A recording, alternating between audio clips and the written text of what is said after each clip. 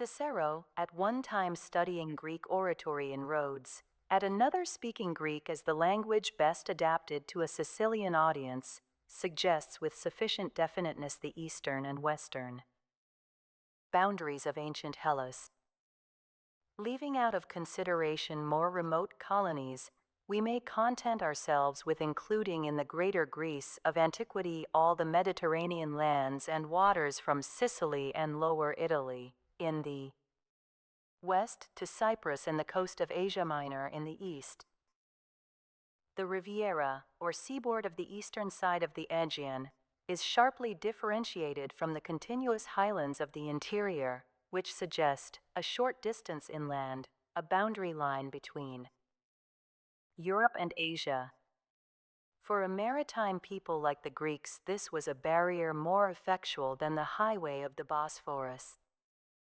In the early historic times, when the sun rose over these mountains of Asia Minor, he left behind him the Oriental and looked down at once upon the Sismontane Greeks, and it was upon Greeks that he was still shining when his setting splendor lit up the Bay of Naples, new town of that day, or the ancient Cumae, and the heights of Anacapri, or the islands of the Sirens and the Golden Brown columns of Poseidon's temple at Paestum. The seaboard, too, of Macedonia and Thrace belonged to Greece by reason of their waterfront on the Aegean. And to the south, the encroachments of the Greeks upon the preserves of the Nile god were so extensive for centuries before the time of Alexander that we need not wonder either at Egyptian reminiscences in Greek art or at the increasing evidences of Hellenic life in Egypt. The Greeks, compared with the hoary antiquity of the Egyptians, are late comers. The essential difference, however, is not a matter of centuries or millennia. The Egyptians, perhaps because the details are foreshortened by the vast distance, seem to possess a chronology, but no real history. There were revolutions rather than evolution. The Greeks were young too, individually as well as chronologically. From Homer down through the classic period we hear the everlasting wondersong of youth. Plato makes an Egyptian priest say to the Athenian lawgiver, "O Solon, Solon, you Hellenes are ever children, no Hellene is ever old." We find the Greeks of the historic period on the intellectual watershed between antiquity and the modern world. From data now well established, we may push back their life far beyond recorded chronology, and if we anticipate even by a little the nucleus of the Homeric poems, we possess a practically unbroken continuity of their history and language for 3,000 years down to the present day. Greek history is often confined within perfectly arbitrary dates. In reality, the death of Alexander in 323 BC, the closing of the schools of philosophy in 529 A.D., and the fall of Constantinople in 1453 A.A. only break its course into convenient chapters. The Greek language is itself one of the greatest creations of Greek art. Discarding some superfluities retained or overemphasized by others of our common Indo-European family, the Greeks developed an instrument for the expression of thought unsurpassed, if not unequaled, among any other people. The whole language resembles the body of an artistically trained athlete, in which every muscle is called into full play, where there is no trace of flaccid timidity, and all is power and life. The common dialect already dominated the eastern Mediterranean before the Romans took physical possession. Its direct legatee is the modern Greek that had sprung up in lusty independence some 3 centuries before the Turks put an end to senile Byzantium and its crabbed ecclesiastical speech. Of creative literature, the same unbroken continuity cannot be predicated. The early literature, beginning with Homer, extends through the first quarter of the 5th century BC. It includes the great epic poetry, the elegiac and iambic, the beginnings of philosophy, and 7 of the 10 greatest lyric poets. No fact in Greek literature is more conspicuous than the shortness and the richness of the next period, which may be conveniently called the Attic, although some of the greatest writers came from outside of Attica, from Boeotia, from the islands, from beyond the Aegean, or from Sicily. Within this brief period of only 183 years, if we close it with the death of Menander in 292 BC, all the additional types of the literature either culminated or originated. The next period of 150 years, commonly known as the Alexandrian period, has within its early limits the name of Theocritus, whose quality entitles him to rank with the writers of the classic period, as does that of his two legatees, Bion and Moschus, and also Herodotus, whose writings, recovered in the fortunate year 1891, have now made him a part of the Greek classics. But in the Alexandrian period, and in the Greco-Roman period from 106 BC to 529 AD, the great names are, as a rule, not so great, and they are spread over a long time. Few of them, except Lucian in the 2nd century of our era, and Plutarch immediately preceding him, successfully compete for a prominent place as writers of pure literature. With a few exceptions, the great original work in Greek literature had been done before the death of Menander. The Greek anthology, however, must not be ignored. It ranges over more than 1,000 years and leaves no century in all that time without at least some minor representative of great beauty. Like a cord twisted of dull strands and golden, it binds together the Attic age with the whole of the subsequent time down to the year 550 of our era, the golden strand reappearing sufficiently often to assure us of its continuity. The next 9 centuries of Byzantine Greek, ecclesiastical and profane, are little known to most classical scholars. The contributions of the modern Greek, before and since the days of Byron, are significant, and the friends of the new kingdom await with cordial expectation the rise of new writers, to give the lore of the peasant and the struggles of the patriot a worthy literary form. Of the lacunae in the literature, in spite of the continuity of the language, Professor Hatzidakis of Athens has well said, "The Greek language is as little to be blamed for this as could be the marble quarries of Mount Pentelicus, because in those times no one fashioned from them a Hermes of Praxiteles or a Venus of Melos." A glance at the map will show how accessible was the mainland of Greece, upon the east and south, to seafaring visitors from across the Aegean, who would naturally find here their first landing places. Except for the great gash of the Corinthian Gulf, the western coast is indented only with smaller, though good, harbors, while the whole southern and eastern seaboard from Messenia in the southwest to Thrace is a ragged fringe of promontories, large and small, welcoming into the interior the waters that suggested sea business of war and commerce. But this interlacing of land and water that brought the insinuating call of the sea was not the only factor that predetermined the character of the Greek cantons. The Greeks were mountaineers as well as mariners. One is, indeed, almost tempted to speak of Greece as consisting of only mountains and marina. There are, of course, some relatively large plains, notably the fertile granary of Thessaly, but the general impression of the land, from any bird's-eye view, is a succession of lofty ridges, peaks, and spurs. Only by many shiftings of the place of outlook do these partially resolve themselves into ranges continuous in certain general directions, though with many sharp angles and curves and buttressed by uncompromising cross ridges. These mountain barriers make clear the history of the Greek peoples, both how they combined temporarily to resist foreign invasion and, above all, why they developed and cherished in tiny cantons their characteristic individualism, which has been by turns a bane and a blessing. Thessaly and Mount Olympus to the north belong geographically to the Kingdom of Greece. On either side of Thessaly, irregular mountain chains run southward and preserve a general connection through central Greece and Attica, and despite the submerging water, may be identified as reappearing in the islands far out in the Aegean.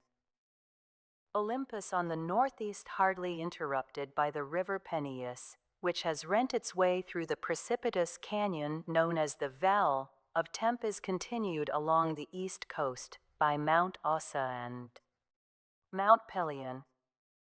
Then across the narrow entrance to the Pagasean and Malian Gulfs, the system is continued by the sharp dorsal fins of the island of Euboea that stretches like a sea monster along the shores of Locris, Boeotia, and Attica, to reappear at intervals far to the southeast in the islands Andros, Tenos, Mykonos, Delos, Naxos, Amorgos, and Astypalaea.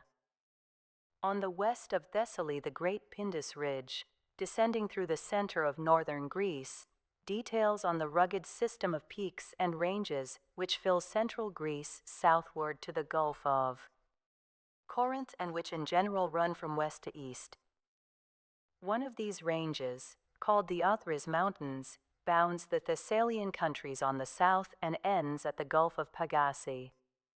Another, Mount Ita, is continued by the high mountains that shut off Thermopylae to the north and runs on as the boundary between Locris and Boeotia. Still another range, running out of the central complex, has its culmination in Parnassus, 80-70 feet high, and is continued, though more interrupted and with a more irregular course, by Mount Helicon.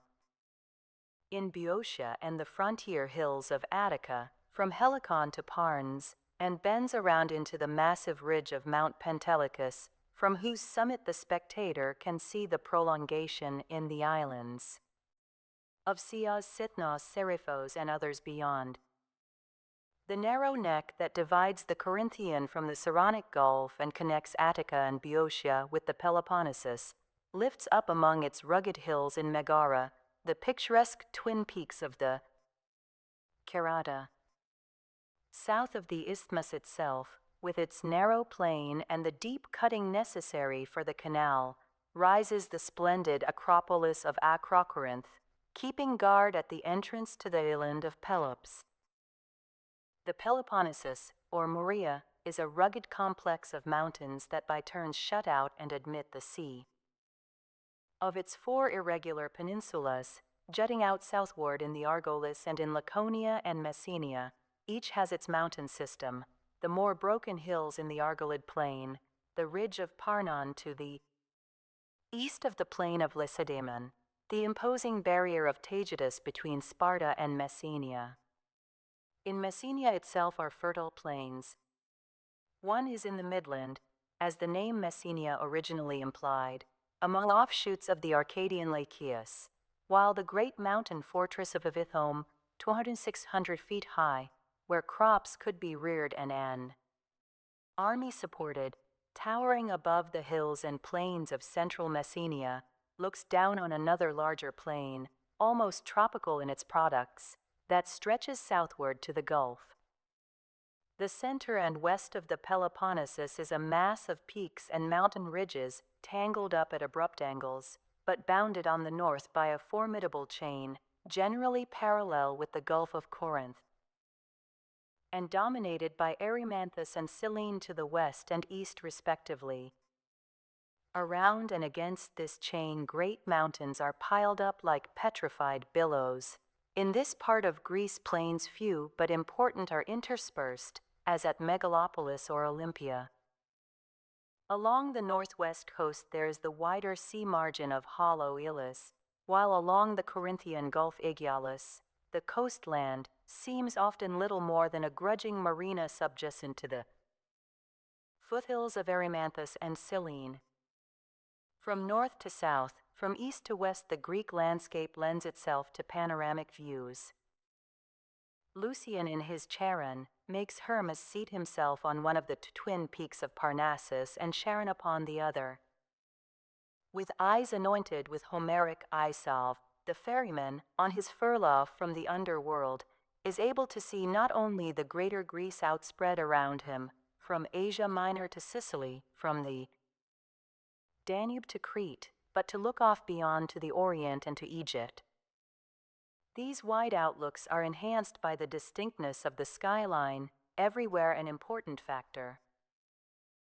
The hard limestone of which the mountains are composed is apt to break away, and thus produces those sharply cut outlines which stand out so clearly against the transparent sky of Greece.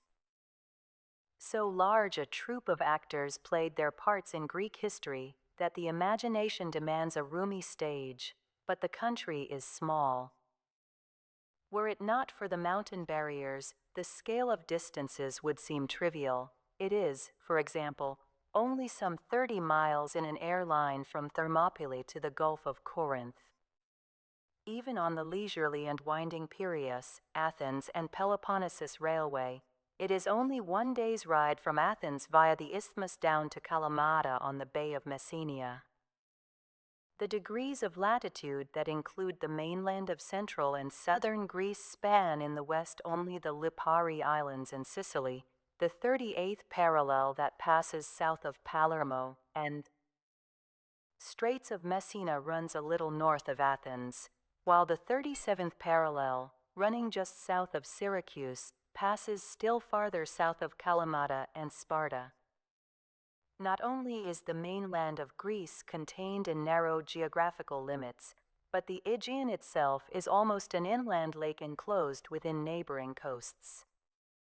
In clear weather the sailor, without adventuring upon open sea, might pass from mainland to mainland as he watched from his advancing prow another island lift above the horizon before losing sight of the harbor left astern. In Greek literature there is no more striking reminder of the contiguity of the Asian coast to Greece proper than the well-known passage in the Agamemnon of Aeschylus describing the swift telegraphy of the beacon signals that brought to Argos the news of the capture of Troy. The 10 years' absence of Agamemnon's host tends to an instinctive extension of the distance, if the imagination is not checked by the actual scale of miles. Troy seems farther from Argos than the Holy Land from the homes of the Crusaders. Beacon telegraphy is a time-honored device. Many bright beacons doubtless blazed before Agamemnon, as well as since his time. Commentators have been at pains to justify by modern experiments with beacon fires on lofty heights the severest strain upon our optic nerves, which Aeschylus makes in the case of the light that leaped from Mount Athos to the high ridges of Euboea.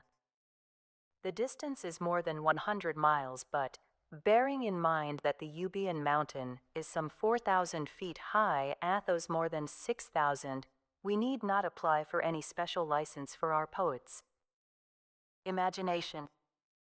The devious course of the fire signals from Euboea to Argos is one of the best illustrations of the jagged surface that Greece lifts skywards. As one stands on Mount Pentelicus and looks across to Euboea, the intervening arm of the sea is hemmed in for the eye into narrow inland lakes. And Aeschylus sufficiently, though not officiously realistic, makes the firelight zigzag irregularly to dodge the interfering ridges till it falls upon the palace roof at Argos, not at Mycenae, as is the not infrequent misrepresentation of the Aeschylean story.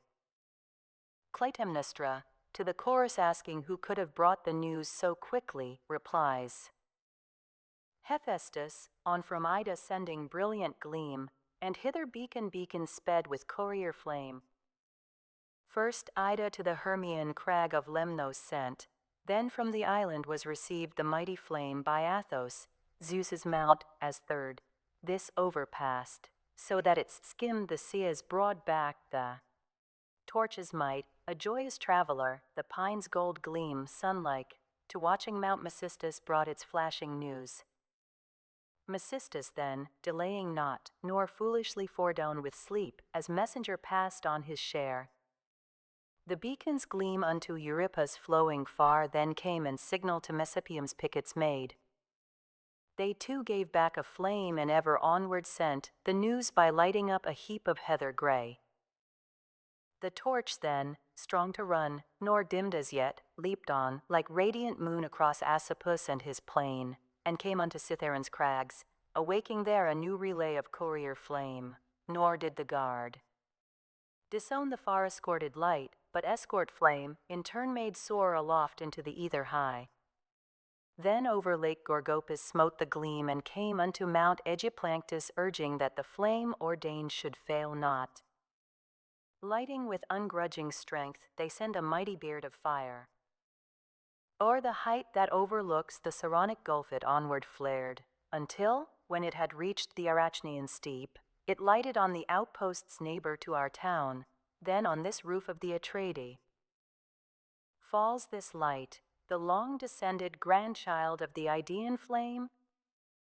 From the very smallness of Greece results the overcrowding of associations that almost oppress the spectator standing at one or another place of vantage.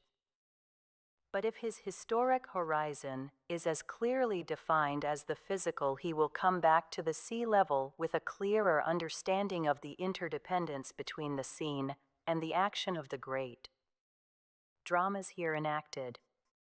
The country is not only a background, but a cause for the literature. Neither can be fully understood without the other. It must not be assumed from the smallness of the land that the spurs to the imagination of the Greeks were few. On the contrary, within their narrow borders, nature was prodigal of her inspiration. In the few miles from Thessaly to the Messenian Gulf are offered a variety of climate and an alternation of products well-nigh unparalleled for such a limited area. The warm air of the sea penetrating into sheltered valleys favors an almost tropical vegetation, while the lofty mountain ridges offer almost an alpine climate. In Attica, in early spring, snow may occasionally be seen sprinkled on Hymettus and glistening white on Mount Pentelicus, while oranges hang on the trees in Athens. Taygetus in the south may be a snow-covered mountain even as late as May, while in the Messenian plain below grows the palm, and more rarely the edible date.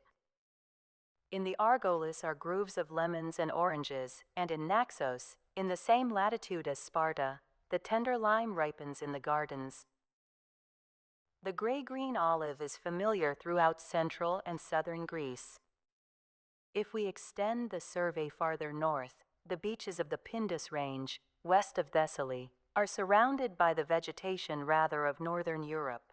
In the interior of Thessaly, the olive tree does not flourish. The northern shores of the Aegean have the climate of central Germany, while Mount Athos, whose marble walls jut far out into the Aegean and rise 6,400 feet above the sea, offers on its slopes nearly all species of European trees in succession. The different parts of Greece offer a varying development in literature. In this particular, some districts, like Acarnania, Aetolia, and Achaia, though possessed of great natural beauty, are negligible. Arcadia, though itself unproductive, inspired poetry. Others also, like Phocis, Locris, and Messenia, are inevitably drawn into the associations of literature and history. In Epirus we find at Dodona the first known sanctuary of Zeus, the supreme god of the Greeks. In Thessaly the earliest Greeks, or Achaeans, may have first forged in the fire of their young imagination the tempered steel of the hexameter. Here was the home of Achilles, and here, perhaps, we must look for the kernel of the Iliad.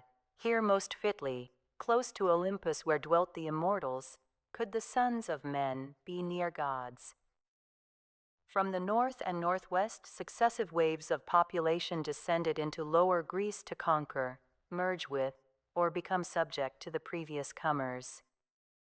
But prehistoric peoples, whether alien or Greek, like the Ediocretans, the Pelasgi, the Minii, the Leleges, the Hellenes, the Achaeans, and even great movements like the Dorian and Ionian migrations, are all foreshortened on a scenic background, as equidistant to the Greeks of the classic periods as is the vault of heaven to the eyes of children. One star, indeed, differed from another. The Dorian, for example, was of the first magnitude. But the relations of apparent magnitude and real distance were ignored or naively confused in the fanciful constellations of myth and saga, distant yet ever present, bending around them to their explored horizon. Heroic figures impalpable, but real as the gods themselves intervened continually, controlling decisions, shaping policies, or determining disputed boundaries among even the most intellectual of Greeks. Royalty, oligarchy, democracy, and tyranny alike must reckon with personified tradition. When we emerge into the light of more authentic records, it is well, in the confusing maze of intercantonal contentions, to focus the mind, for the purpose of appreciating the literature, upon certain broader relations and more clearly defined epochs in Greek history, like the so-called Age of the Despots within the 7th and 6th centuries, the Persian Wars, and the conflicts between Attica as a pivot and the Peloponnese Thebes and Macedon. It might be expected from the variety of natural charm offered by Hellenic lands, from Ilium to Sicily, from Mount Olympus to Crete, that the Greeks would show in their literature a pervasive love of nature.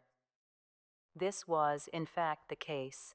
The modern eye has not been the first to discover the beauty of form and color in the Greek flowers and birds, mountains, sky, and sea.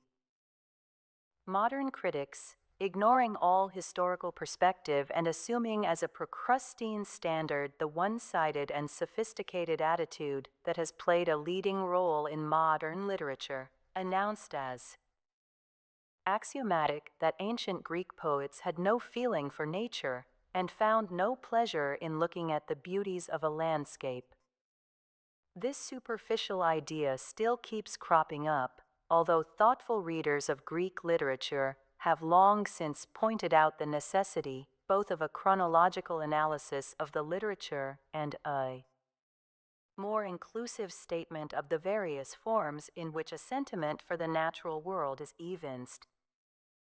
It is a far cry from Homer to Theocritus, and, as might well be expected in a range of 6 centuries and more, new elements appear from time to time, due both to changing conditions of life, civilization, and also to the personal equation. A naive feeling for nature is uppermost in the descriptive comparisons and similes of Homer and, generally speaking, in the myth-making of the Greeks. The concrete embodiment of natural phenomena and objects in some nature divinity often obviated the necessity for elaborate description and summarized their conceptions as if by an algebraic formula. The mystical element was not lacking, but by this myth-making process it became objective and real. The sympathetic feeling for nature becomes more and more apparent in lyric poetry and the drama until in Euripides there emerges, almost suddenly, the modern romanticism. In the Hellenistic and imperial times, finally, the sentimental element is natural to men who turn to the country for relief from the stress of life in a city. One generalization for the classic periods may be safely made. Although the Greeks from Homer to Euripides thought of the world as the environment of man, yet they stopped short of a sentimental self-analysis. Charles Eliot Norton, more than 30 years ago, pointed out that the expression of a sentiment like Wordsworth's, "To me the meanest flower that blows can give thoughts that do often lie too deep for tears," is foreign to the clear-eyed Hellene, reared amongst the distinct outlines of his mountains, and from the cradle to the grave at home upon the blue and windswept Aegean. Certainly this is true until the speculative questionings of the Ionic philosophers had time to react upon literature. As the Greeks accepted their pedigrees from the gods and heroes, so they accepted their environment of beauty. They were not unlike the child, content to betray by a stray word or caress his unanalyzed admiration for his mother's face. Emphasis has often been laid, and rightly, upon the keen sensitiveness of the Greeks to beauty of form in sculpture, architecture, and literature. It is urged that they made this sense of form and proportion so paramount that they were blind to the beauty of coloring and indifferent to the prodigal variety of nature's compositions. It may be readily admitted that this is a vital distinction between the ancient and modern attitudes. Both the craving for perfection of form and the preference given to man before nature come out in the preeminent development of sculpture by the Greeks. Their admiration of the beauty of the human form, unlike the sensitive shrinking of moderns, was extended even to the lifeless body. Aeschylus speaks of the warriors who have found graves before Troy as still fair of form. But a prevailing tendency does not necessarily exclude other elements. However meager the vocabulary of the Greeks in sharp distinction of shades of color, their love for a bright color scheme is shown not only by the brilliancy of their clothing and their use of coloring in statuary and architecture, for even in these mere form was not enough, but in unnumbered expressions like Alcman's sea purple bird of the springtime. A few of the more obvious passages, illustrating the Greek attitude toward nature, are here given in general historic sequence. Others will be found in the subsequent chapters in connection with particular landscapes. Very often such references are casual and subordinate to some controlling idea, but they none the less reflect habitual observation. Even when we speak of Homeric tags, like the saffron-robed or rosy-fingered, or of Sappho's golden-sandaled dawn as standing epithets, we are implying that these epithets made a general appeal.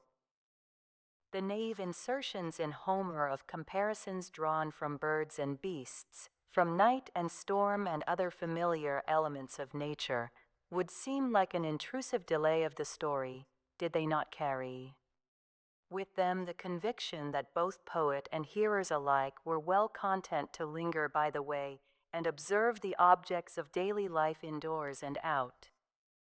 Thus in the Odyssey, the lion mountain bred, with eyes agleam, fares onward in the rain and wind to fall upon the oxen or the sheep or wilding deer.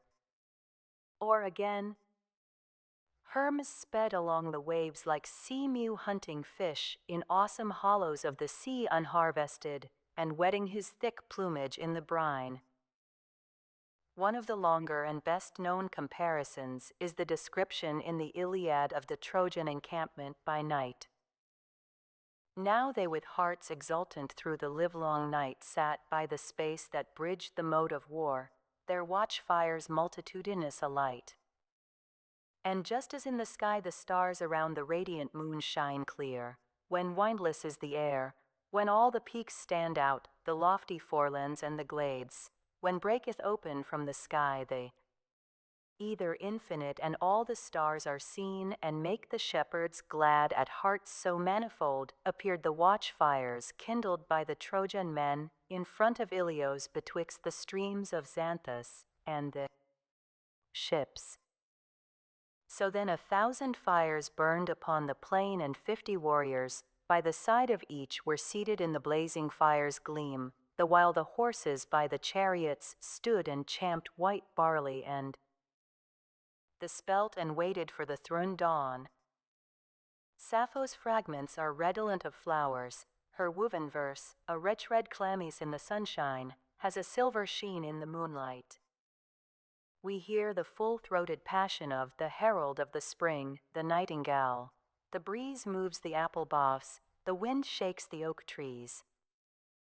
Her allusions to the hyacinths darkening the ground when trampled underfoot of shepherds, the fine, soft bloom of grass trodden by the tender feet of Cretan women as they dance, or the golden pulse growing on the shore, all these seem inevitable to one who has seen the acres of bright flowers that carpet the islands or the nearby littoral of the Asian coast. Her comparison of a bridegroom to a supple sapling recalls how Nausicaa, vigorous, tall, and straight as the modern athletic maiden, is likened by Odysseus to the young shaft of a palm tree that he had once seen springing up in Delos by Apollo's altar. In her lesbian orchards the sweet quince apple is still left hanging solitary on the topmost bough, upon its very end, and there is heard cool murmuring through apple boughs, while slumber floateth down from quivering leaves. Nor need we attribute Sappho's love of natural beauty wholly to her passionate woman's nature. All the gentler emotions springing from an habitual observation of nature recur in poets of the sterner sex. The Graces, she says, turn their faces from those who wear no garlands, and at banquets wreaths were an essential also for masculine full dress. Pindar, in describing Elysian happiness, leads up to the climax of the companionship with the great and noble dead by telling how round the islands of the blest the ocean breezes blow and flowers of gold are blooming, some from the land on trees of splendor, and some the water feedeth, with wreaths whereof they twine their heads and hands. Against the green background passes Evadne with her silver pitcher and her girdle of rich crimson woof, and her child is seen hidden in the rushes of the thicket unexplored, his tender flesh all steeped in golden and deep purple light from pansy flowers. To follow through the poetry of the Greeks the unfailing delight in the radiance of the moon would be to follow her diurnal course as she passes over Greek lands from east to west. The full moon looked down on all the Olympian festivals, and Pindar's pages are illuminated with her glittering argentry. The lesbian nights inspire Sappho as did all things beautiful. The clustering stars about the radiant moon avert their faces bright and hide what time her orb is rounded to the full and touches earth with silver. Wordsworth could take this thought from Sappho. The moon doth with delight look round her when the heavens are bare, but the lesbian certainly did not finish the fragment by lamenting that there has passed away a glory from the earth. The night and the day alike claimed the attention of the poets, and the interchange of dusk and dawn appealed to the sculptor also. In the east gable of the Parthenon, the horses of the sun and of the moon were at either end. Nature's sleep is a favorite topic. Alcman's description is unusual only for its detail. Sleep the peaks and mountain clefts, forelands and the torrent's rifts. All the creeping things are sleeping, cherished in the black earth's keeping, mountain-ranging beast and bee, fish in depths of the purple sea, wide-winged birds their pinions droop, sleep now all the feathered troop. Goethe, in his well-known paraphrase, Über allen Gipfeln ist Ruhe, cannot refrain from adding the subjective conclusion of the whole matter. Die Vögelein schweigen im Walde, warte nur, balde ruhest du auch. The great dramatists display an observation of the beauty of the external world, not always sufficiently emphasized. In Aeschylus an intense feeling is evident, none the less because it is subordinated to his theme or used to point, by way of contrast, some awe-inspiring or pathetic situation or some scene of blood. Clytemnestra describes how she murdered her husband. His spattering blood, she says, keeps striking me with dusky drops of murderous dew. Me rejoicing none the less than God's sweet rain makes glad the corn land at the birth pangs of the buds. Comparisons, similes, and epithets drawn from the sea reappear continually in the warp and woof of Greek, and especially of Athenian, literature. Aeschylus, like the rest, knew the sea in all its moods, terrible in storm, deceitful in calm, beautiful at all times, and the pathway for commerce and for war. The returning herald in the Agamemnon rehearses the soldier's hard bivouac in summer and in winter. And should one tell of winter, dealing death to birds, what storms unbearable swept down from Ida's snow, or summer's heat when, ruffled by no rippling breeze, ocean slept waveless on his midday, couch laid prone. With the first lines of Prometheus bound, we are carried far from the haunts of men. Unto this far horizon of earth's plain we've come, this Scythian tract, this desert by man's foot untrod.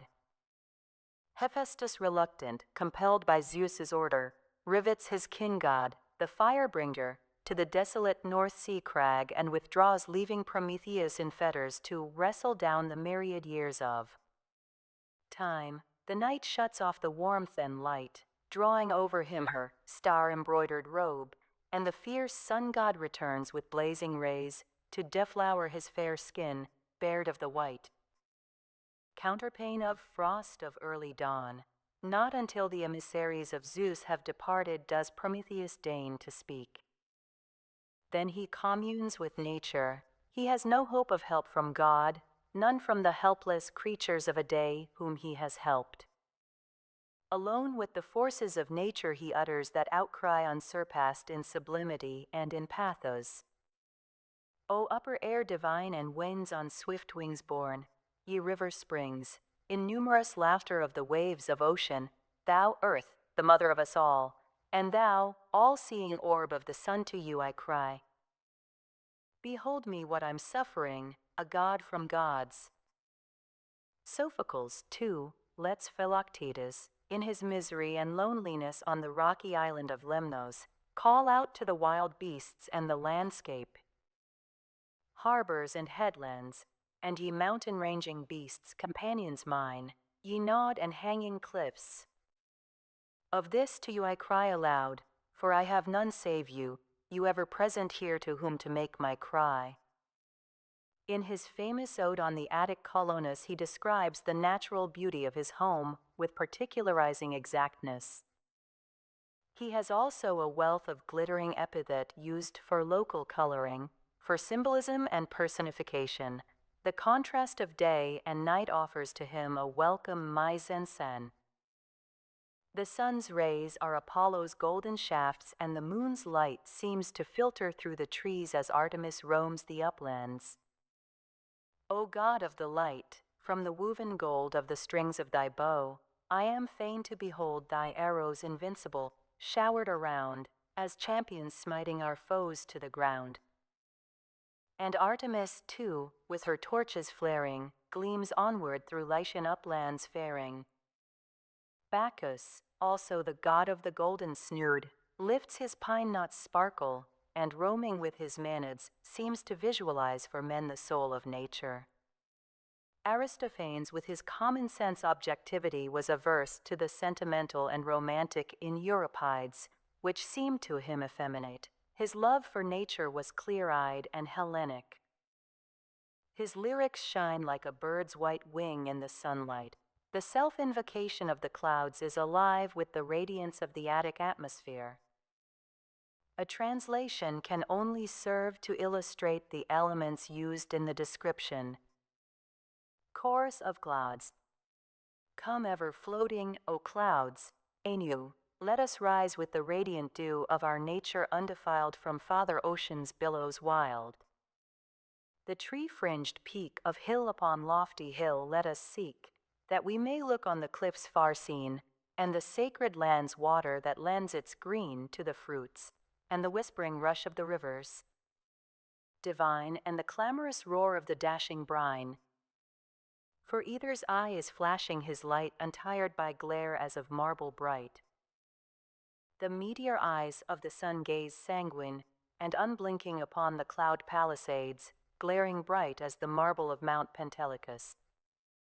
Readers of the Greek will recognize here and there how an Aristophanic epithet, or thought has been precipitated and recombined by Shelley into new and radiant shapes that drift through his own. Cloudland, I change, but I cannot die. Aristophanes' observation of nature is varied and exact. He had nothing but ridicule for the pale student within doors, and only a man who kept up an intimacy with the open road could have made the naturalistic painting in the peace of the serenity of country life. We miss the life of days gone by, the pressed fruit cakes, the figs, the myrtles, and the sweet new wine, the olive trees, the violet bed beside the well. Euripides in his attitude toward nature has all the qualities of the other tragedians except sublimity, to which he more rarely attains. Many qualities are much more conspicuous. His range of color is wider. His allusions to rivers and to the plant and animal world are more detailed. Picturesque scenes and setting delight him. Beyond all this, the reflection in nature of human emotion, occasional in his predecessors, plays in his verse almost a leading part. Modern romanticism, in short, is no longer exceptional. Hippolytus, the acolyte of Artemis, and his attendants address the virgin goddess who ranges the woods and mountains, and who, as Aeschylus says, is kindly unto all the young things suckled at the breast of wild wood roaming beasts. The modern element in the original loses nothing in this paraphrase by Moloch. Hail, O most pure, most perfect, loveliest one. Lo, in my hand I bear, woven for the circling of thy long gold hair, culled leaves and flowers, from places which the sun the spring long shines upon, where never shepherd hath driven flock to graze. Nor any grass is mown, but there sound throughout the sunny, sweet warm days, mid the green holy place, the wild bee's wings alone. In one of the despairing quarrels of the Trojan women, the personification of nature blends with the spirit of mythology. The name of Tithonus, easily supplied by a Greek hearer, is inserted for English readers in Gilbert Murray's beautiful paraphrase. For Zuzo leave it unspoken, but alas for the love of the morn of the milk-white wing, the gentle, the earth-loving, that shineth on battlements broken in Troy, and a people forlorn. And lo, in her bowers Tithonus, our brother, yet sleeps as of old. Oh, she too hath loved us and known us, and the steeds of her star, flashing gold, stooped hither and bore him above us, then blessed we the gods in our joy. But all that made them to love us hath perished from Troy. When Dionysus addresses his Bacchantes, Euripides, in lines reminiscent of Alcman, imposes upon outward nature the solemn expectancy of the inward mind. Hushed was the ether, in hushed silence whispered not leaves in the coppice nor the blades of meadow grass. No cry at all of any wild things had you heard. The formal bands of the open wedlock of man and nature were declared in Euripides. Thereafter the treatment became more and more a matter of personal equation. In Plato's dialogues, for example, the ethical element inevitably appears. In the famous scene beside the Ilyssus, Socrates and young Phaedrus talk through the heated hours beneath the shade of the wide-spreading plane tree, where the Agnus Castus is in full bloom, where water cool to the unsandaled feet flows by, and in the branches the cicadae, prophets of the Muses, contribute of their wisdom. The anthology, stretched through the centuries of Greek literature, links the old and the newer, the antique reserve and the fayness of modern romanticism. One of the epigrams attributed to Plato will serve to indicate the emergence of the latter. On the stars thou art gazing, my star. Would that the sky I might be, for then from afar with my manifold eyes I would gaze upon thee. Another seems like an artist's preliminary sketch for the picture by the Ilyssus, the deeper motive not yet painted in. Sit thee down by this pine tree whose twigs without number whisper aloft in the west wind a quiver. Lo, here by my stream as it chattereth ever the panpipe enchanteth thy eyelids to slumber. From this we pass without break to the piping shepherds and the country charms with which Theocritus filled his idols for city-jaded men. There we lay half buried in a couch of fragrant reed and fresh-cut vine leaves, who so glad as we. A wealth of elm and poplar shook o'erhead. Hard by, a sacred spring flowed gurgling on from the nymph's grot, and in the sombre boughs the sweet cicada chirped laboriously. Hid in the thick thorn bushes far away, the tree-frog's note was heard, the crested lark sang with the goldfinch, turtles made their moan, and o'er the fountain hung the gilded bee. Notwithstanding the variety in landscape and the lack of unified nationality in the long centuries of Greek history, there is a unity in the impression of ancient life left upon the mind by a visit to Greece. This is in part due to the comparative meagerness of remains from periods subsequent to classic times. The long obliteration of medieval and modern constructive civilization leaves more clear the outlines of antiquity. This is true even though the sum total of the remains of Byzantine and medieval life, on islands and on mainland, is large and claims the attention from time to time. In Athens, the traveler will come upon the small metropolis church, with its ancient Greek calendar of festivals, let in as a frieze above the entrance and metamorphosed into Byzantine sanctity by the inscribing of Christian crosses. As he journeys to and fro in Greece, he may see the venerable 100-gated church on the island of Paros, recalling in certain details the proscenium of an ancient theater, Monemvasia with its vast ruins, the home of Byzantine ecclesiasticism and a splendor of court life that vied with the pomp and magnificence of Western Europe, or the ivy-clad ruins of Mistra, an epitome of Greco-Byzantine. Art from the 13th to the 15th century, the frowning hill and castle of Caritana that guards the approach to the mountain fastnesses of Arcadia, or the ancient Acropolis of Lindus on the island of Rhodes with the impregnable fortress of the Knights of St. John. Nor will the visitor ignore the reminders of the War of Independence and the renaissance of life in modern Greece. Messaloniki, Nauplia, and Arachova have contributed fresh chapters to human history. Aligned with ancient names are those of modern heroes in the nomenclature of the streets and of public squares, like the Karaiskakis place that welcomes the traveler as he disembarks at Piraeus. But all of these, whether medieval or modern, fail to blur the understanding of antiquity. They do not obtrude themselves. Often they even illustrate ancient life.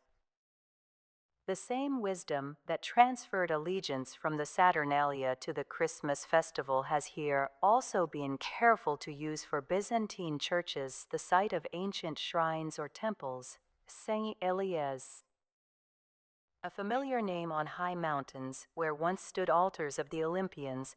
The cult of Dionysus has been skillfully transformed in vine-rearing Naxos into that of Saint Dionysius, SSS. Cosmo and Damiano, patrons of medicine, and known as the Felis Saints, have established their free dispensary in place of an Asclepieion. The 12 apostles have replaced the 12 gods. Churches dedicated to Saint Demetrius have been substituted for shrines of Demeter. The thoughtful student of the literature of the Greeks, no matter how enthusiastic he may be, will not fail to draw warnings as well as inspiration from their history. But no defects of the Greeks nor achievements of posterity can dispossess Hellas of her peculiar luster. No other nation, as Mr. Ernest Myers has said with particular reference to the age of Pindar, has ever before or since known what it was to stand alone, immeasurably advanced at the head of the civilization of the world. Chapter Piraeus, the harbor town. Returning from Asia Minor and voyaging from Aegina toward Megara, I began to look on the places round about me. Behind me was Aegina, before me Megara, on the right Piraeus, on the left Corinth, cities once flourishing, now prostrate and in ruins. Servius Sulpicius to Cicero. The sail in bright sunshine up the Gulf of Aegina, the ancient Saronic Gulf, will have fulfilled the traveler's anticipations of the beauty of Greece, and will have quickened the historic imagination. History and antiquity, however, will give place to the insistent claims of modern Greek life, as the steamer enters the busy port and passes through the narrow opening between the welcoming arms of the ancient moles which still protect the harbor and serve at night to hold up the green and red signal lights for mariners.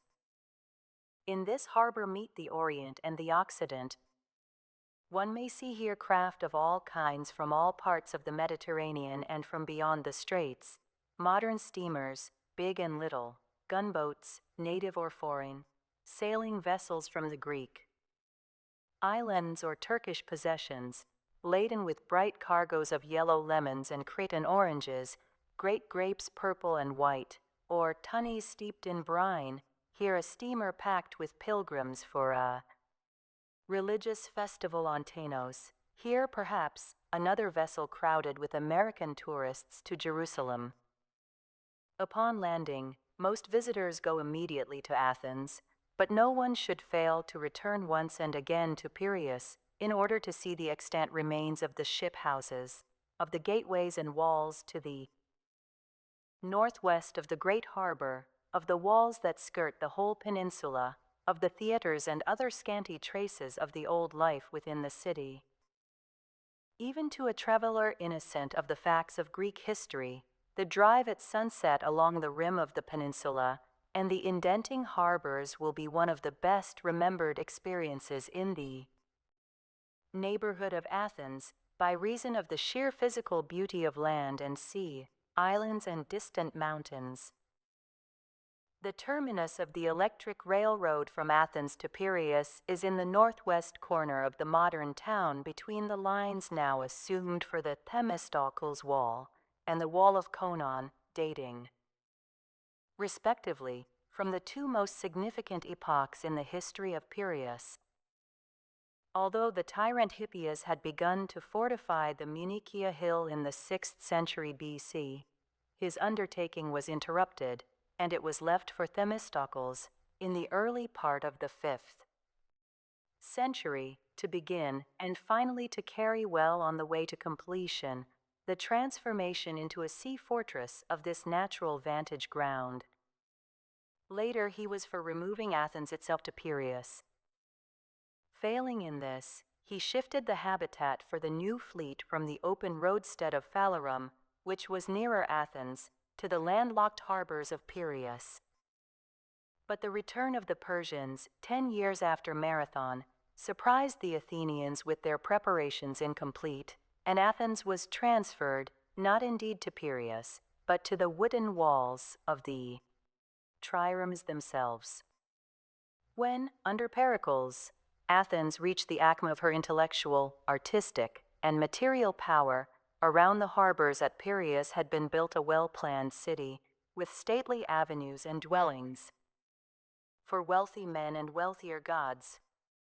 The port had been completely fortified either by the restoration and carrying out of the interrupted building or by the extension of the plans of Themistocles. A massive wall enclosed the 3 harbors within its circuit, and strong moles, lasting on into modern times, guarded their entrances. Ship houses had also been built, and doubtless an arsenal, though a less pretentious one than the great structure afterwards erected. In short, all the paraphernalia existed for offensive and defensive naval operations. The long walls, actually built soon after the banishment of Themistocles in 472 BC, had united Athens and its port into a dual city. No greater proof of the vital union of the two cities could be cited than the rage and grief felt by the citizens when, At the end of the Peloponnesian War, in 404 BC, the Spartans raised the long walls. It was amputating the very feet of the imperial queen of the Aegean. Some 10 years later, the long walls were rebuilt and the restoration of the Piraeus fortifications was taken in hand. Of the remains now visible, the major part belongs to this rebuilding at the beginning of the 4th century. A little less than a century had elapsed since Marathon, and we now find Athens allied with her old enemy, Persia, against another Greek state. Cannon the Athenian, victorious over the Spartans in the naval battle of Cnidus, sent back Persian gold to fortify the Piraeus anew, and the circuit wall, of which such extensive remains are extant, was called by his name. On issuing from the electric railroad station, the visitor sees before him, a few yards distant, the great harbor's smaller inner fold known in antiquity as the Marsh, Port di Halle, or perhaps as the Blind Harbor. This inner harbor, roughly a third of a mile by a sixth in size, now furnishes ample accommodation for smaller craft and a convenient landing place, although in Cannon's day it was probably more a marshy barrier than a navigable sheet of water.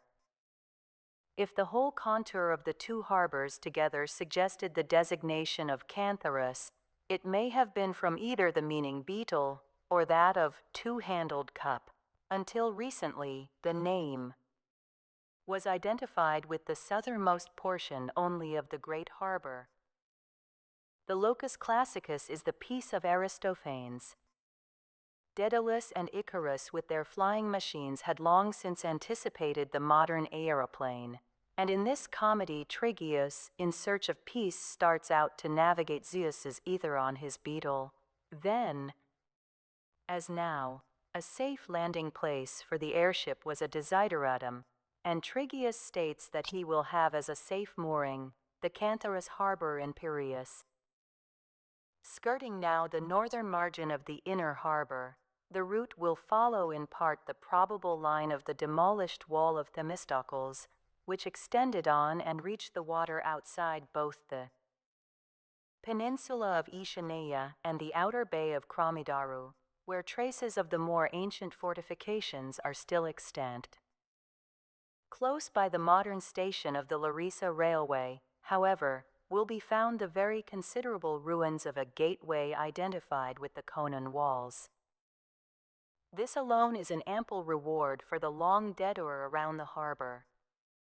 If time and energy permit, it is well worthwhile, instead of crossing by boat to Acte, to return to the starting point and to saunter along the whole margin of the great harbor. Particularly picturesque are the great sloops, laden with lemons and oranges, moored in behind the Karaiskakis Square, which only the pedestrian would be likely to discover. As one lingers along the quays, however, modern warships and all the craft for commerce and travel will give place to the memories evoked from the greater past. This harbor of commerce will, in imagination, be once more crowded with triremes, brought around from the two war harbors on the other side to be inspected one after the other by the Council of the 500. As official inspectors of the triremes, when made ready to set out for conquest or defeat, this council held its sittings on the Choma, probably a little promontory that juts southward from the Karaiskakis place. One may recall, with the help of Thucydides, the setting out of the ill-starred Sicilian expedition. No such vast array had ever left the harbor for so distant and protracted a warfare. All the citizens of Athens as well as of Piraeus are here to witness the departure of sons and friends. High hopes of imperial exchange feed the imagination of the multitude. Some rest their confidence on divine favor sure to accompany the pious, though reluctant, Nicias. Others put faith in the warrior Lamachus, more in the brilliant Alcibiades, still idolized though accused of sharing in the mutilation of the Hermae. The great fleet of swift triremes is ready, together with the transports for heavy armed soldiers, equipments, and supplies. Now the men are all on board, and a hush falls upon the throng at a sudden blast of the trumpet. The prayers, according to established ritual, are offered by the united squadron. At a concerted sign, the mixing bowls are crowned throughout the whole host, and the men and generals pour libations from gold and silver cups. The throngs upon the land, both citizens and foreign well-wishers, join in the service. The hymn of triumph sung, the libations poured, the ships weigh anchor and put to sea.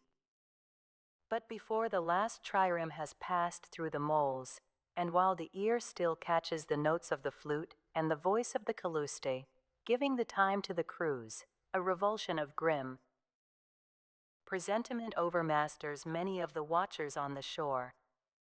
The expedition now no longer seems what they so lightly voted in the assembly.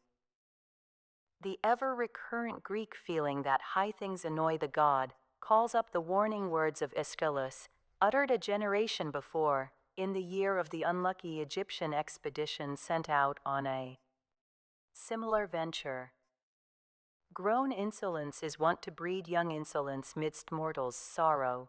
Then, when to the implanted seed there comes the birthlight's destined morrow. Or else his immortal lament over the unreturning brave comes unbidden to their lips.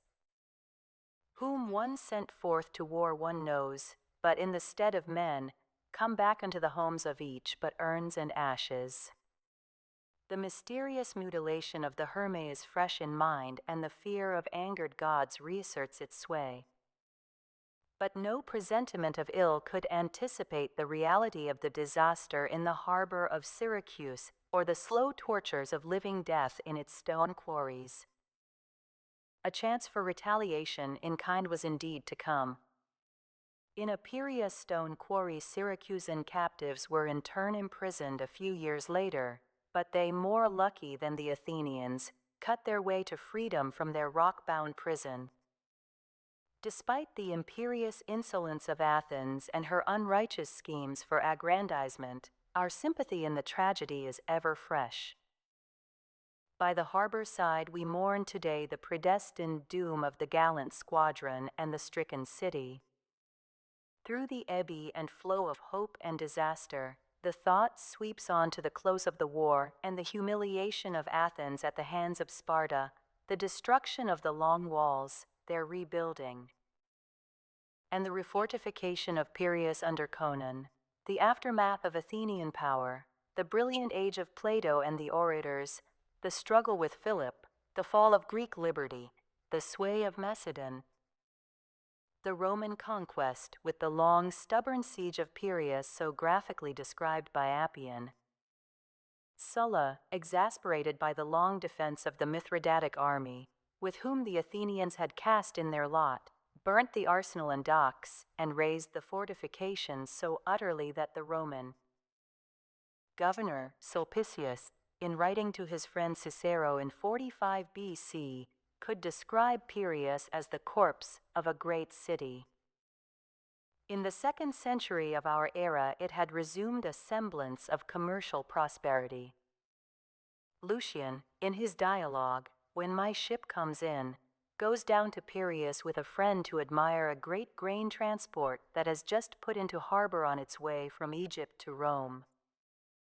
For a merchantman it is large, some 180 feet long, 45 in beam, and over 40 feet in depth to the hold. The prow stretches out long, and at the stern is the gilded figurehead of a goose with its graceful curving neck. The two friends wonder at a sailor mounting nimbly by the swaying ropes and running out nonchalantly along the great yardarm as he holds on by the yard sheets. But the generous cargo of grain enough, as we are told, to feed Athens for a year, is destined for Rome. Athens was no longer the emporium of the eastern Mediterranean. She had become a way station. No longer could she enforce the old law, mentioned by Aristotle, which required that 2/3 of the cargo of every grain ship that put into Piraeus must be carried up to the metropolis.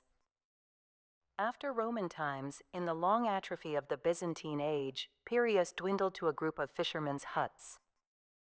It revived somewhat under De la Roche in the 14th century, and thereafter at least was known as Porto Leone from the seated figure of a marble lion that kept guard among the ruins like the majestic lion that still sentinels the battlefield of Cheronia.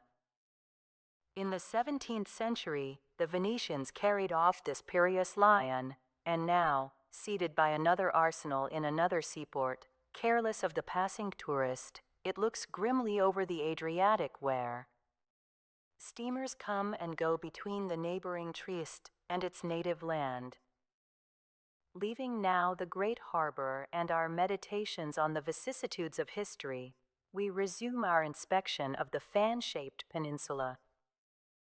Without a special permit, the visitor is excluded from the western end and from the royal garden, which encloses the most probable site of the tomb of Themistocles, if indeed his bones were ever brought back from burial in exile. His official tomb was in Magnesia in Caria. A public interment in his native land could not be granted to one exiled as a traitor. Thucydides knows only of a secret burial of his bones in Attica. The remains of the monument in question stand on the point of Acte near the entrance to the outermost harbor. From this tomb the great admiral's spirit could still watch over the Athenian sea power. Skepticism about the site is forgotten when we read the fragment, meager as it is, of the comic poet Plato. Fair is the outlook where thy mounded tomb is placed. For it will signal merchantmen from here and yon, it will behold the sailors faring out and in, will be spectator of the triremes racing oars. This contest of the triremes may allude to the boat race in which the course lay from Cantharus harbor around the whole peninsula to Munichia. These races in sacred ships were part of the systematic training of the Attic youths. The public road leads over the shoulder of the hill, and in descending again to the coast, offers a beautiful view to the west and south over the Saronic Gulf. The driveway then runs along the water's edge around the promontory, keeping close inside the ruined wall of Conon, although the remains of this encircling wall rise nowhere more than about 8 feet above ground, and usually much less, yet the very continuity of the ruins is imposing. Practically in an unbroken line, the solid masonry hems the irregular rim of the peninsula from the mouth of the great harbor to a point not far distant from the war harbor of Z on the opposite side, and may be traced again intermittently around to the Bay of Phalerum. Solid tower buttresses are interposed at frequent intervals. On this southern shore of Acte, where the modern town does not intrude, the spectator is free to divide his attention between the beauty of the sea view and thoughts of the past. The picturesque landlocked harbors of Z and Munichia next claim our interest.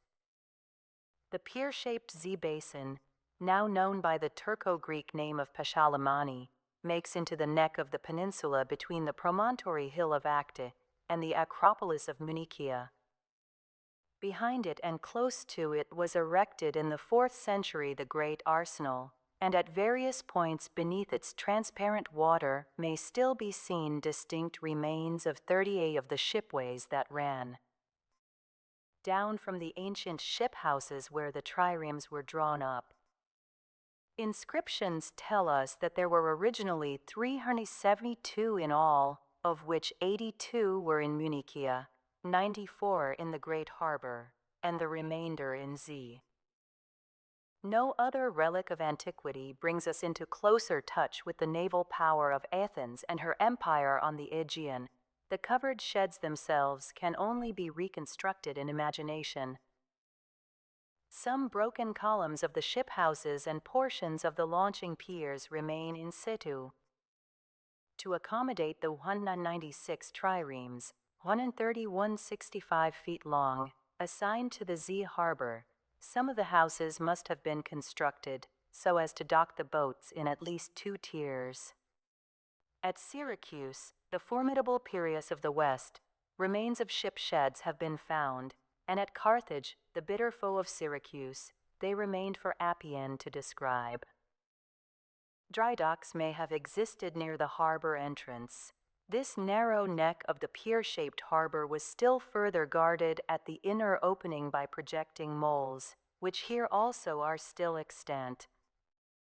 The entrance was actually closed, in case of need, by chains extended across at the surface of the water. Of the proud warships themselves, those chargers of the sea stabled in Z, there remains one realistic reminder. Their timbers have long since rotted away. The gulfs have washed down all such small objects of durable material as bronze nails and clamps, but some heavy plates of Parian marble have been found in the harbor. These were set into the bows of the warships, and upon them were painted the vessel's eyes that used to keep fierce outlook for the enemy or peer through the gloom of night and storm for the first sight of the shoreward lights of Piraeus. Danaus at Argos, in the suppliance of Aeschylus, as he sees the approaching ship, exclaims, "The bellying sails I see, the ox-hide bulwarks stretched along the vessel's sides, the prow that with its eyes peers forward o'er the course. On the marble plates actually recovered the iris is painted bright red or blue, and a vacant hole in the middle suggests the head of a burnished bronze nail that served at once as the pupil of the eye and to rivet on the plate. These eyes are common in representations of ancient vessels, and only in recent years are they disappearing from use among Sicilian and Italian boatmen. The most casual survey of this protected haven will justify the sagacity of Themistocles in concentrating his energy upon Piraeus. His proposition to transfer Athens altogether to the seaport was strategically wise. The extent of the long walls, uniting the two into a double city, was a source of weakness, as it drained the defenders away from both towns. But it was a true instinct of the Athenians, which posterity endorses, to cling to the sentiments evoked by their ancient city, and in it to develop to the full their intellectual empire. It is probable that the extant traces of the ship sheds in the two war harbors date back only as far as the 4th century B.C., but the number and size fairly represent the older Periclean constructions.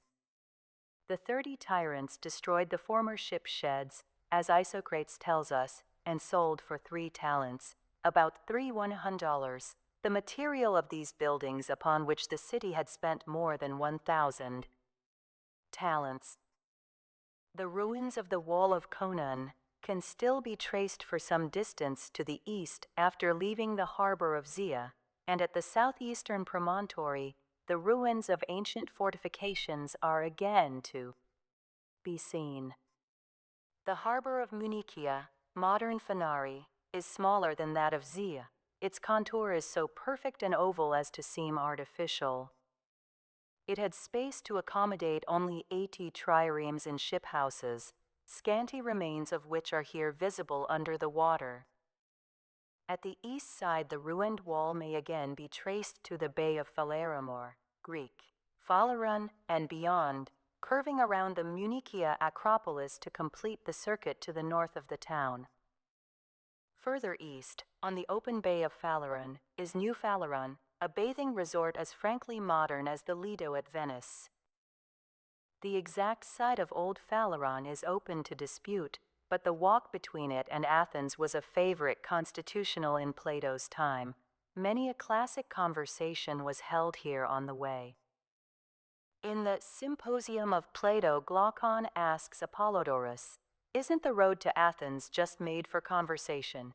Now the banality and the bareness of the city's outskirts intrude sadly upon the pedestrian's philosophic equipoise, both here and on the other road between Athens and Piraeus, where Lucian and his friend, in the 2nd century of our era, could still find shelter from the hot sun. under some olive trees by the wayside and sit down to rest upon an overturned stele. The focus of the inner city life was the splendid agora laid out by the famous architect Hippodamus. Here ended the road from Athens. This square was probably west of Munichia, north of the Zea Harbor, perhaps about where the present Athena Street intersects Munichia Avenue. Near it were probably grouped various sanctuaries. Xenophon tells how in the Civil War the patriotic party, the men from Phyle, unable to exclude the city party from the whole of Piraeus, fell back on the Munichia hill, and the men from Athens blocked up the avenue that leads to the temple of Bendis and to the sanctuary of Munichian Artemis.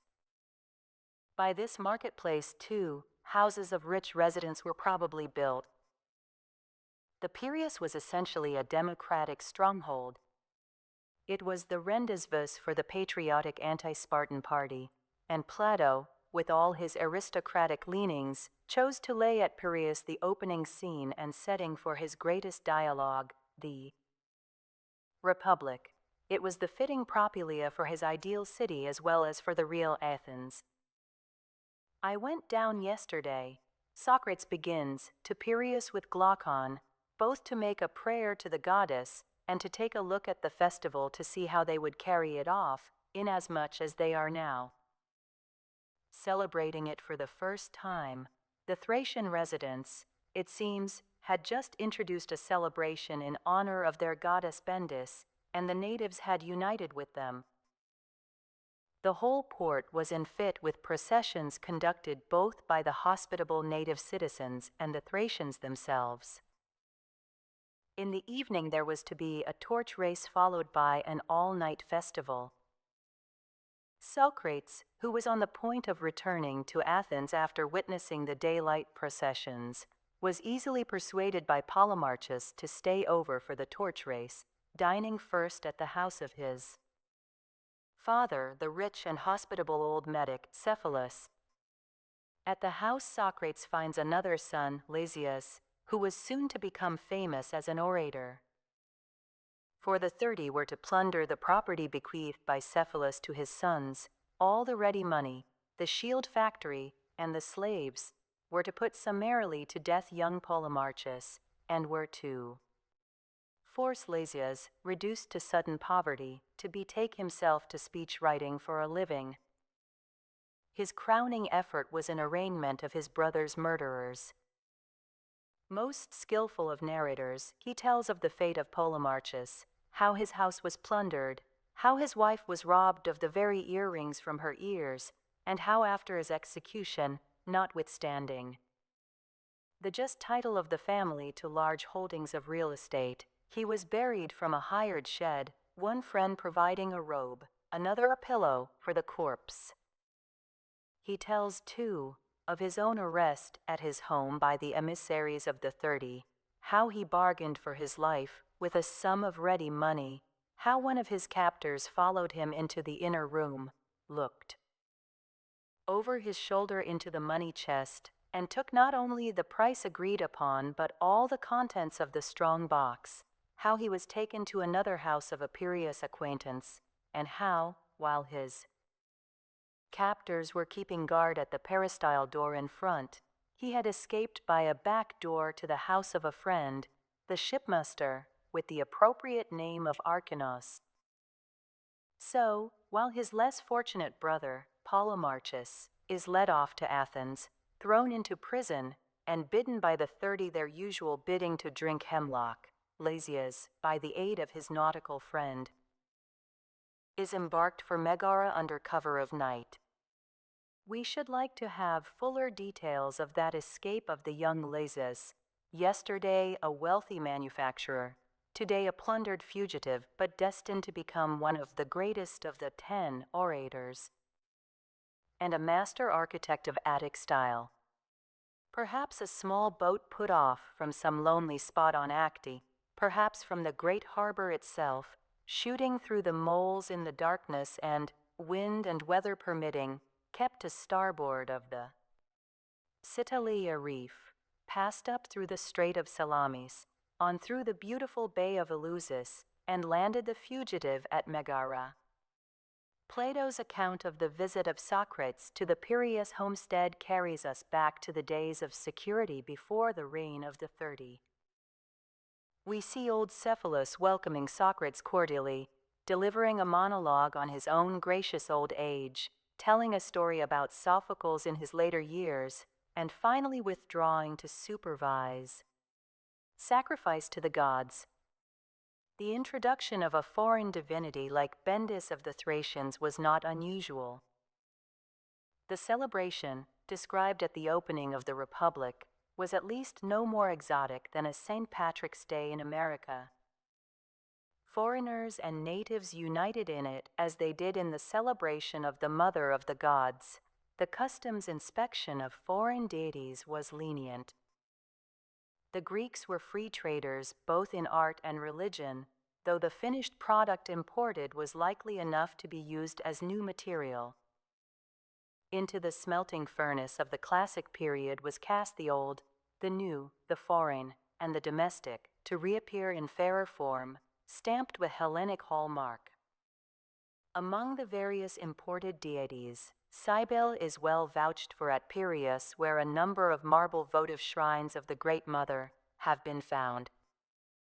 One of these archaic Cybele reliefs, brought from Piraeus to the National Museum in Athens, shows the goddess with her lion in her lap, her cymbals in her hand. The new theology, fostered by Euripides and domiciled in daily life by the New Comedy, could treat these symbols as typical, a creed outworn. One of Menander's characters exclaims, "No god, my wife, saves one man through another's help, for if a human being can by symbols clash deflect the god to whatsoever is desired, then greater than the god is he that doth this." Among various resident colonists who may have occupied distinct sections of the city, like a medieval ghetto or a modern Italian quarter, the worship of home divinities was kept alive. It is known, for example, that the Egyptian resident merchants, perhaps as early as the end of the 5th century, had received a special license to erect an Isis sanctuary, and the Cyprians instituted a similar cult of Adonis and Aphrodite. Remains of the old gateway in the northern circuit wall, just where the north long wall joined on, are still extant. Within a century, the traces of the long walls themselves have been disappearing. Enough is left, however, to mark their course at various points, and the remains are particularly plain of the south long wall, where it nears the Munichia Acropolis. Ascending Munichia, we may imagine the long walls still reaching up to Athens. We may picture them either in time of war, with defenders within and foes without, or in time of peace, with the stream of pedestrians bent upon pleasure or business. Outside the north wall was one of the places of execution. Plato illustrates the contest between the brute in man and his higher reason by the story of a certain Leonidas, who one day was walking up from Piraeus and saw some dead bodies fallen prostrate by the side of the executioner. He loathes the sight, but is fain to look. Vulgar curiosity gains the mastery. He runs up to the dead bodies and, holding his eyelids wide open, exclaims, "They're wretches. Take your fill of the fine spectacle." Turning from the course of the long walls, the eye surveys the whole panorama of the harbors and the city. Just within the old wall, on the west slope of the Munichia Hill, is the old theater in a ruined condition. But we can think of the harbor folk in days of peace enjoying on these same rising seats the plays of a Menander or Euripides, or see convened there in the times of grim civil strife a hurried assembly of the patriotic party. Somewhere close by the north side of Z was the famous arsenal which, though not built till near the end of the 4th century, has entirely disappeared. Luckily, however, in 1882, there was discovered near the Zia harbor a slab of Hymettus marble containing the directions given to the contractors for its construction. It was built to contain the rigging, tackle, sails, cables for undergirding the ships, etc., while the masts, spars, oars, rudders, and other wooden gear seem to have been kept in the ship sheds themselves alongside of the ships. This arsenal of philo replaced an older and less elaborate one. It was as a large building, 400 by 500 feet within, and provided for a roomy arcade where the populace, screened from the burning heat without, could promenade and gaze at the suggestive evidences of their sea power. Of the many private and public buildings, temples and colonnades mentioned by classic authors, but few can be positively located. In the colonnade of the Exchange the Digma Theophrastus, Menander's friend and the successor of Aristotle represents his boastful man, a shipping merchant, as bragging about his great ventures and cargoes at sea. Meanwhile, his balance at the bankers actually amounts to about 20 cents.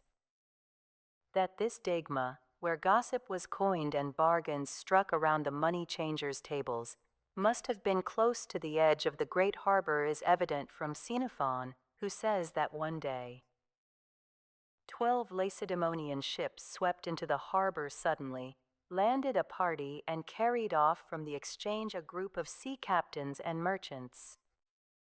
The site of the Asclepieian, partly church, partly sanatorium, has been identified in the remains west of Z. Aphrodite, born of the foam, is a popular goddess with sailor folk. To her were dedicated, it would seem, no less than 3 sanctuaries at Piraeus. Lastly, there was the famous Hieron or sanctuary of Zeus and Athena. Even its site cannot now be identified, but it must have been one of the most frequented centers of Piraeus life in the 5th century. An inscription records that into the treasury of this sanctuary went the tax of a drachma on every vessel that put into the port. Incidentally, many a further contribution was levied on the newly landed sailor, who was as much a fish out of water among the land sharks as is the modern jack tar on ship's leave. The comic poet Diphilus tells how one of these harbor caterers used to select his victims. For example, there's the skipper who grudgingly pays off a vow made under stress of weather when the mast went by the board, or when he had snapped the rudder sweeps of the ship, or else was forced by water rising in the hold to hurl his cargo overboard. A wide berth I give to a fellow like him. Such a man will not be free-handed. My best chance is with the captain who has made a quick, safe voyage from Byzantium, who all excitement over his gain of 10 or 12% for 3 days. Risk is loud in his chatter about freights and usuries. He's the man for the purposes of this shark, and no sooner is he landed than our keeper of the sailor's snug retreat goes up to him, takes his hand, and reminds him that a sacrifice at the temple of Zeus Preserver would be in order. He thoughtfully relieves the skipper of any care, making the purchases, superintending the offering, and sharing the commission with the priests of the Hieron. And human nature was much the same 500 years later, when we again meet a skipper whose performance, once he is safe at Piraeus, falls far short of the vows made in storm and peril. Lucian, in his Zeus the Tragedian, gives details. The Olympian father, alarmed at the signs of increasing irreligiousness and the consequent stringency in the sacrificial market, calls an assembly of the gods. After some difficult points of precedence as to order of seating have been temporarily waived and half-naturalized divinities like Mithras and our Thracian Bendis have been admitted, Zeus makes a speech. He begins fluently enough with a mosaic of oratorical phrases, which he has memorized from Demosthenes. Presently, however, he exclaims, "But my Demosthenes is giving out." I must tell you in plain Greek what has troubled me. He reminds them of the dinner in which some of them, as many as had been invited, had participated the day before, when Mnestheus, the shipowner, had given them a Thanksgiving banquet at Piraeus on account of the preservation of his vessel that had come within an ace of being wrecked off Euboea. That evening, he continues, while taking a constitutional, I kept thinking over the stinginess of Mnestheus, who undertook to entertain 16 gods by sacrificing a single cock, and that, too, a wheezy old rooster, with 4 little lumps of frankincense so mouldy that they went out forthwith on the coals, without giving even the tip of my nose a whiff of the smoke. That's what he did, though he was for promising whole hecatombs when his boat was driving on the cliff and was already encircled by reefs. Sometimes the fisher folk preferred to go up to Athens and dedicate votive offerings in the Parthenon.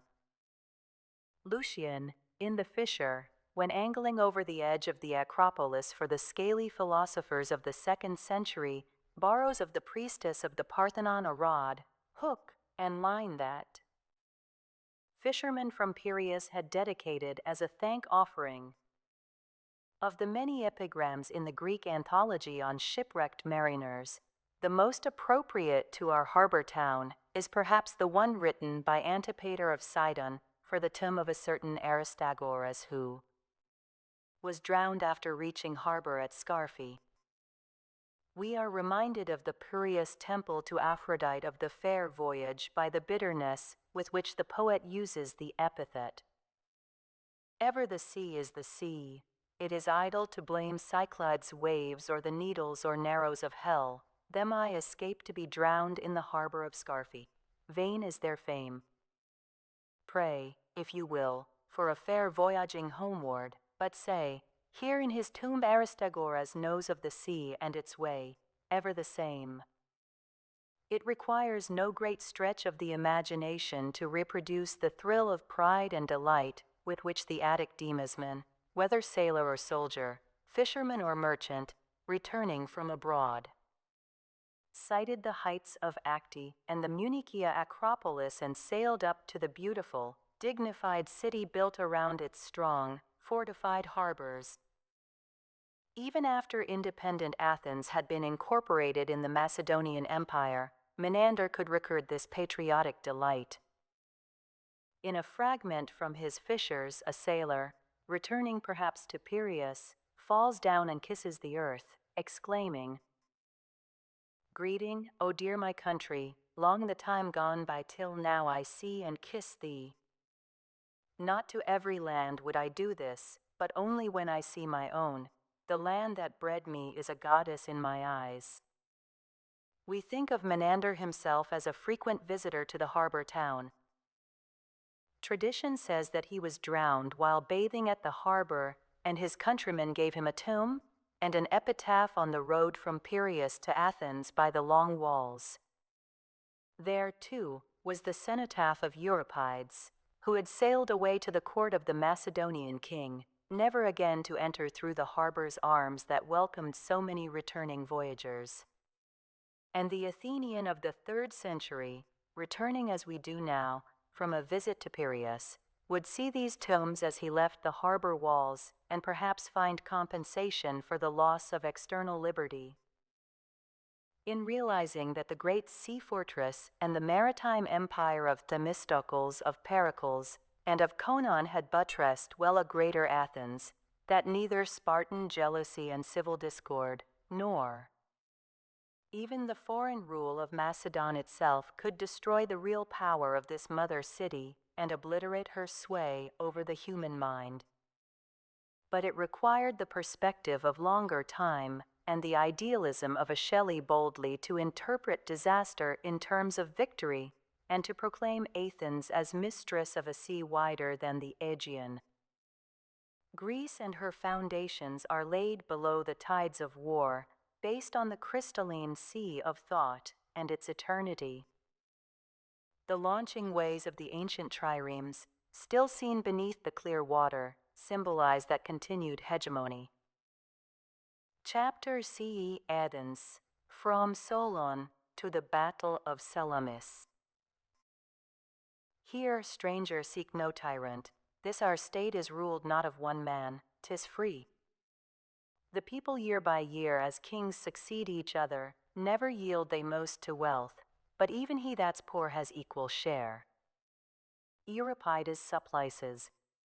Many a visitor, led to Athens by interest in its associations and its art, has been surprised by its great physical beauty.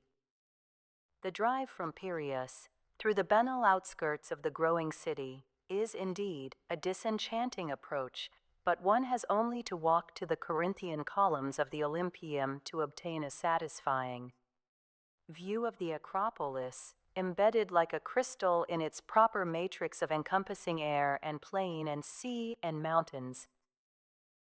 Future journeys in Greece will but reinforce the conviction of the noble loveliness of the Attic plain. The atmosphere is singularly clear and vibrant, and within it color and form are sharply defined. The Aegean at its shores adds movement and space. And here more than anywhere else Sir Richard Jebb's description of the Greek hills seems inevitable. Their forms are at once so bold and so chastened, the onward sweep of their ranges is at once so elastic and so calm, each member of every group is at once so individual and so finely helpful to the ethereal expressiveness of the rest, that the harmony of their undulations and the cadences in which they fall combine the charm of sculpture with the life and variety of a sunlit sea. In making such a study of this city, as is demanded for turning the quick appreciation of its external charm into the more permanent possession of its underlying qualities, we must submit to some analysis of the great moments in its history and its literature. When Athenian literature begins with Solon in the 6th century BC, the Greeks have emerged from a dim antiquity.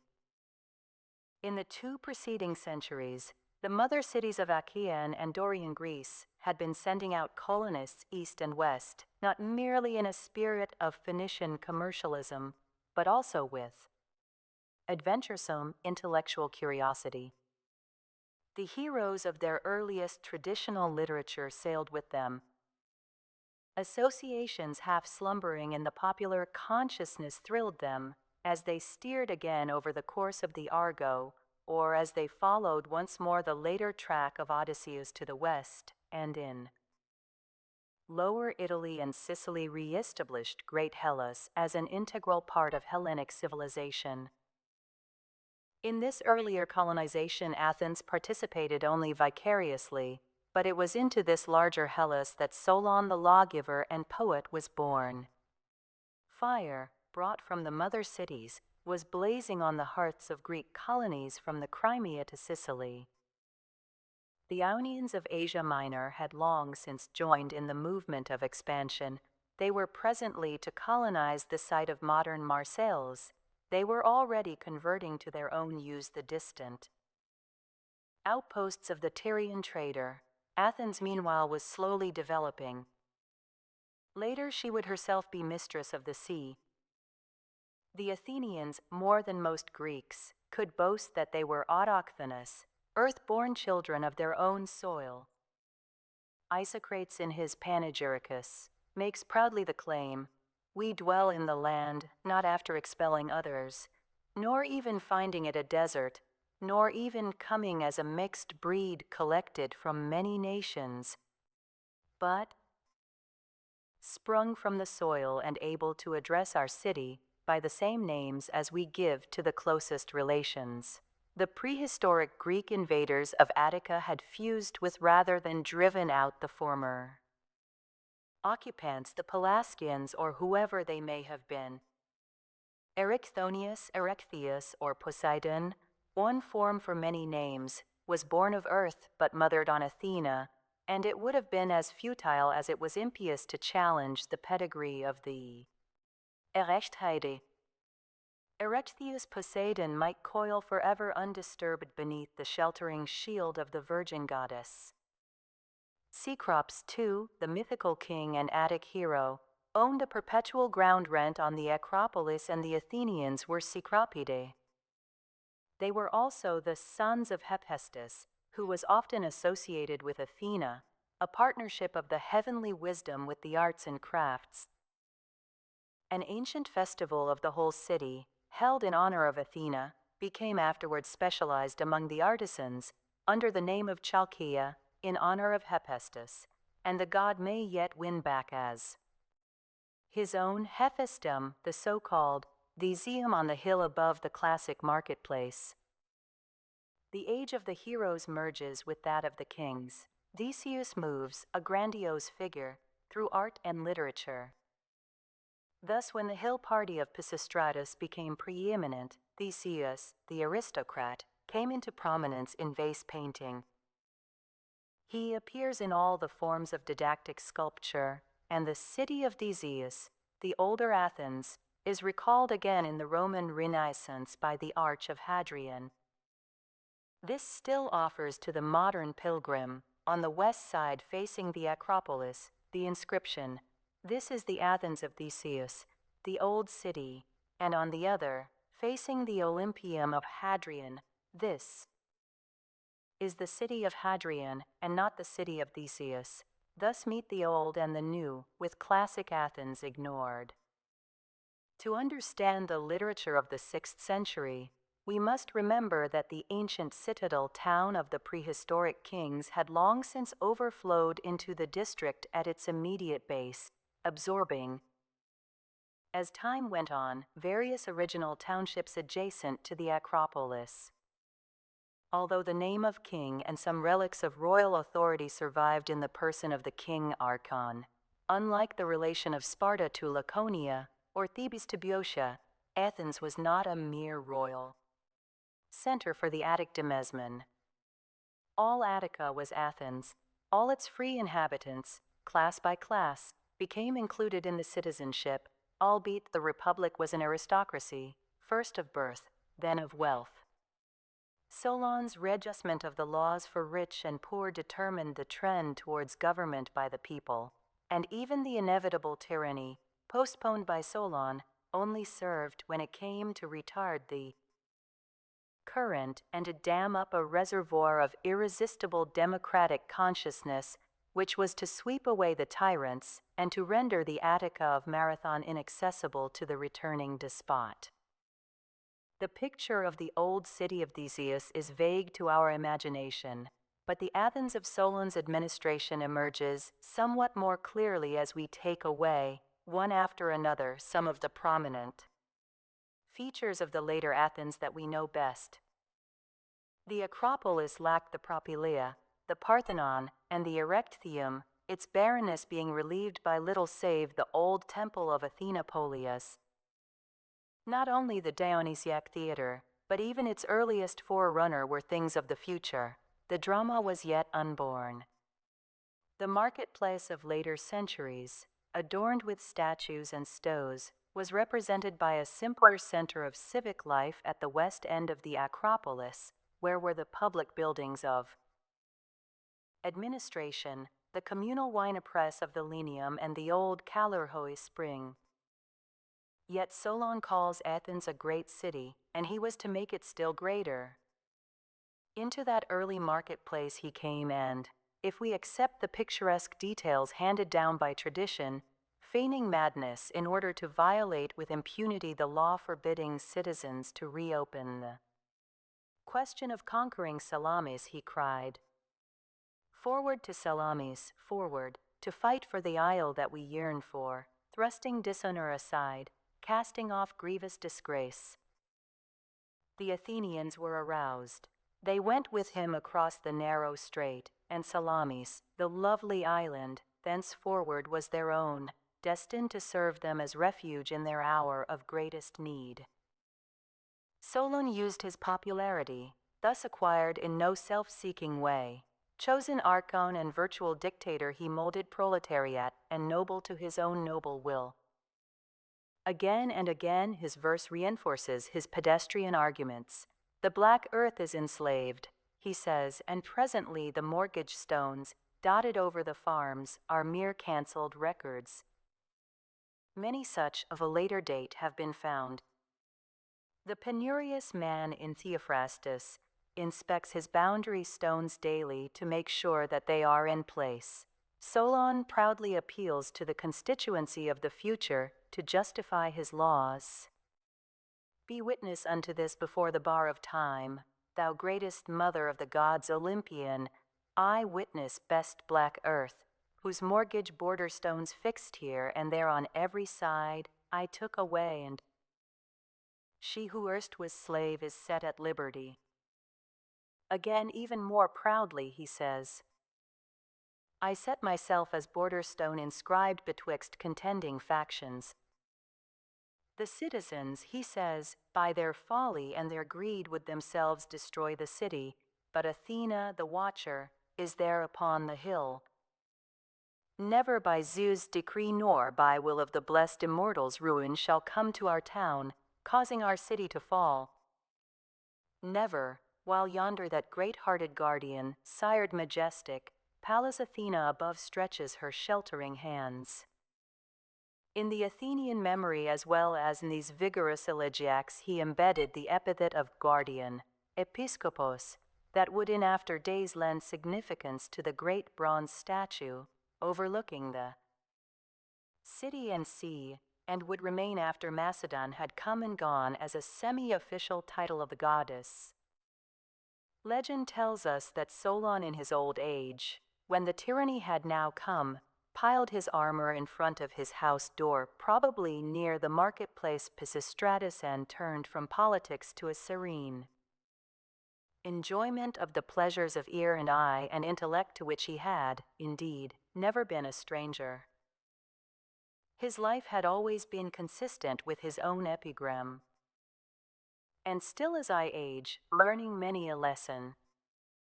Like many of his countrymen subsequently, he combined active participation in public affairs with the character of poet and writer. In literature, as in political life, he had his preferences. Perhaps nothing more distinctly places him in the Athens than his disapprobation of the tragedy that was born in his later years. He is said to have taken Thespis to task for the falsehood of the drama.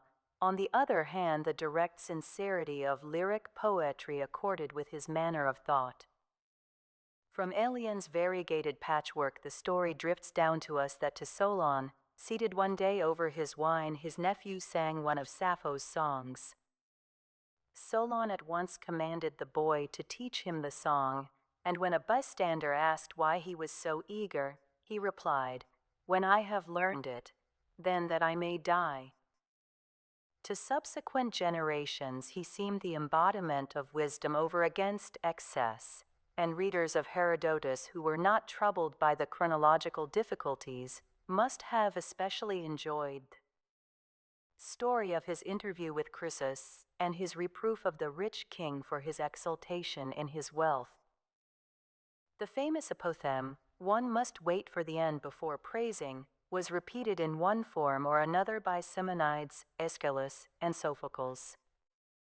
Of Solon's own end, a dramatic story is mentioned by Plutarch, although he refuses to lend it his credence, that his ashes, after his body was burned, were scattered about the island of Salamis is a story absolutely mythical and incredible by reason of its outlandishness. It stands recorded, however, both by other noteworthy men and by Aristotle the philosopher. After years of varying fortune, Pisistratus finally, 540 or 539 B.C., established himself as tyrant of Athens, but tyranny at Athens was never more than an episode. The inbred spirit of freedom must be reckoned with. Pisistratus respected popular rights, and after the accession of his sons, the suspicion of a tendency to introduce such measures as were acquiesced in, for example at Corinth, brought death to the one and subsequent banishment to the other. But the result of the tyranny of Pisistratus was beneficent. Under him and his sons the city began to take on both externally and intellectually more of the characteristics which are in mind when we think of Athens. architect, sculptor, and painter began to contribute enriching details to the Acropolis, including the first propylaea. Engineers skillfully brought water from near and far into the old marketplace, and in front of the town spring of Kalurhoi Pisistratus built the spacious 9 spouts, the Eniachronos, where women filled their water jars and stayed to gossip. The newer marketplace, to the north of the Areopagus, was developed. A great Olympium was begun on the site of the present columns, which date from Hadrian's time. Gymnasium life became important, and the academy was made ready as if in anticipation of its great future. Doubtless within this lovely grove many a youth of the period might have served as a model for Aristophanes' 5th century picture of palestra life in the good old times. But you will go enter as a Kadim sprinter, and under the olives contend, with your chaplet of reed, in a contest of speed with some excellent rival and friend, all fragrant with you and leisure time. 2. And the leaf which the white poplars fling, when the plain whispers love to the elm in the grove in the beautiful season of spring. A distinctive part of Pisistratus's policy was the encouragement of country life and of agriculture.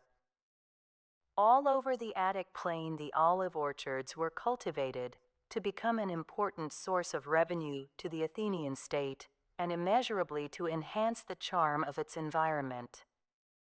Herodotus recounts that a tall, handsome woman named Phae, from the hill country, had impersonated Athena come down in mortal guise and, riding in a chariot with Pisistratus, had lent divine sanction to his original coup d'etat. The Attic demesman might still more easily accept this new measure as a command transmitted from Athena, who had herself first created the olive tree and taught its culture on the Acropolis. A heaven-sent gray-gleaming crown for her Athens, her city of light. Aristotle, in his Constitution of Athens, lays great stress on the effort of Pisistratus to develop the prosperity of the farmers. He tells how Pisistratus, walking in the country and seeing one digging among the rocks, asked what sort of a crop grew there, and the man, unaware that it was the tyrant, replied, "Such a crop of evils and pain that it were right that Pisistratus should have his tithe of them." Pisistratus, pleased both with his industry and his free speech, relieved the farmer of his burdens. And so, Aristotle continues, he was not troubled during his reign, but could secure peace and quiet, and the word was often on the lips of many that the tyranny of Pisistratus was a regular life under Chronos, or Golden Age. Pisistratus did much toward securing for Athens the intellectual hegemony of Greece. Whatever the Panathenaea, inherited from Theseus, or even from Erichthonius, may have been previously, the greater Panathenaic festival was now solemnized every 4 years with more magnificence and became at Athens the necessary and dignified offset to the quadrennial games at Olympia and Delphi. Games, sacrifices, and amusements of varied character were added from time to time. Horse, chariot, torch, and foot races were included. Visitors came from abroad, but neither local nor intercantonal athletics gave the keynote. Rhapsodists recited Homer, and flute, cithara, and song were heard. Everything tended to focus itself upon the worship of Athena, who was the Athenian consciousness glorified and made objective. Under Pisistratus or his sons, or less probably under Solon, Homer was recalled from Ionia and domiciled on the mainland. Whatever may be the details about a formal recension and publication at this time, recitations from Homer were made an integral part of the public festivals, and Athens became the clearinghouse for an intellectual currency good throughout all Hellas. The name Pan-Athenian, passing even beyond Pan-Ionian, was to be equated with a culture that was Pan-Hellenic. This befitted the epic breadth transcending mere local traditions. The Iliad was not composed for any king or tyrant. If it is aristocratic, its appeal is not to any given set of noble families, but to all brave men of Greek legend, and the spirit in which this epic trust was administered tallies well with the restraint of Pisistratus in respecting, as far as possible, the laws of Solon. If there were Attic interpolations in the poems, they do not glorify his house. In the catalogue of the ships, the Athenians received honorable but not excessive mention. The brief reference to the ships from Salamis, as ranged under the command of the Athenians, would seem to suggest the recent conquest of the island under Solon, or even the suspicion that Solon had himself interpolated it beforehand as proof of the ancient suzerainty of Athens. 12 ships from Salamis Aias commanded. He brought them and placed them there where Athenian squadrons were marshaled. But perhaps the easiest solution of all questions in regard to interpolations in the Homeric poems is to pin our uncritical faith to the authenticity of Lucian's interview with Homer in Elysium. I went up to Homer the poet when we were both at leisure, and after making other inquiries, I asked him further about the rejected verses, whether they were written by him, and he declared that he wrote them all. The greatest and most characteristically Attic contribution of the 6th century was the fostering of the drama in connection with the worship of Dionysus. This Thracian divinity, on his journey southwards, had been welcomed in the villages of Attica, where vineyard and winepress awaited his blessing. The Pisistratidii, who have been called the providential defenders of the faith of Dionysus, against the aristocratic disdain felt for a peasant's god, invited him to a new temple in the Lania the marshes below the Acropolis, where, at the time of the winter solstice, the feast of the winepress once more identified the capital with the country it had outgrown. But Pisistratus went further in establishing the city Dionysia, a spring festival destined to a long life and splendid renown. Instead of private performances at rural feasts, the drama now became part of the official administration of the city. The first dated performance of a play by Thespis was in 534 B.C. This may have been on the occasion of the opening of the Orchestra, north of the Areopagus, near the new marketplace, where the spectators henceforth found seats on wooden scaffolding until the more permanent theater was erected south of the Acropolis. Athens was now ready for the great dramatists. The wine god looms up as a rival to Athena, as may be seen by his ubiquity on the vase paintings and his dominant presence in the Attic calendar. In the actual religious ritual, Dionysus became of more importance at Athens than Zeus, Apollo, or even Athena. Thus, in diverse ways does Pisistratus present a fair claim for having made Athens greater, in steady progression from the wise policies of Solon. Solon himself must often have feared an excess of luxury and splendor. No one of his generation could have dreamed of a regretful modern desire to have seen, because of its charming simplicity, the little earlier Athens of Pisistratus, but many a Periclean Greek may have forestalled it. Aristophanes was forever seeking for a revival of the precepts which taught the heroes of old to be hardy and bold, and the men who at Marathon fought. These were the precepts which taught Aeschylus.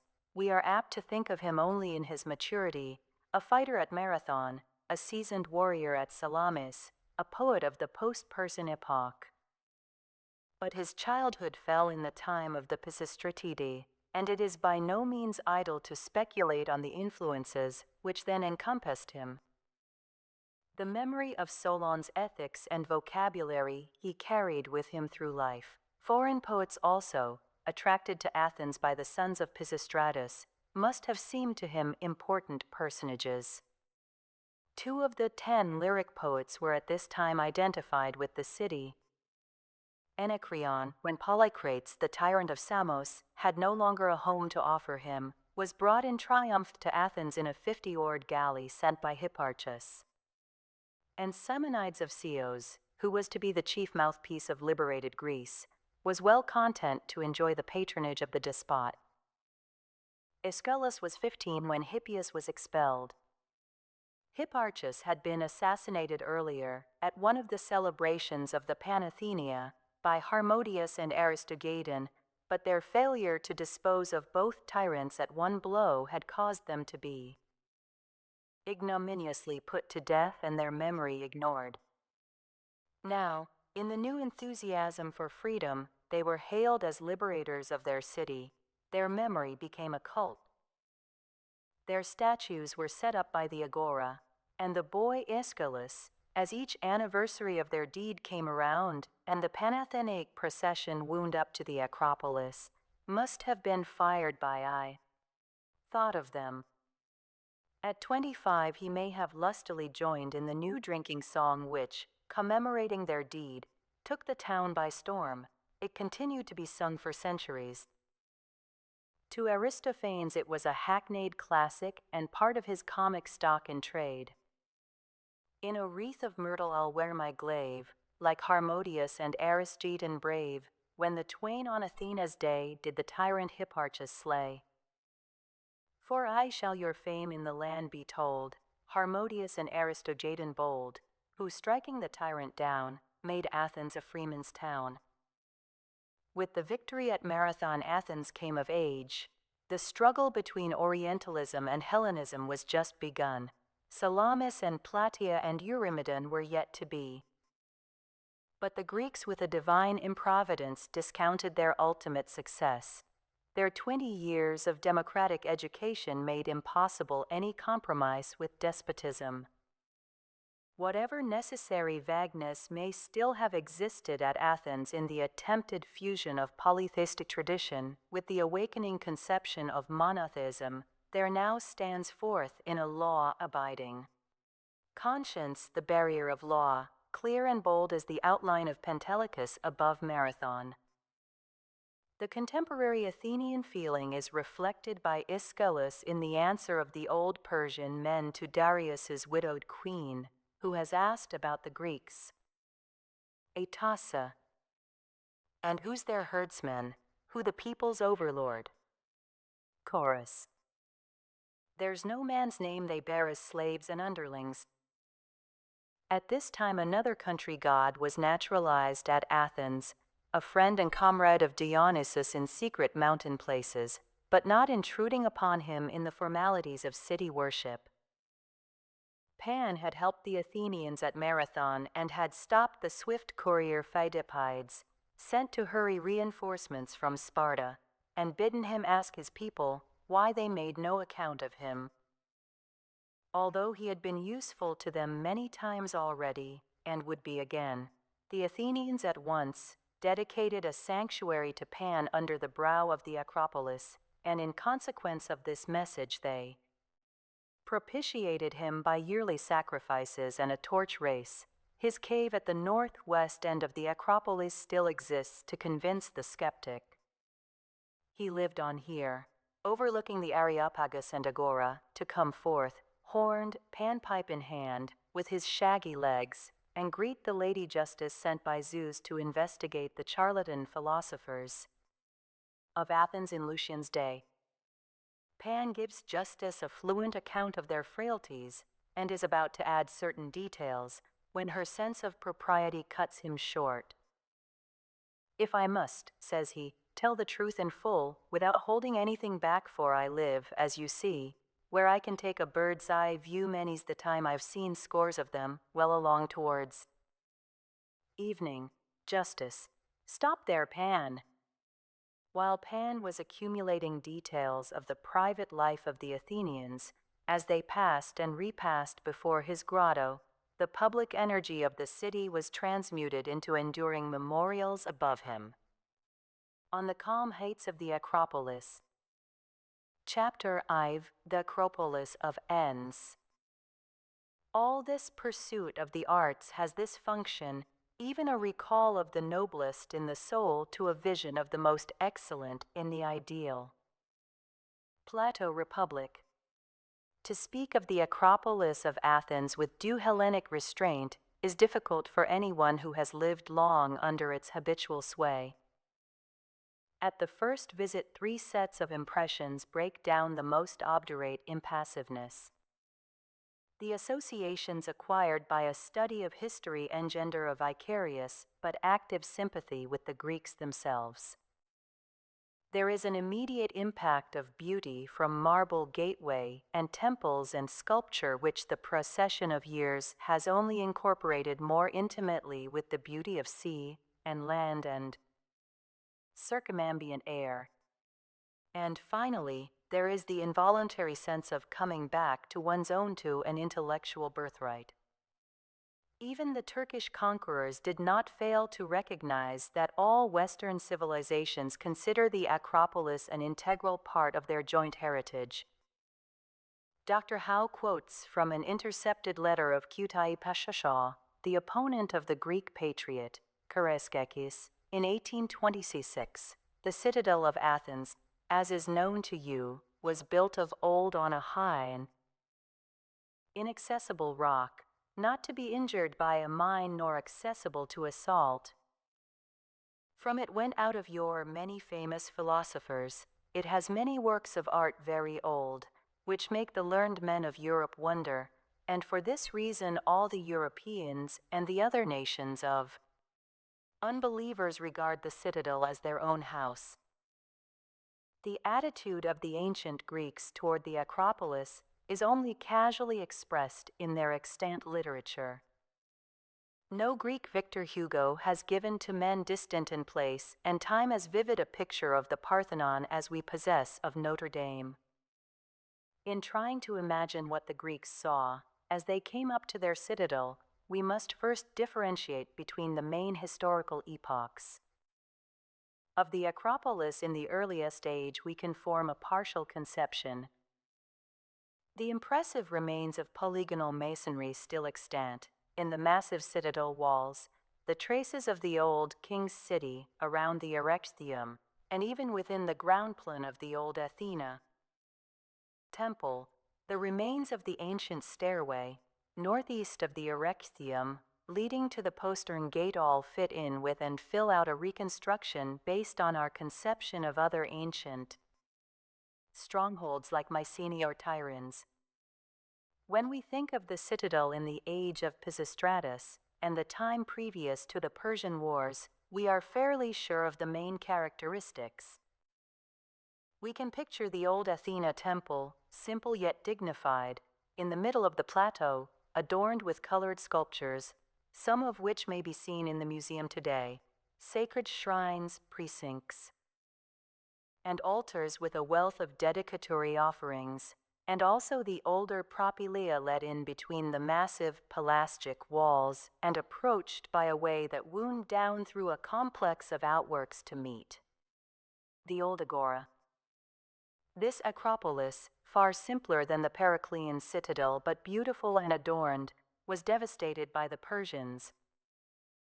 Then for more than a quarter of a century after Salamis, we must imagine it as scarred and patched, with perhaps only one temple, half restored, to house the sacred image within its blackened walls.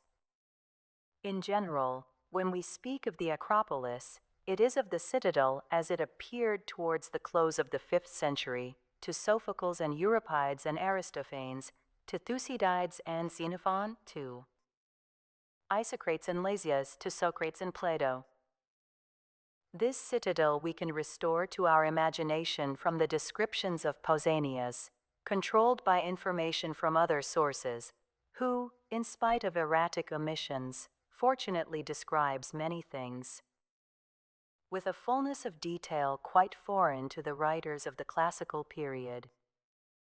When Socrates, too robust at 70 to know the fatigue of the ascent, climbed the approach to the hill, he must often have been inspired by the beauty of art, as he had been by the beauty of nature. On the banks of the Allinson, to renew the prayer, Dear Pan, and ye other gods, make me beautiful in the inward man, born into a generation and among a people where external and physical beauty was assumed as corollary to the beauty of the ideal. There escapes him, thus incidentally, the echo of his self-conquest over his own Silenus-like exterior, so out of keeping with the charm of his environment. Perhaps he went up the hill the evening before his trial to take a last look at what he had loved long and well. He knew in advance that his apology to the court was to be a reassertion of individual liberty of conscience that would most probably result for him in the hemlock draught. The majestic columns of the great gateways rose before him on either side, the wings extended like welcoming arms. He would turn to the left and stand in the picture gallery. Perhaps he would pause longest before Alcibiades, his pernicious disciple, pictured in arrogant beauty as victor at the Nemean Games. Turning to the other side of the gateway, he would stand on the bastion before the Nike Temple and would look out over the familiar city, the Attic plain, and harbor town. As he passed on now to enter the gateway, and his eye fell upon the sculptured Herms and the Graces, little would he dream of the perplexed debate of modern critics as to a possible connection of this group with the handiwork of a young sculptor or stonecutter, Socrates the son of Sophroniscus. Under or just within the propylaea he would note various familiar objects, and when he had passed through he would see before him to the right and left the Parthenon and the Erechtheum. The intervening space would not be as it is now a flow of marble blocks. Two orderly avenues of votive offerings traversed the plateau before him. Against a column of the propylaea still stands an inscribed basis of a statue dedicated to Athena, the giver of health, set up by Pericles in gratitude for the recovery of one of his injured workmen. One perhaps whose skill he could ill spare in the completion of his large designs. Close by, a marble boy, made by a son or disciple of the great Myron, held out a bowl of holy water as at the entrance of a cathedral. Socrates, whose reverence exceeded that of all his accusers, would not scorn this symbol of purification, least of all when about to journey away, as he expressed it, from Athens to another life. Before him towered up the bronze Athena, the warrior goddess, whose gleaming helmet could be seen by homeward voyagers as soon as they had passed the intercepting shoulder and foot hills of Hymettus. Nearby was the Lemnian Athena, goddess of the arts of peace, held by the Greeks themselves as more beautiful even than the great gold ivory statue within the Parthenon. The three embodied the conceptions of Phidias, as in a trilogy. Nearby was a portrait Herm of Pericles himself. There, too, was the wooden horse, a colossal bronze with the Greeks, not forgetting the sons of Theseus, peeping out from its side. And when, passing along this Panathenaic road, lined with statues and votive offerings, he had threaded his way around to the east front of the Parthenon, he would enter between the columns and in the cool twilight, lit by the gleam of gold and ivory, he would look up to the victory on the extended hand of Athena. Perhaps for a moment the goddess may have lifted the veil of the future to reveal that the defeat of the morrow would be a victory of far greater import than even that of Marathon or Salamis. Today the visitor, as he goes up to the Acropolis, carries with him the accumulated associations of centuries. On the bastion of the Temple of Victory, unsurpassed in its miniature charm, he watches with Aegeus for Theseus returning in triumph from slaying the Minotaur. At the sight of the black sail, left unfurled by inadvertence, the old king plunged from the rock to his death. Aegeus and the other kings passed away, and other men from this rock watched fleets hostile and friendly come and go in yonder bay, and enemies scour the surrounding plain of Attica. Byron finally brooded here over a renascent Hellas.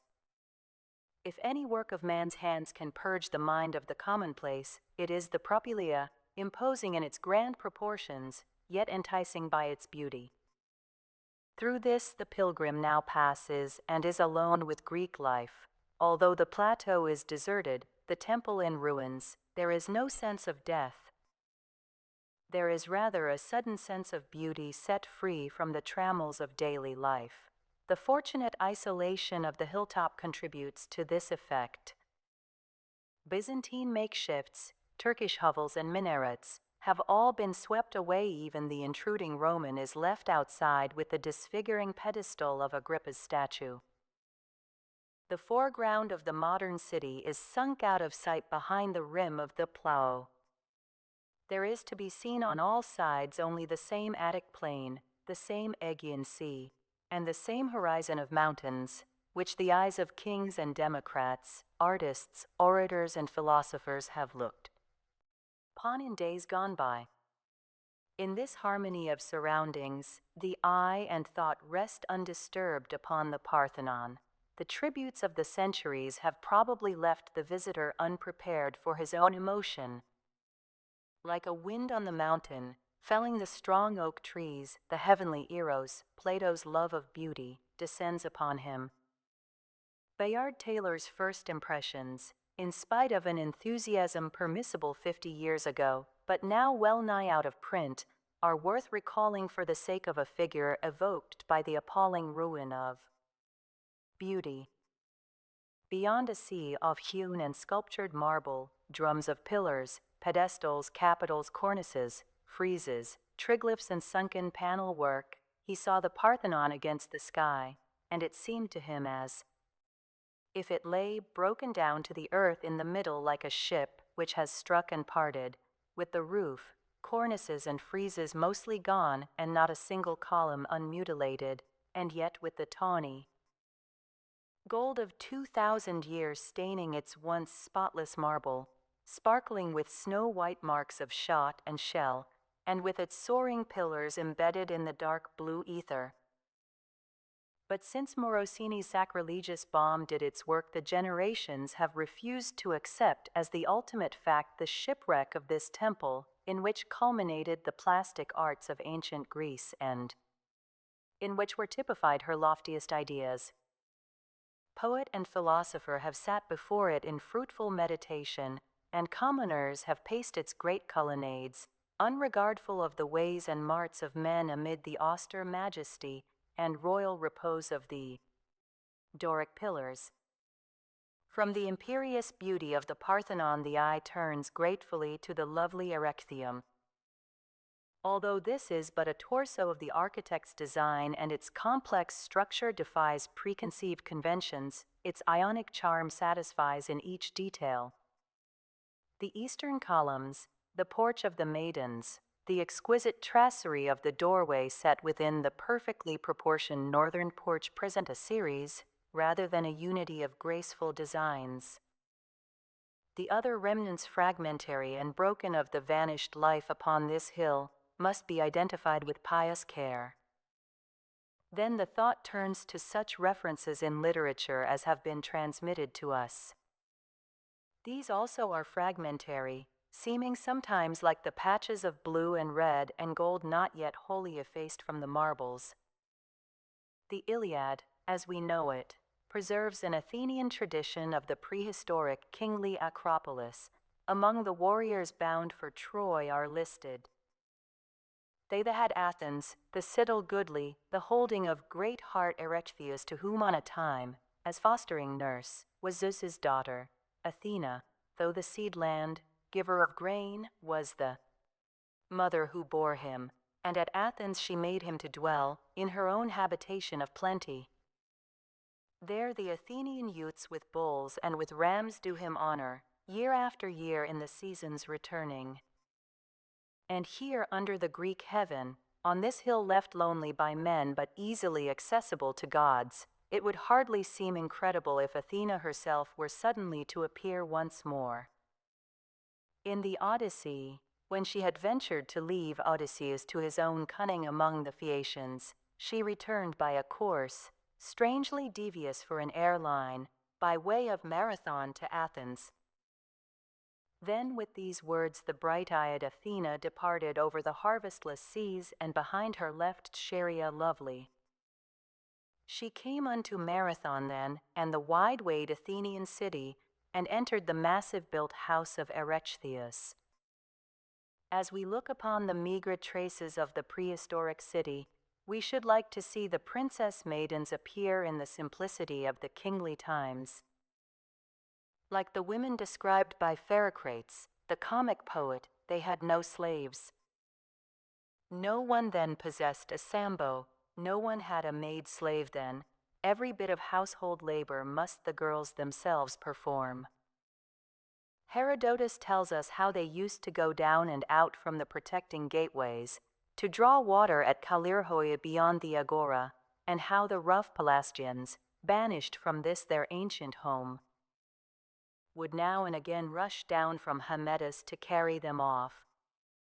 The old Erechtheus worship, the snake, the ancient image of Athena, and the allied precincts lost none of their sanctity as time went on. From Herodotus we learn that Themistocles was materially aided before Salamis in persuading the Athenians to abandon the city by the sudden disappearance of a sacred snake. The Athenians, he gravely reports, say that a large snake dwells in the sacred precinct as guardian of the Acropolis. And they not only say this, but they make offerings to him month by month, setting them out for him as actually there. These consist of a honey cake. Now this honey cake, although heretofore it had always been consumed, remained at this time untasted. So the Athenians, when the priestess reported the fact, made the more eager haste to leave the city, on the ground that the goddess had abandoned her citadel. The sacred olive tree, however, which Xerxes had burned with the rest of the precinct, put forth the very next day a new shoot 1 cubit long. By the time of Pausanias the guide said 2 cubits, but the essential point is the continued care of the goddess, and as for the snake, he soon resumed his dwelling on the Acropolis. In the Lysistrata of Aristophanes, the women who have seized and barricaded the Acropolis make excuses for leaving, complaining that they cannot sleep, one on account of the hooting of Athena's owls, another by reason of her terror. Since I clapped eyes upon the snake that dwelleth there. When in the Eumenides of Aeschylus the scene shifts from Delphi to the Acropolis, we find Orestes seated as suppliant before Athena's most ancient image. This we may think of, in default of any other temple then existing, as placed in the old Hecatompedon, whose foundations are seen adjoining the Erechtheum on the south. This temple, burned by the Persians, but partially restored, may have been in use even after the Parthenon was dedicated in 438 BC, 20 years after this play was brought out, and perhaps until the completion many years later of the Athena Polias chamber in the Erechtheum. An Athenian could not well conceive of his city as safe without this ancient statue. Even the birds in their new cloud-cuckoo town must needs debate whether they shall not keep Athena Polias as their protector. No Roman Catholic ever accepted more loyally the established glory of St. Peter's and the Vatican than the Athenians accepted their citadel. The new gateways were spoken of with undisguised pride. A comic poet, Phanasides of neighboring Megara, when ridiculing Athens, incidentally admits that the Athenians cared as much for their propylaea as their palates. He says, "Of myrtle berries in their honey, too, they talk, and praise their propylaea. Last, not least, dried figs. I sailed and forthwith had a taste of all of these, including propylaea. Not one single thing upon this bill of fare could ever match our grouse." In one of the anonymous fragments, those riderless Pegasi of Greek literature, another comic poet combines the Piraeus and the Parthenon in an outburst of civic pride. Nor does he forget the olive groves and radiant air. Mistress of all, queen city of Athenians, how fair thy docks, how fair to view thy Parthenon, and thy Piraeus, too, is fair. And then again, what other city ever yet had groves like thine? And, as they say, the very sky, thy sky, is fair. And Demosthenes, not deterred by any shrinking from hackneyed illusion, refers expressly to the Propylaea and the Parthenon when he speaks of those things upon which we all naturally pride. Ourselves, Aristophanes, seeking to recall his fellow citizens to the ideals of Marathon days, shows us in his Knights the Propylaea and the freshly boiled over and rejuvenated Deimos, the avatar of true democracy, seated within the unclosing doors of the gateway, dressed in the brilliant garb of a gentleman of the good old Marathon type, just such as he used to be when he messed with Aristides.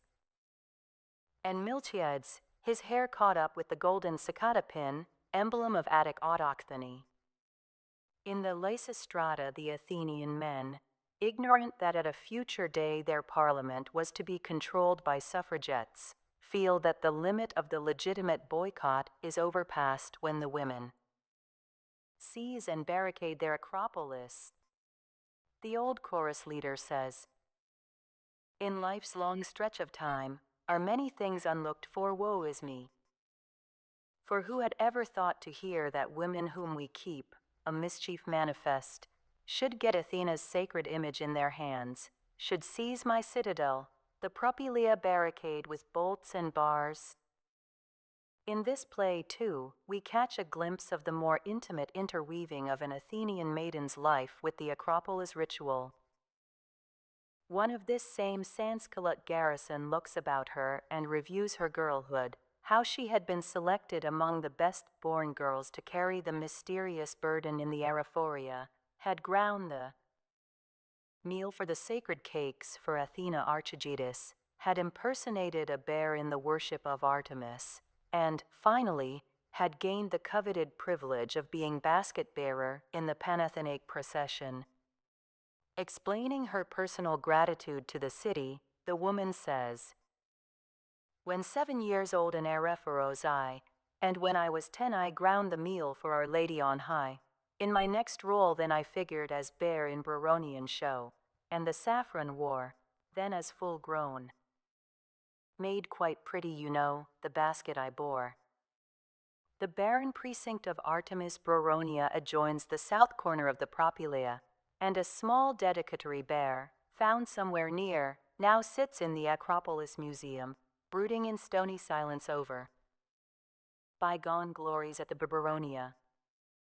But the maiden with the saffron robe and all her girl companions have long since disappeared down the back entry of time. If it could be granted us to have restored one portion of the Parthenon or its appurtenances, our choice would probably fall, not upon the famous gold-ivory statue of Athena, but first upon the pediment sculptures, next it may be upon the great continuous frieze.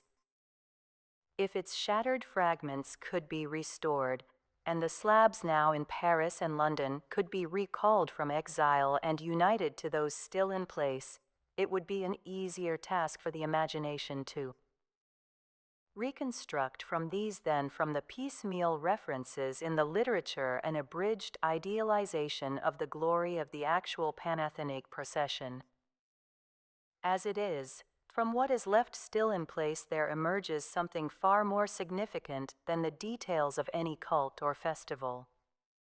The dismounted youth adjusting his sandal, the horse with leisurely nose bent to his foreleg, the mounted horseman, the rams and oxen led to the sacrifice, remain like Keats' heifer lowing at the skies to tell the hurrying generations that once, at least, there has existed and may exist again, wherever men are strong to feel and know, the harmony between the temporal and the eternal.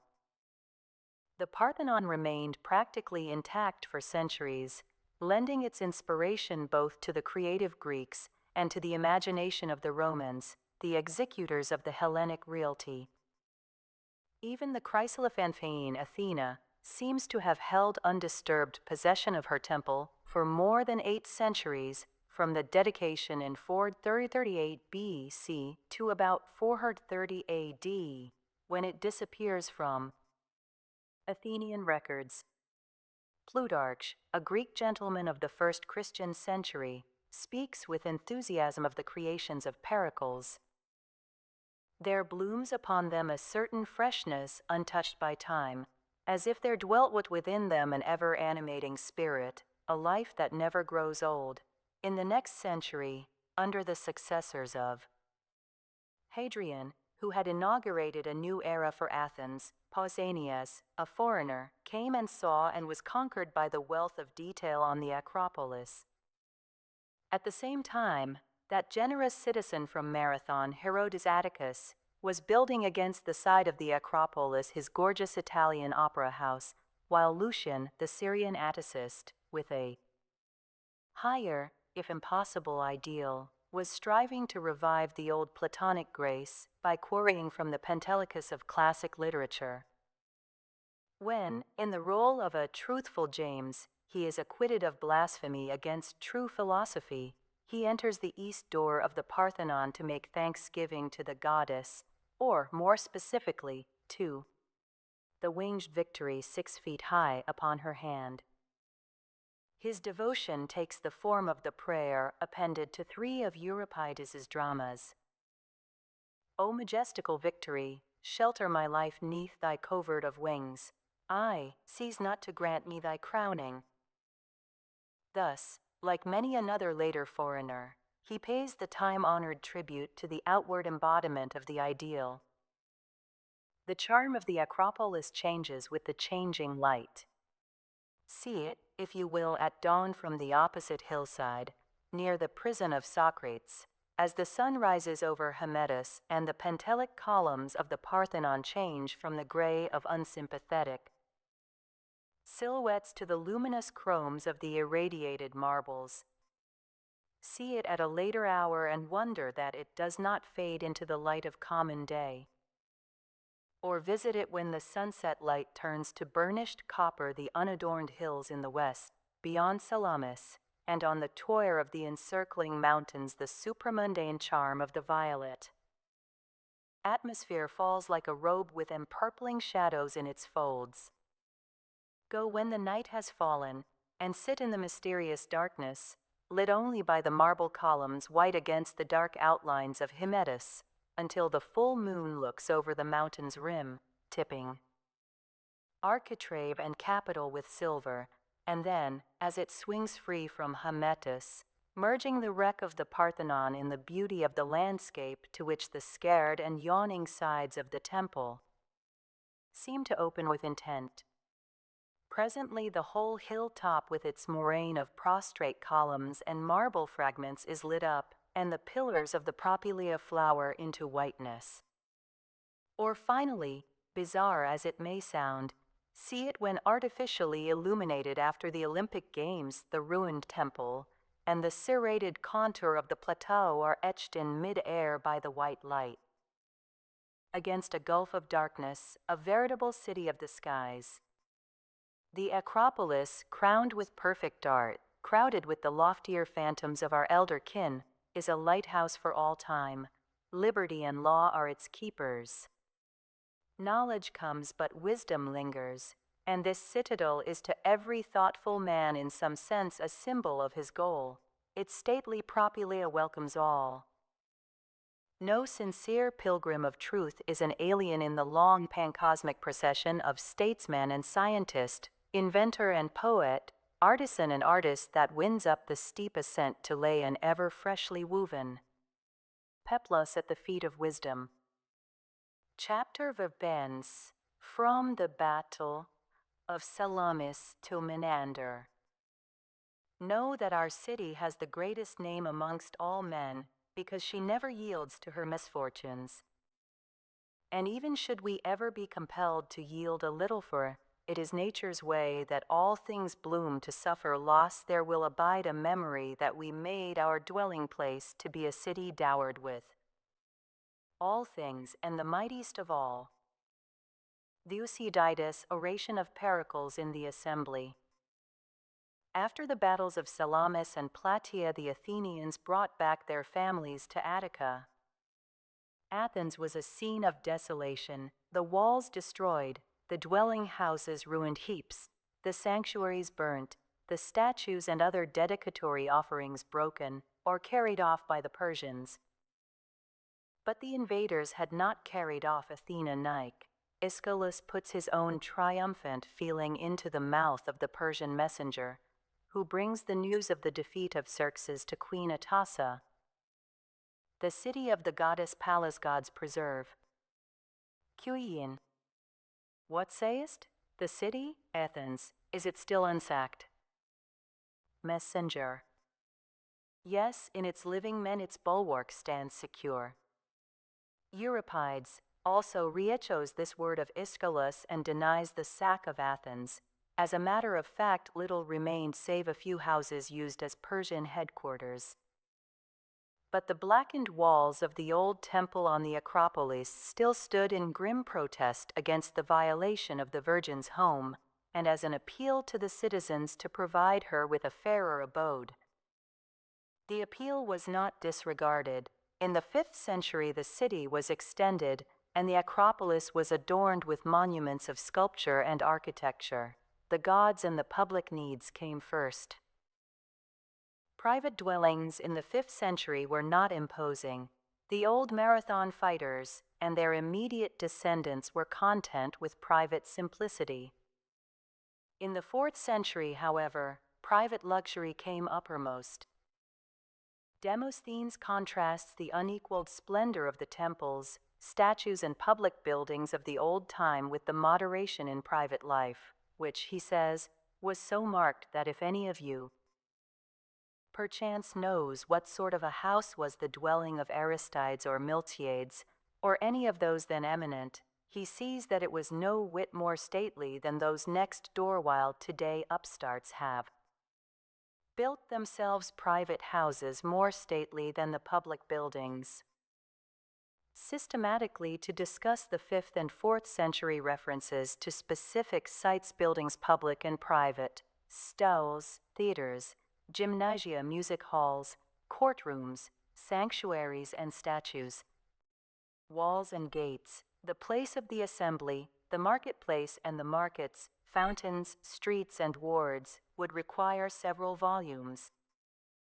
And although it is possible to present by inference a reasonably clear picture of the environment and daily life of the citizens, yet the exact identification of the majority of the sites in the remains existing today is either impossible or a matter of conjecture. Apart from the Acropolis buildings, but few conspicuous ruins or memorials of these 2 great centuries are left for actual inspection. The continuous occupation of Athens by successive generations of changing masters has as obliterated or buried, perhaps for future identification, the greater part of the city that lay around the base of the Acropolis. It is only surprising that so much remains. It is not meager except in comparison with what has disappeared. Around or over all that is left of classic, Hellenistic, or Roman Athens is the modern city, effacing itself in patches at the behest of the archaeologist, or developing slowly in accordance with its own needs. In this chapter, however, we have to do directly only with the Athens of the 5th or 4th centuries. If the physical remains from this period are fragmentary, the literature, although itself but fragments of the whole, is the great bulk of existing classic Greek literature outside of the epic, the earlier philosophers, and the lyric. And this corpus of literature was in large part native Attic. At the same time, the talent from without gravitated also to Athens. Herodotus from the Dorian Halicarnassus not only wrote in Ionic, but adopted the Athenian attitude so largely as to vitiate in part his value as an independent historian. Hippocrates, the great Ionian physician, visited Athens. The sophists, though coming from the north, the west, or the islands, found in Athens the appropriate environment for a circuit, faculty of an unarticulated federal university. Prose, seasoned and adorned, became henceforth an asset of the Athenian intellect and was made ready for the use of historian, orator, and philosopher. Athens, mistress of the seas, and herself producer of art and literature, needed no protective tariff against intellectual imports. This very wealth of 5th and 4th century literature imposes limitations, more rigid than our uncertainty about this, that, or the other site, upon the effort to interpret the external Athens from the more enduring monuments of her thinkers.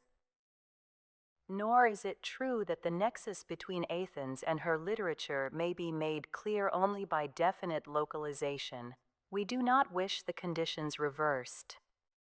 Although, for example, the courtrooms and the Lyceum have disappeared, we may, as we wander about Athens today, come much nearer the Greeks of the classic age than if, while the buildings had remained intact, the words of the orators and of the great peripatetic could no longer reach our ears. The so-called Theseum, largely perfect as it is and invaluable for architectural and artistic suggestion, leaves us cold in the lack of literary association as compared with the Propylaea where many an old-time Athenian rubs elbows with us as we pass in and out between its stately columns.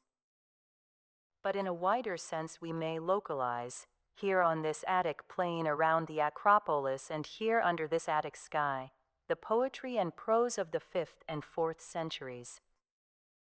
A brief summary of this poetry and prose will perhaps suggest more clearly the larger pattern from which, almost arbitrarily, selections may be made. In the 5th century, lyric was brought to its perfection by singers not of Athens, but Chios, the birthplace of 2 of them, was moored close to Attica. Simonides, the poet laureate of the Persian Wars, was much in Athens, and his nephew Bacchylides took the Attic Theseus for the theme of 2 of his extant poems, wrote one of his Epinician in honor of an Athenian victor, and composed another poem expressly in laudation of Athens. Pindar himself studied in Athens, and afterwards, to his own townspeople's disgust, praised her in no grudging terms. The Athenian drama itself, in the chorals of tragedy and of Aristophanes, contributed much of the greatest lyric extent in Greek literature. Tragedy in the 5th century grew from infancy to maturity at Athens. When Aeschylus, Sophocles, and Euripides had completed their work, it had received its final form for the Greeks, and was so transmitted to the great actors and the lesser playwrights of the 4th century. Comedy likewise culminated with Aristophanes in the 5th century. More flexible than tragedy, however, it could humor successfully the changing moods of the body politic and retain its vigor through the whole of the 4th century. Even under Macedon, Menander in the New Comedy could recast much that Euripides had tried, with varying success, to embody within the canonized limits of orthodox tragedy. History was the gift of the 5th century. Herodotus, after the Persian Wars, bridged with his epic prose the Aegean, and we reach terra firma in Thucydides' history in the latter part of the century. In the first part of the 4th century we have Xenophon, the historian, biographer, essay writer, and historical novelist. These were precursors of a line of historians appearing sporadically even down through Byzantine times. Oratory, an inalienable inheritance of the Hellene even before Athena coached the crafty Odysseus, received at Athens a certain finality of form, or forms, that has imposed its influence upon the Occidental, whether Roman or Englishman, lawyer or epidactic speaker. The unwritten word of statesmen like Pericles, fusing the persuasion of the politician with the keener rationalism of Anaxagoras and the Racus, but not wholly unpatriotic, opportunism of demagogues like Cleon or Hyperbolus, was paired with the more decently draped pragmatism of the sophists, and resulted in the selected group of the 10 orators of the 5th and 4th centuries. There was the somewhat archaic Antiphon, the dignified criminal lawyer, and Asides, who brought his rough and ready style to bear upon burning questions of contemporary politics. Lysias, the son of an alien, but truly Attic, the younger friend of Socrates, the lucid narrator, the relentless prosecutor, Isaeus, the capable testamentary barrister, Isocrates, who both saw the building of the Erechtheum and outlived the Battle of Chaeronea, and whose overfinished oratory transmitted the florid adornment of Gorgias to the schools in which Cicero was trained, Demosthenes, greatest of all, whether in private suits or in his arraignment of public foes, whose terrorizing cleverness was quick to strike or counter like the flashing arms of the athlete impeded, with no ounce of florid superfluity. Aeschines, his great antagonist, Lycurgus, Hyperides, and Narcissus. Philosophy as a native Attic product matured last of all. Ionia had produced the great physical philosophers, and Pythagoras had gone in the 6th century to Italy, but in the first half of the 5th century the so-called colonial philosophers, like foreign sophists, influenced Athenian thought, some of them by personal visits. They came from the east and from the west. Parmenides came from Italy, and his influence was felt by Socrates and transmitted to Plato and Aristotle. The aristocratic Empedocles came on a visit from Sicily. Anaxagoras from Ionia settled at Athens in his youth. His chaos-controlling mind, the primal force of reason, impregnated the statesmanship of Pericles and engendered the rationalism of Euripides. The Athenians might banish the philosopher, but his primal force of reason was already busy in rearranging the chaos of traditional beliefs. It emerges clearly in Plato as intelligent mind. Socrates, though not himself a writer, is the central figure of philosophic literature. Pre-Socratic thought focused in him as in a burning glass. From him shoot out the divergent rays of the academics and peripatetics, the cynics and the precursors of the Epicureans, Stoics, and skeptics. No one of his disciples reproduced his views with any exactness, but he stimulated self-examination and independent thought. Each took from him what he could or would, and developed differing or mutually exclusive schools. Like the rivers of Greece, coursing for a time through the underground Katavathras, pre-Socratic speculative thought on physics and metaphysics flowed on beneath the open devotion of Socrates to ethical questions and reappears in his successors. Plato in the 4th century constituted himself the ethical and philosophic executor of Socrates. Loyalty and a wide vision alike combined to perpetuate his master's name in the intellectual output of the great Platonic dialogues.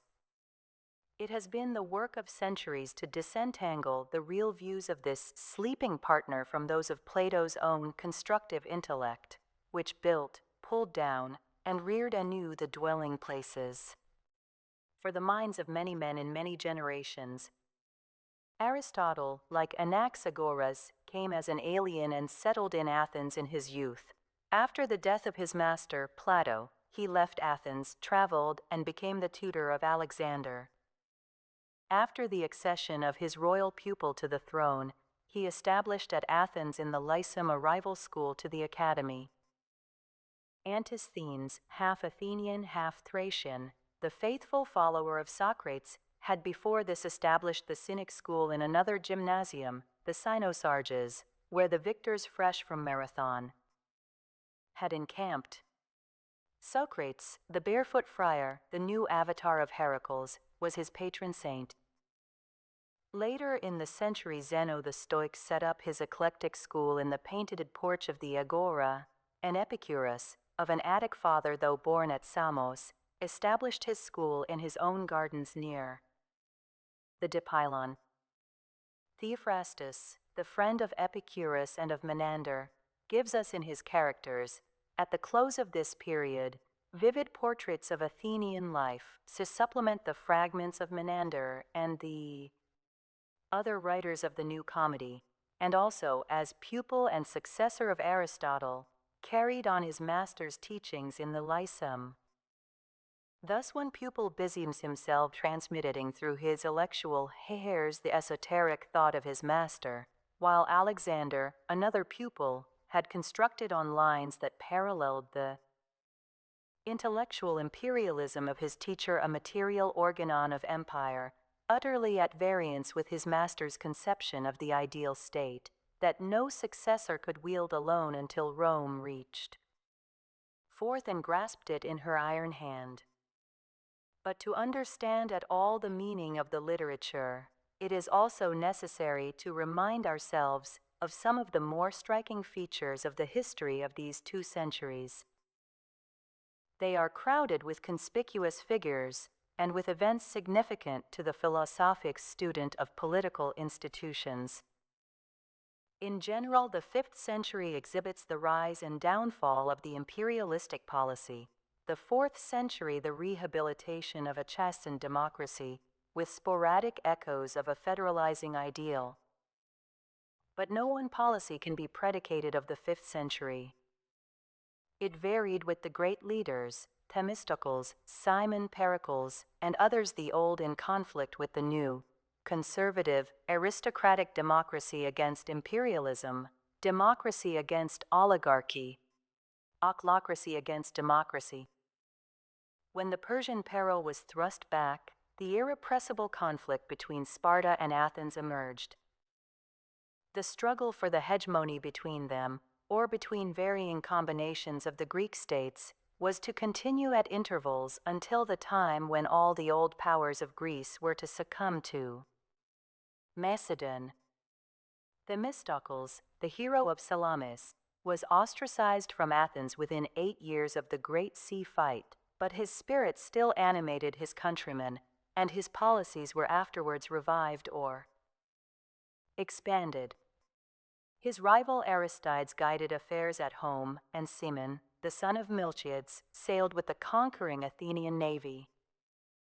His victory at Eurymedon in 468 B.C. made it possible to fortify Athens and Piraeus, and to merge the confederacy of Delos in the Athenian Empire. In 7 years more, Cimon in turn was ostracized, but at the end of another 7 years the rich treasure of Delos could be transferred to Athens, and the empire formally established.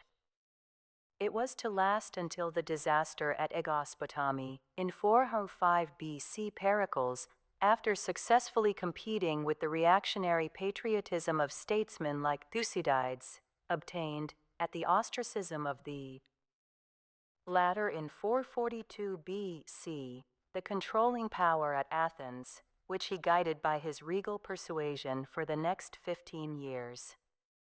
The imperialism of Pericles realized the policy of Themistocles on the seas, reaped the harvest of the great Cimon's victories, and transmuted the treasure of Delos into the sinews of war and monuments of the glorified Acropolis. He reshaped the civic life, even curtailing the sacred powers of the Areopagus, and by popular changes in the complexion of council, assembly, and law courts, prepared the way for the uneven rule of demagogues after his own strong hand should be withdrawn. He had great odds to contend with. After the renewal of the Peloponnesian Wars in 431 B.C., with the succession of victories and reverses, the Great Plague came to assert an unlooked-for hegemony. On the suffering and disasters of the city followed the trial and condemnation of Pericles himself. He was indeed reinstated as indispensable, but his death in the following year left Athens at the mercy of the demagogues, with Alcibiades to follow. The Sicilian expedition, the crowning venture of imperialism, issued as was to be expected, with no real successor of Pericles to direct it in disaster of 413 B.C., when the brave Syracusans, with the willing help of Sparta, dissipated the Athenian dream of vast colonial expansion. The next 10 years was for Athens a losing struggle at home and abroad. The short-lived oligarchy of the 400 and 411 BC, the strenuous but vain efforts of Theramenes to reconcile oligarchy and democracy, the civic strife and war with the powerful Lysander, the crushing defeat at Aegospotami, the intervention of Sparta, the brief but terrible regime of the 30 tyrants, completed in 404 BC, the final overthrow of imperial Athens. But Sparta, with politic generosity, while doing away with the empire, left Athens free to establish a more stable democracy that was to last through the greater part of the 4th century. Oligarchy could no more find a hearing, and although Hellenic federations were eloquently advocated by the orators and actually formed, despotic empire was no longer feasible for the Athenians. Their new leader, Conon, however, the foe of Sparta, could succeed after Lysander's death in making Athens independent and strong. We come upon his work now and again in Athens and in Piraeus, and in the renascent civic life the intellectual life went on with new vigor. The imperial dream finally came true, but from the outside. The Macedonian, though sneered at as barbarian by Demosthenes, confirmed at the Olympic Games the validity of his Hellenic claim that he had asserted at Chaeronea. The fitful struggle against the sway of Macedon only resulted, under a successor less Philhellenic than Philip, in the forced suicide of the great Demosthenes and the execution of Hyperides, whose funeral oration, pronounced over the dead heroes of the lost cause, carries us beyond the great speech of Pericles pronounced on a similar, but less hopeless occasion back to the heroes of Marathon and Salamis. Speaking of the dead leader Leosthenes, he says, "In the dark underworld suffer us to ask who are they that will stretch forth a right hand to the captain of our dead? There, I deem, will be Miltiades and Themistocles, and those others who made Hellas free, to the credit of their city, to the glory of their names. We sit today beneath a Greek sky on the rising tiers of the modern centuries, and the drama of Athenian life is reproduced before our eyes. The greater protagonists of literature and life play out their roles. Many another actor plays his less prominent but essential part. The mutes contribute. The chorus of democracy is seldom absent from the scene. The binoculars of modern historians penetrate behind paint and mask and robe, and the squalor of the real actor is at times laid bare. We may choose, however, to ignore minutiae and to give ourselves up to the more satisfying perspective of the literature, and to let sweep before us the bright procession of form and color, the song and saga, the Dionysiac revel and tragic mimicry that fill out the real drama of life. Aeschylus connects the old and the new Athens. Before Marathon he produced his first play. In the interval before Salamis he gained a first prize, and he brought out his greatest dramas in the time of the Renaissance, of which he was a great part. The bare hill of the Areopagus claims attention as we descend from the Propylaea. It rises as a physical barrier between the deserted site of the old city of Theseus and that of classic or of modern Athens.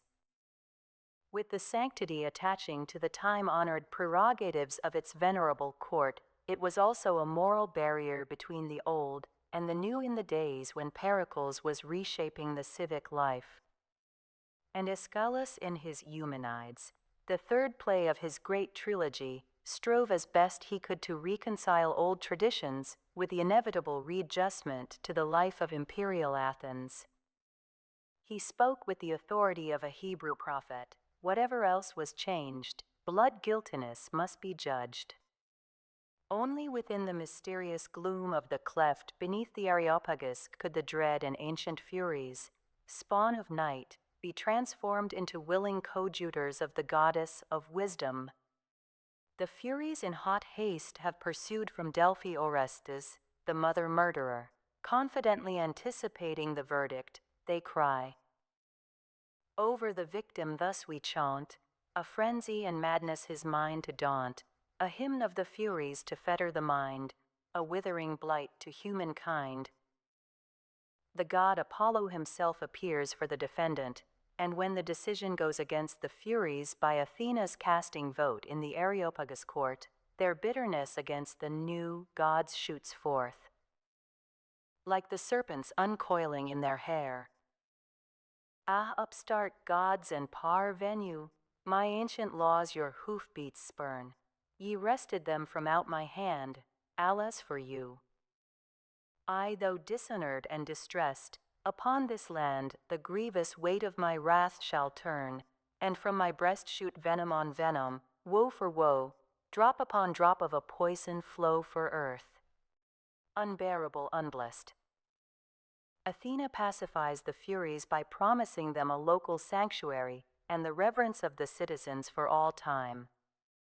The old order is reconciled with the new, and the Furies, now the Eumenides, the propitious ones, are escorted to their dwelling in the cleft of the Areopagus by Athena's own attendants, boys, maidens, and matrons with ceremonious honor equal to the Panathenaic procession. Fare ye on to your home in your emulous might, with our loyal attendants, ye children of night. O my countrymen, bless them and praise them. In the caverns of Eld, in the womb of the earth, with the offerings of honor befitting your worth. O my demesmen, now bless them and praise them. Nay then, righteous and gracious in mind to our land, come, come, O ye dread ones, take joy in our band. Cry aloud now, exult in your singing. As the torches attend, let libations be poured, thus the all-seeing Zeus and the Moireas ward, to the people of Pallas their presence afford. Cry aloud now, exult in your singing. The great mass broken off from the east end of the Areopagus rock has partially blocked the cleft into which the chorus conducts home the dread goddesses. As the procession, chanting its hymn, sweeps around the shoulder of the hill, the faded picture of ancient Athens regains its outlines as if under some powerful regent. Winepress and fountain, precincts and temples rise again from their ruins. The throbbing life of the eager citizens reappears. But the gaily dressed people have hushed jest and carping under the sense of awe evoked by Aeschylus. The Athenians were then, as St. Paul on this same Areopagus called them long afterwards, very scrupulous, and it was no unworthy superstition that made it imperative to harmonize the cruder conceptions of the immutable laws of retribution with the new and expansive wisdom of Athena. Swinburne, with keen insight into the universal application of the great drama, brings the shadows of our deeds under wisdom-searching but not unkindly light. Light whose law bids home those childless children of eternal night, soothed and reconciled and mastered and transmuted in men's sight, who behold their own souls, clothed with darkness, now clothed with light. The visitor who takes his stand today immediately in front of the south side of the Areopagus is completely sequestered from the modern city. Here the Acropolis and the Areopagus rock make practically a continuous barrier to the close-built streets that on the northern side come crowding up their slopes. He is encircled with hills, and this ancient quarter of the city of Theseus lies waste and silent around him. The ground is harrowed and scarred by the spade of the archaeologist. Only the foundations of sanctuaries and fountains, houses and cisterns, may be distinguished. The rock chambers opposite, called by courtesy the prison of Socrates, will, however, recall us to classic Athens. While waiting for the return of the mission ship from Delos to bring the day of execution, Crito and the rest listened to Socrates' demonstrations of immortality. Plato sent his reason out as far into the invisible as reason can go. In the Phaedo, after his half-playful periegesis of the underworld, Socrates is made to say, "Whosoever seem to have excelled in holy living, these are they who are set free and released from these earthly places as from prisons and fare upward to that pure habitation, and make their dwelling place in yonder land. Therefore we must do our utmost to gain in life a share in virtue and wisdom. For the prize is noble and the hope is great, or, as he adds presently, the risk is fair."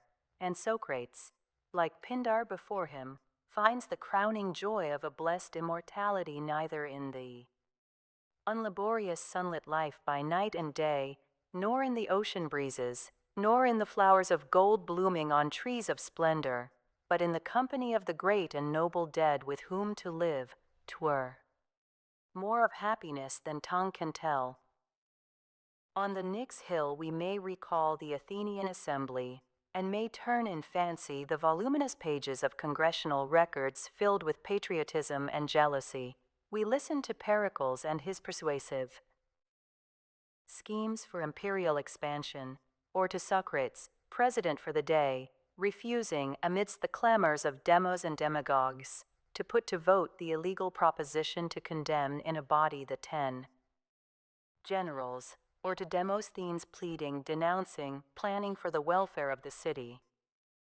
Or in the half-light before dawn we may see the suffragettes of Aristophanes' Ecclesiazusi filing up the hill.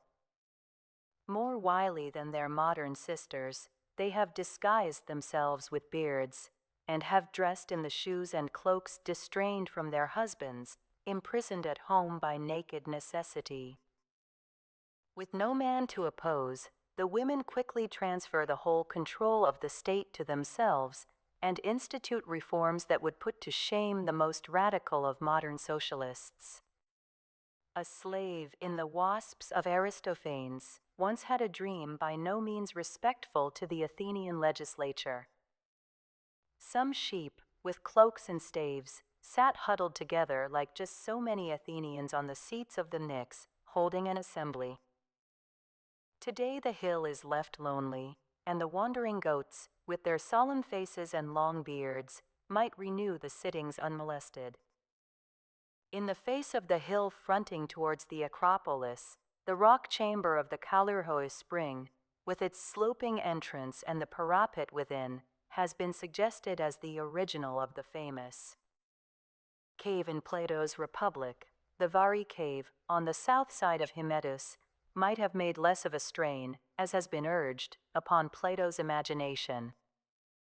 However faint the resemblance of the Kalyrhoi cave to Plato's complex setting, it is enough to emphasize the vitality of this realistic figure, which has become typical, in modern poetry and prose, of the denizens of earth watching and naming the shadows thrown by the firelight upon the cave's wall, unable by reason of fetters to look around at the objects moving behind them, much less to rise and climb the long ascent to the brighter light above. The innocent-looking ravine west of the hill of the Nymphs is identified with the Barathrum. In antiquity its fame had penetrated to the underworld, where the innkeepers' maid threatened to pitch the pseudo-heracles into the Barathrum, and Herodotus' apocryphal story is at least ben trovato. He relates that, when the ambassadors of Darius came in asking tokens of submission from the Greeks, some the Athenians took the messengers and threw them into the Barathrum, others the Spartans into a well, and bade them take earth and water from there to their king, Miltiades, the hero of Marathon, if we are to believe the allusion in the Gorgias, barely escaped with a fine and banishment instead of the criminal's end in this same pit. If even the skeleton of the Athenian marketplace could be resurrected, like that of the Roman Forum, many scores of allusions would take on a local habitation. The agora was the center of life. In classic times it probably lay in the depression west of the Visium hill, and extended, from the slopes of the Areopagus, northward about to the modern Hadrian Street. Pindar, with no idle flattery, spoke of the fair-famed agora, in sacred Athens inlaid with cunning workmanship, sculptor, painter, and architect gave of their best. The Prytaneum, close to or in the agora, was the city's fireside. Distinguished foreigners and citizens here and in the Tholis enjoyed, temporarily or for life, the public hospitality. Socrates ironically suggests to his judges that the sentence really fitting his case would be maintenance in the Prytaneum, much more so indeed than if any one of you has come off victor at Olympia. With a racehorse a pair, or a four-horse team, Plutarch relates that Aristides, far from enriching himself from the public purse, left not even enough for his funeral expenses, and that the Athenians married off his daughters from the Prytaneum at the public cost, voting a dowry of 3,000 drachmas to each. In the stows that faced upon the agora the citizens heard and discussed many a new thing, from the days when the great painting of the Battle of Marathon was fresh in the painted porch, to the time when the Stoics appropriated this colonnade. In time of war a man would look fearfully at the bulletin board nearby, to see if his name was posted for military duty, or in time of truce would feel that yonder beautiful group of peace, with the child wealth best reproduced to the eyes the blessings, so often absent during the wearisome Peloponnesian wars, blessings which Bacchylides, the admiring neighbor of Athens, had celebrated. And now for mortals peace, the mighty mother giveth birth to wealth and bears cold flowers of honeyed minstrelsy. She makes on sculptured altars of the gods to blaze thigh pieces, in the yellow flame, of bullocks and of thick-fleeced lambs, and lets the youths give thought to athletes' toil and flutes and revelry. Now in the steel-bound hand loops of the shield are stretched the dusk-red spider's woven tapestries, the barbed spears, the two-edged swords are cankered o'er, the trumpet's brazen blare is still. To be near the agora was a desideratum. The cripple in Lysias's oration, asking the Senate to continue his pension, refers to the fact that everyone in Athens has his favorite lounging place. One frequents the perfume sellers, another the barbers, another the cobblers, and as a rule the most of them lounge into the shops set up nearest the agora, and the very fewest resort to those most remote from it. Socrates, too, seeking his audience where the crowds gravitated, was often heard talking in the marketplace near the bankers' tables. Aristophanes, together with the other comic writers, and Lysias and Theophrastus tell not only of other resorts like the fuller's shop, the shield and spear makers, but of many special submarkets. Thus there were by the agora the pottery, and the vegetable market, and somewhere near the green cheese, the garlic, the wine, the oil, the fish markets. Of the bird market we hear in some detail in Aristophanes, the live pigeons in cages, strings of ortolans, thrushes abnormally inflated, and blackbirds with feathers shamefully inserted in their nostrils.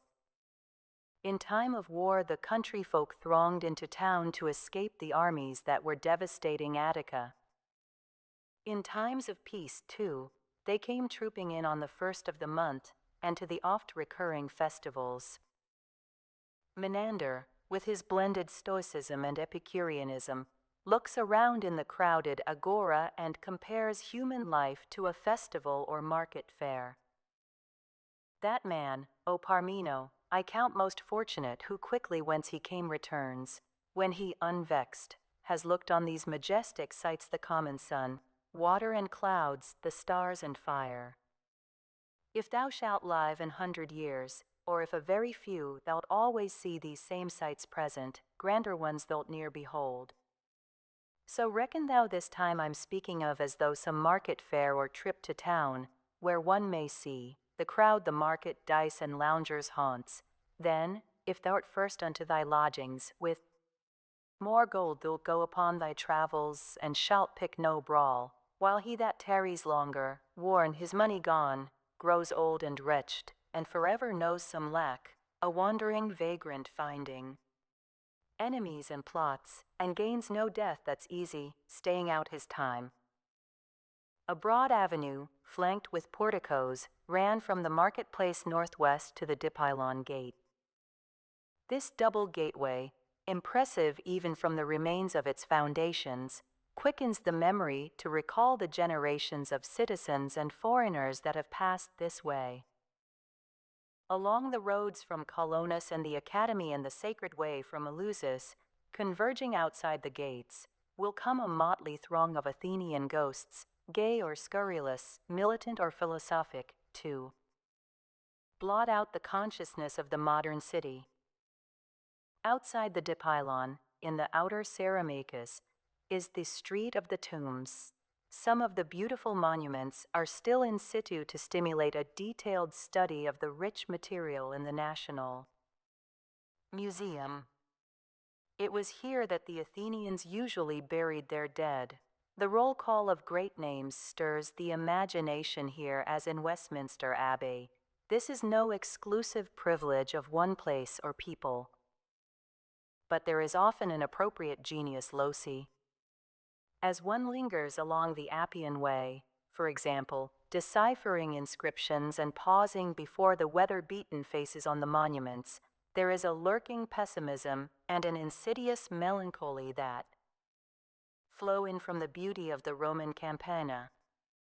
Here, however, in this Prostion of Athens, this suburb of the dead, the memorials still in place, with their unpretentious sincerity, give rather a sensation of beauty and hope in perpetuating.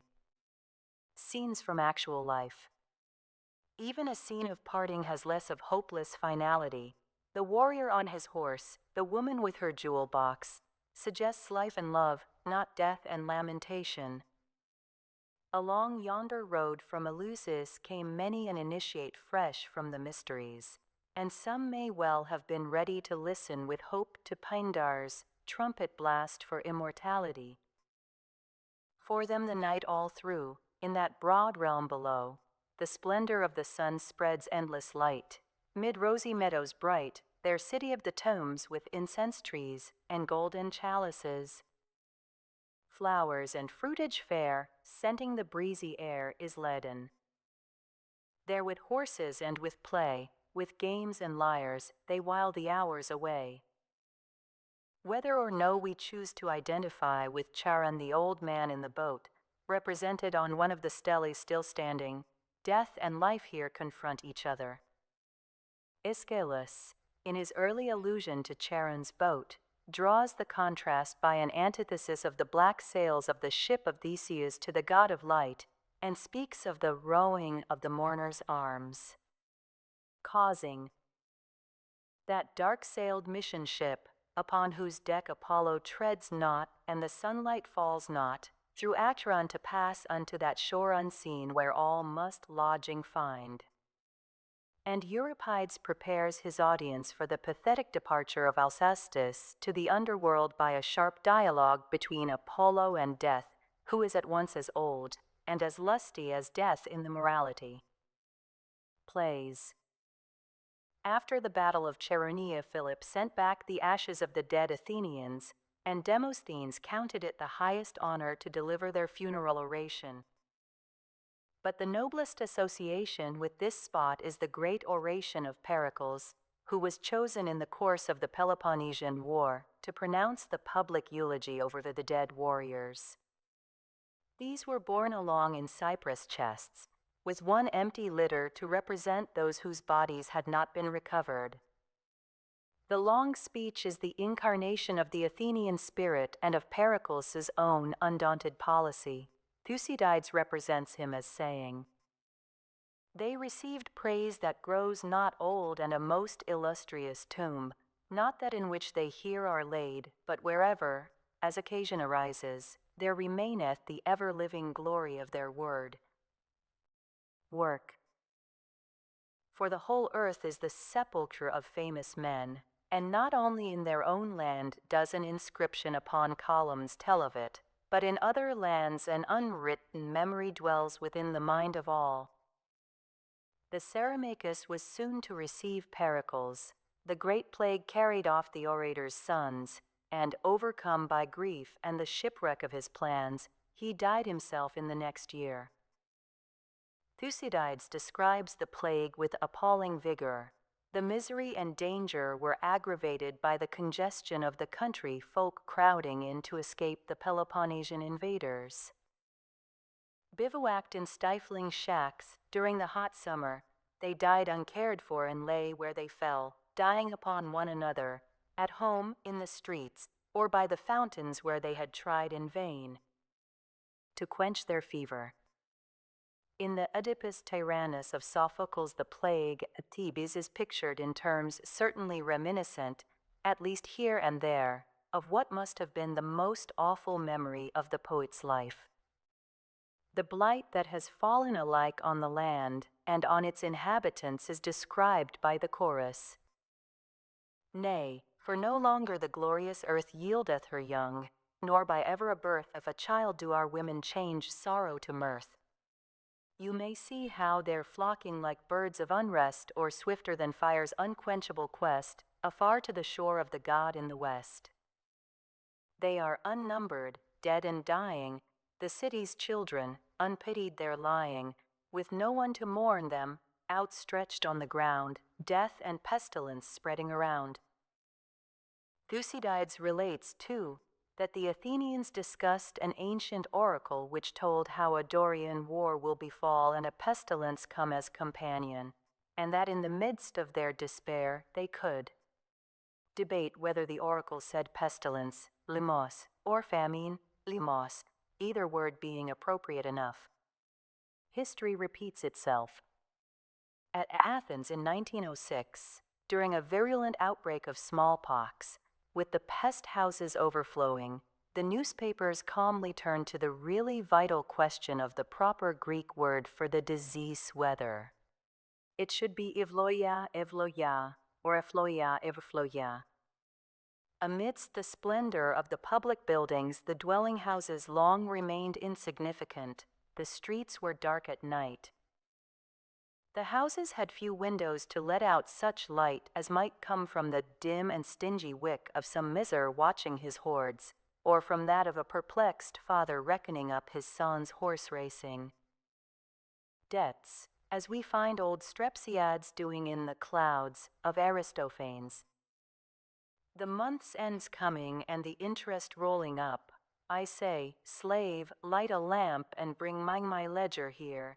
Slave, entering. There's scarce a drop of oil in this here lamp of ours. Strepsiades. Oh my, why did you, tell me, light that thirsty lamp? Come here that you may get a weeping. Slave. And why so? Strepsiades. Because you put in one of those fat, greedy wicks.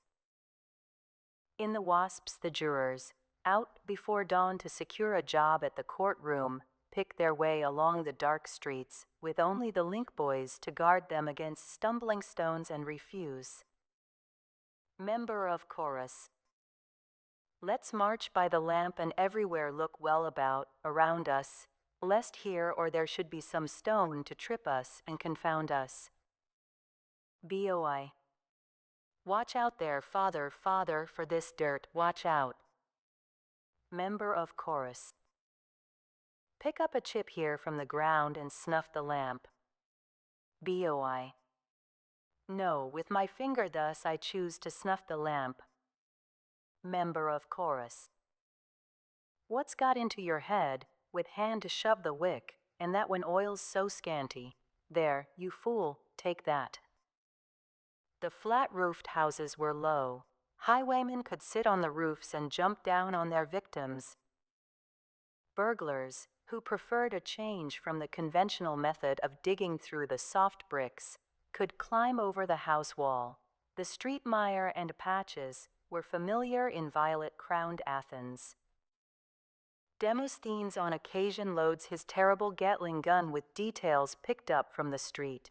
In his oration against Conon, he describes a brawl. The plaintiff recites how the said Conan and his crew had met him near the Leocorian at the Agora, tripped up his legs, trampled him in the mire, cut his lip, and bunged up his eyes. How, finally, as he lay there, Conan was egged on by the others to flap his arms like wings and to crow over him like a victorious rooster. The gymnasia of Athens emphasize one of the most characteristic features of Athenian life, the close interrelation of the physical and the intellectual. Here the youths were trained in their naked beauty, here the philosophers collected their data, here they afterwards taught their doctrines.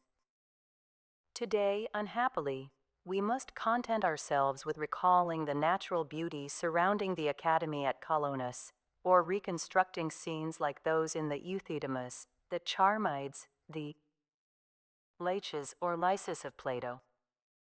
At the opening of the Lysis, Socrates is making his way close under the outside of the north wall of the city, bound from the academy for the Lyceum, which was probably somewhere east of the present King's Gardens. Thus the path between Plato's academy and the future school of Aristotle was worn by the footsteps of their great predecessor. Socrates on this occasion, however, was deflected by an eager youth to enter a new palestra just opened near the fountain of Panops, possibly near the gate of Diocheres, now placed by conjecture near the intersection of the street of the Muses and Boule Street. He is persuaded without difficulty and holds a discussion on friendship with the handsome youths gathered there. In the Charmides, likewise, he goes to another palestra, Taurias, which was near the Etonian gate, probably not far from the Olympium. He had just come back the evening before from the engagement at Potidaea and is eagerly questioned about the battle. As usual, he guides the talk into other channels, and there follows a discussion upon temperance. Although the sites of the courts are uncertain, we know what went on in them. The Athenian passion for litigation is a commonplace.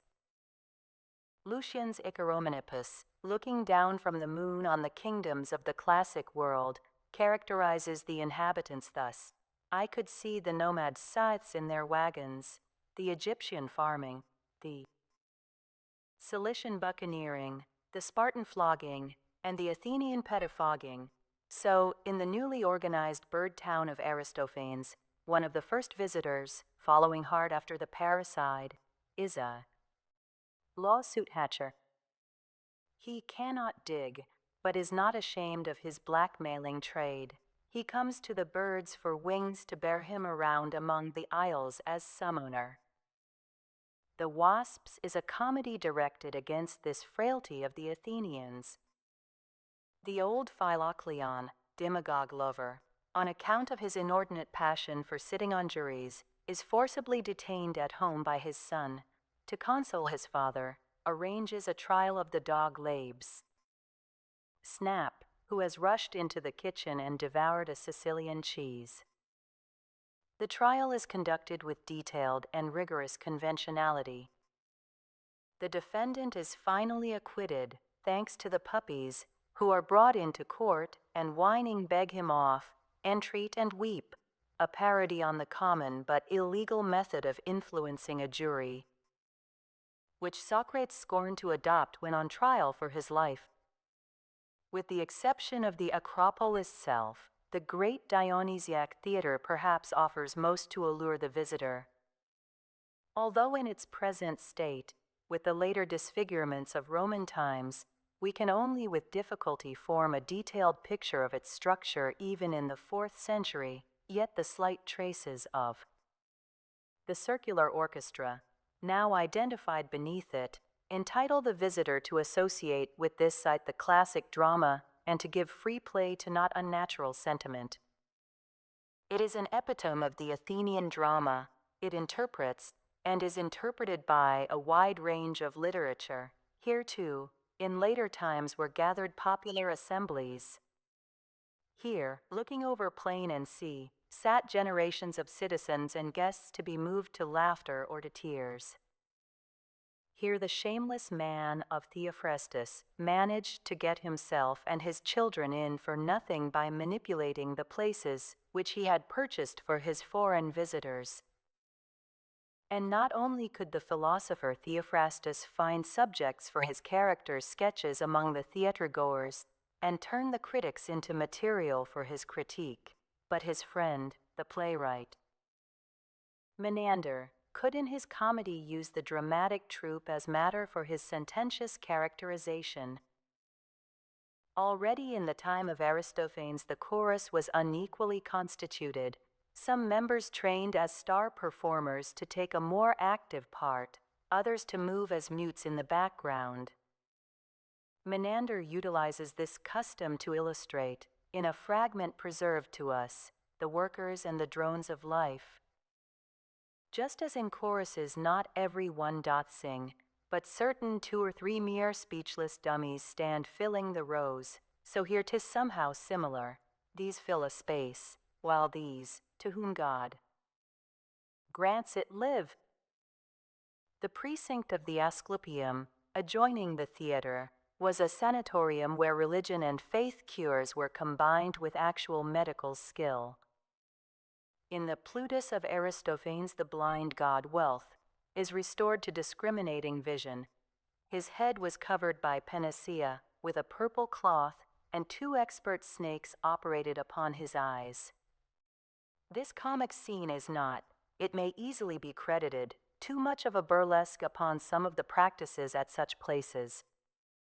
Magic miracles, including the absent treatment of recalcitrant lovers, are not unknown in other ages. But a visit to the famous health resort of the great school of Hippocrates, on the island of Kos, will tend to inspire a respect for Greek therapeutics. The open-air treatment on the mountain terrace overlooking the sea may have been modern enough, and along with the use of the sulfur spring, suggests both technical knowledge and common sense. Close by the theatre to the east, hemmed in by modern houses, the beautiful little circular shrine, the choragic monument of Lesocrates, reminds us of the cost and rivalry attendant upon bringing out the dramas. The weathered sculpture around the top speaks once again of the inseparable connection of Athenian life and literature. It carries us back to the Homeric hymn to Dionysus. The pirates who kidnapped the god are here undergoing punishment. Some, already half changed into dolphins, are diving into the sea. In the hymn the pirates, who have carried off the youth in his purple robe, deem him a rich prize for ransom. But the vine with clustering grapes that presently entwains sail and yards proclaims the god. He transformed himself into a bear, then a lion, and they at the sight, all of them shunning the doom that was on them, together outspringing, leaped to the water divine and, leaping, were turned into dolphins. The combination at Athens of natural beauty and material splendor with moral and intellectual worth called forth praise from both guests and citizens. To Bacchylides of Ceos the city is spacious Athens, splendor-loving. The Graces, wreath-winning and violet-eyed, are to dower his songs with honor when he addresses himself to its specific praise. Brooding thought of the sheen-idle poet's care men praised erstwhile, weave me now a web of song resplendent, fit for Athens strong where love and loveliness belong. And Pindar, fresh from the gardens of Thebes, was impressed by the beauty of Athens at the vernal Dionysia. The portals of the chamber of the hours open wide, and growing plants, now nectar sweet, perceive the advent of the fragrant spring. Then on earth immortal shower the lovely tufts of violets. Then in the hair the roses are entwined. A guest present most highly prized by the Athenians is preserved in another fragment from Pindar. Radiant, violet-crowned, by minstrels sung, bulwark of Hellas, Athens illustrious. But Aristides the just might have as easily escaped ostracism as could this overworked epithet, violet-crowned, escape the irreverence of Aristophanes. Whenever foreign envoys, he says, wish to cheat us Athenians, they call us violet-crowned, and forthwith we are all attention. Among all the native poets, no one has given freer expression to his feeling for the beauty of Athens than Euripides, unhappy in his personal life and iconoclastic in his attitude towards old traditions. He breathes the air, stainless and of a more ethereal violet than the sea, and sings of the concord of wisdom and the heavenly Aphrodite.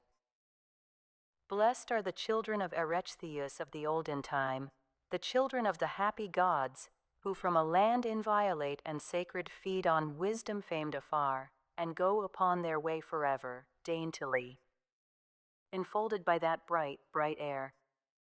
And Cyprus, drawing water from Cephis's flowing fair, breathes down upon the land the gentle breath of winds with sweetness laden, and ever with her hair encompassed with blown roses fragrant.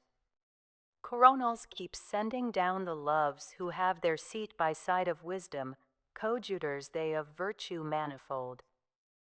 Through the transparent candor of the philosopher's robe the soul of the poet Plato is ever shining, but like Aeschylus he is a poet militant. If he walks by the Ulysses he interprets, in terms of the spiritual, the physical charm of tree and water and the chirping insect. If he goes down to Phaleron, the Aegean does not bring in for him the eternal note of sadness, but his soul has sight of that immortal sea which brought us hither. And in the heaven's vault, overarching Attica, he sees many ways to and fro, where drive the chariots of the gods whom he who will and can may follow.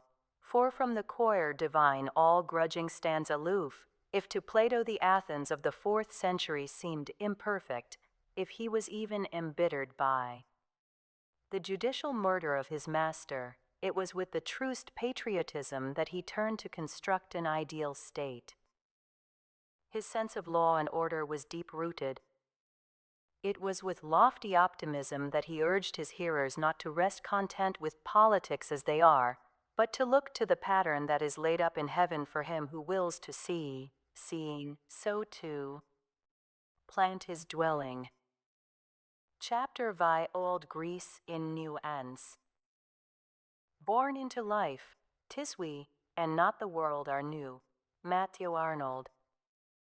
Travelers fresh from Italy perceive an oriental picturesqueness in modern Athens, but the immediate impression of its occidental character gained by those who come from Egypt or Constantinople is the correct one. The old narrow streets, reminiscent of the Turkish period, are few in number and lie on the northern side of the Acropolis. Back of them, further to the north and west, lies a very clean and well-planned town which boasts of being a little Paris. The substantial houses and hotels, the dignified palaces of the royal princes, and the buildings of the university and museum, the conventional shops and public squares, the boulevards and gardens, give to Athens the general appearance of any European city that is moving fast toward and beyond a population of 200,000 and is not yet disfigured by the smokestacks of factories. A welcome individuality of taste is shown chiefly in the classical architecture of the group of university buildings and of the museum. Even to pilgrims and strangers the modern city reveals an eager and, in many aspects, a charming life. But a special relationship follows in the wake of familiarity with the new, added to knowledge of the old Athens. The student of Greek literature finds that he need not always seek the ruins of antiquity or the permanent stage setting of nature when he desires a sense of fellowship with the past. At any street corner this sense may be quickened by some person or object which is an integral part of the city's modern life. Ancient literature not only gleams, like a stately palace hall, with golden pillars of song, but also mirrors common things, trivial or serious, which subtly unite the times of Homer with those of Pericles and both with our own. Greek gentlemen conspicuously engaged in having their boots blacked share the habits, if not the politics, of Aristophanes' Dicast, who was always seeking the sponge and the basin of oil-mixed pitch for his dusty shoes. Street vendors from Rhodes, who beguile foreign ladies with embroideries, are plying the craft of the Phoenician peddler at the home of Eumaeus, then a happy princelet, and later the swineherd of Odysseus. The peddler displayed to Eumaeus's lady mother and her maidens a golden chain set here and there with amber beads, and they offered him their price. Bargaining, the basis of all transactions, is not always as amiable as it is in Rome. An Athenian cab driver in search of drachmas can be as obstinate as the corpse in Aristophanes' Frogs, whom Dionysus asked to take his luggage to Hades. Dionysus: You there, you dead man, you, I mean, I am calling you. Good fellow, wilt to Hades carry down my traps? Chorus: How many? Dionysus: These. Chorus: Wilt make it a 2-drachma job? Dionysus: Not I, by Zeus, but less. Chorpiece to the bearers: Start up the funeral, you.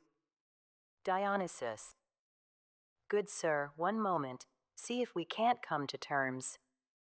Chorpsy: You'll put down drachmas too, or else don't talk to me. Dionysus: 1 drachma and a half? A bargain? Come, take that. Corpse: May I be resurrected if I do. Xanthias: What airs? The cursed scamp? Plague take him. I will go myself. Dionysus and his servant had made their entrance with a donkey ridden by Xanthias, who was carrying the traps on a pole over his shoulder. No age has allowed the donkey to escape his manifest destiny of bearing burdens, nor has age or custom exhausted his capacity of occasional revolt. The persevering attack of the Trojans on Ajax could be likened only to the cudgeling by boys of a lazy ass which has strayed into a cornfield and will not desist from wasting the deep croppen episode. As modern as it is Homeric. But for the most part the little beasts carry patiently everything that is portable, as they did when, in the annual transportation of the properties used in the Eleusinian mysteries, their dull share in a great business became proverbial. Their panniers of lemons and oranges and crates of water jars are both antique and modern, and a famous lost picture of Polygnotus comes to life in a donkey loaded with fresh green boughs moving toward the spectator. That Dionysus, in search of a carrier, so conveniently saw a corpse in the street was due to the Athenian custom of bearing the dead to the grave on open biers. The same custom, shocking to foreign observers, prevails today, and at almost any hour, in any thoroughfare, may be seen one of these funeral processions, with the cover of the coffin carried in front and the uncovered face exposed to the curious and the indifferent. Thus exposed, the dead Alcestis was brought out from her palace, and the cortege, with which the modern procession seems to mingle, moves off the stage with prayers that Hermes and Persephone may kindly welcome this traveler to their realm. These deities have been forgotten, but their business is transferred to him who was once their grim agent. To the modern Greek peasant, Charon is death. Alcestis dreaded him as a messenger and ferryman. I see the 2-oared skiff. With hand on pole Charon, the ferryman of the dead, thus calleth me. Why dost thou loiter? Hasten. Thou'rt delaying us. With words like these in angry haste he urgeth me. Today he rides in his own might. Why are the mountains so dark, and why so woebegone? Is it the wind at war there, or does the rainstorm scourge them? It is not the wind at war there, it is not the rain that scourges, it is only Charon passing across them with the dead. He drives the youths before him, the old folk drags behind, and he bears the tender little ones in a line at his saddle bow. Around the next corner, especially toward the end of Lent, when spring lamb is due in the markets and shepherds troop to town, another song from the Alcestis may displace the strain of melancholy. For Apollo, Pythian lord of song, once served Admetus. Like a shepherd, piping, hymeneal echoes raising down along the sloping hillside where the woolly flocks are grazing.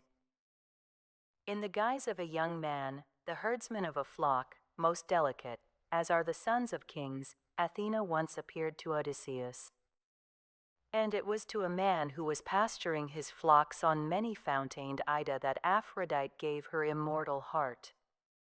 Perhaps thereafter in the streets of Troy Anchises made people think suddenly of early dawns on the mountainside, when the silver car of the moon hangs low over the sea, and the nightingale sings, and the bleating flocks answer the pipe's ethereal cry.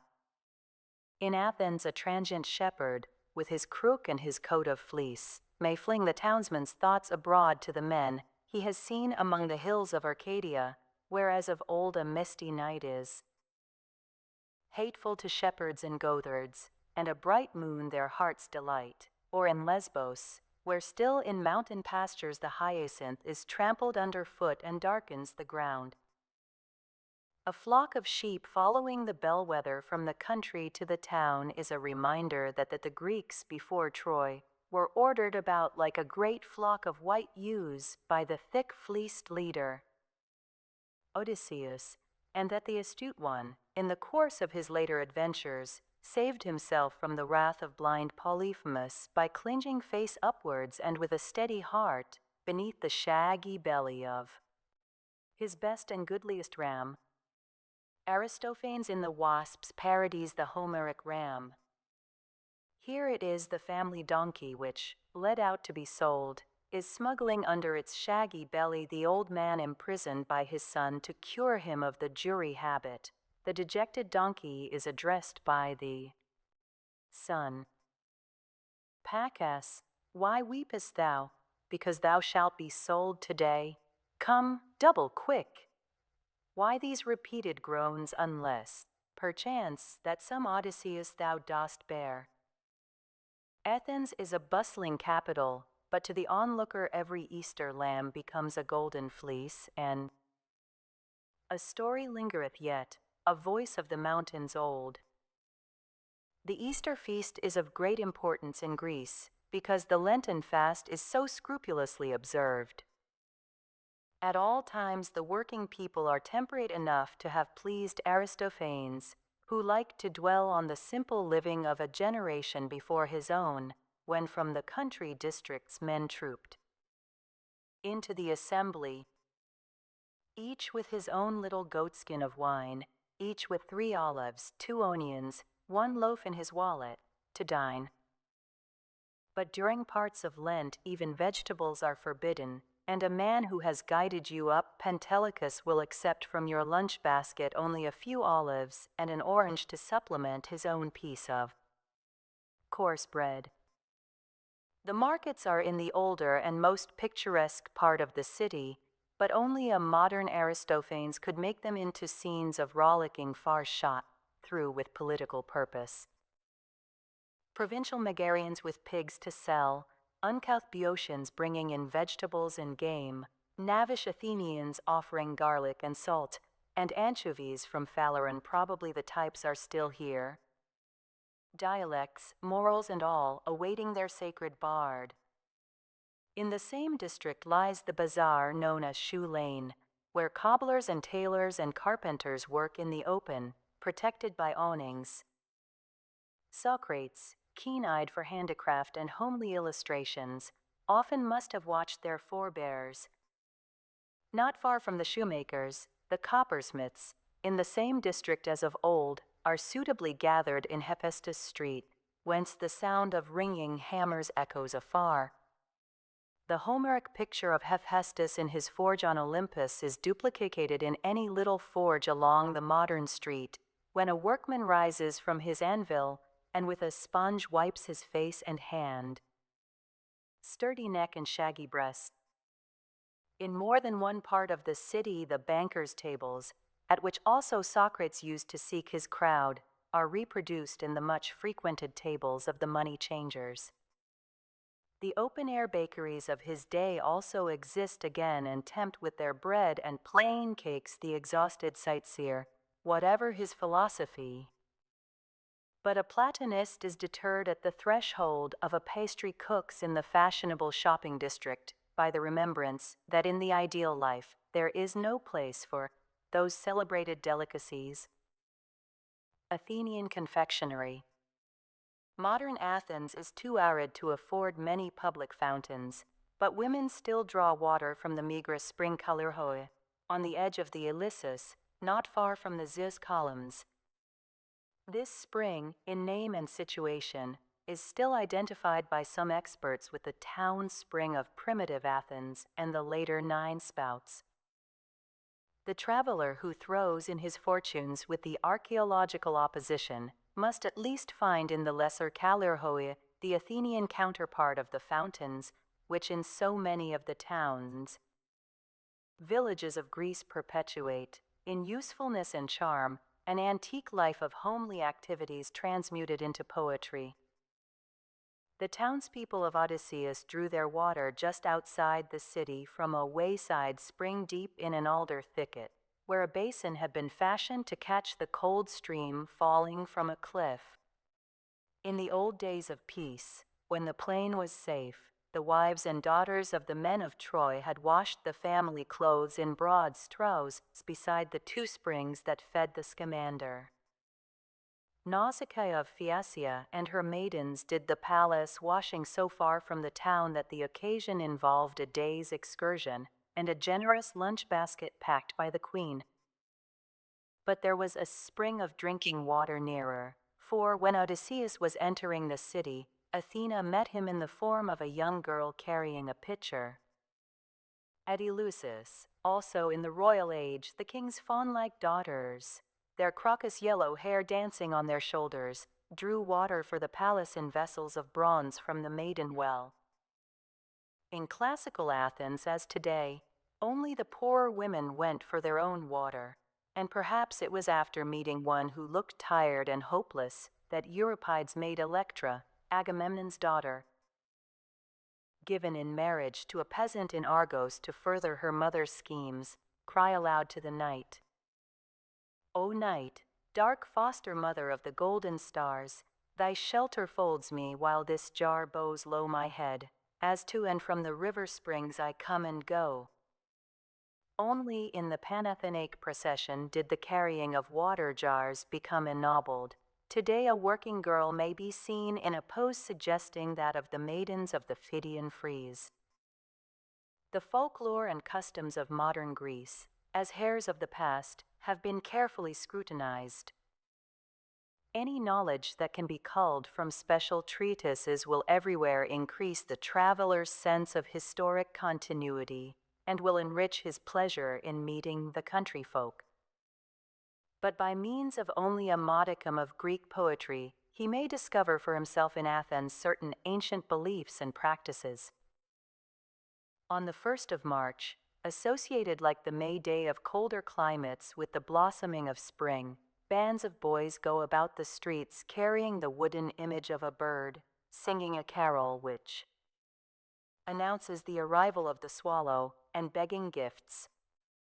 One of these songs from Thessaly begins, "She is here, the swallow, cometh another of honeyed song, she percheth, twittereth all day long, sweet are her notes that follow." The same custom, no newer than the recurrence of nature's happiest gifts, enchanted the boys of ancient Athens, we may infer from our knowledge of it in Sigurt, Rhodes. There the carol began, she is here, the swallow, fair seasons bringing, fair years to follow. Her belly is white, her back black as night.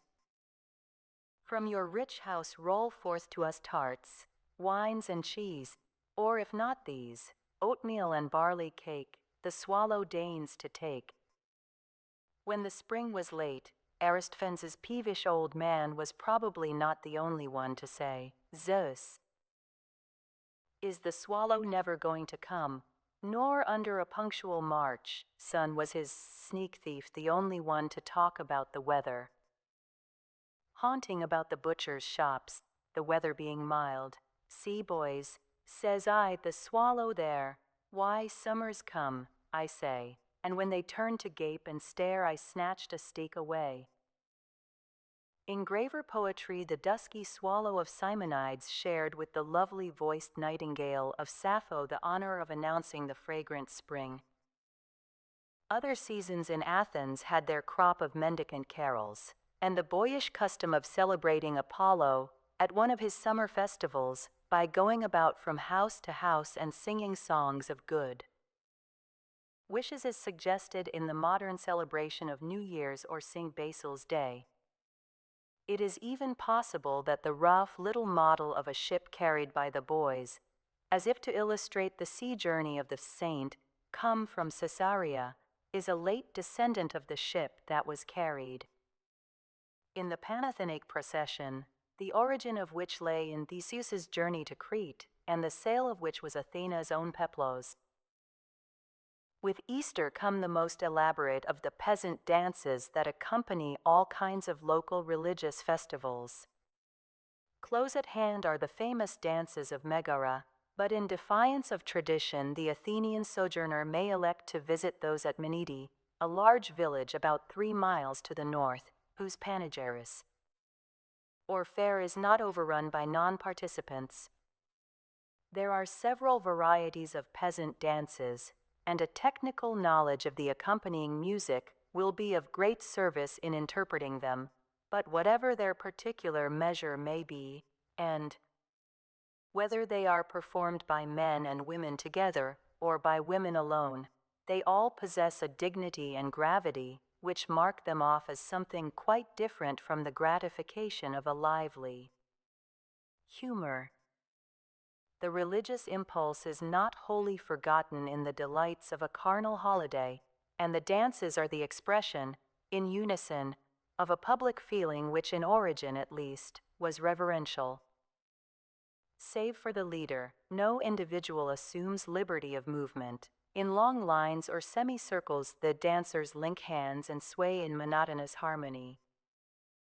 Readers of ancient Greek literature will remember how important dances were in the religious festivals of all epochs. Their variety and their ancestral relation to the modern dances are subjects for technical study, but the spectator at Menede is at liberty to let his imagination travel the sacred way to Eleusis, cross the Ige into Delos, or seek out Argos and distant Sparta. The modern inheritance is a limited one, for it recalls only the grave choral movements that originated in Sparta and discards the license of the Dionysiac worship.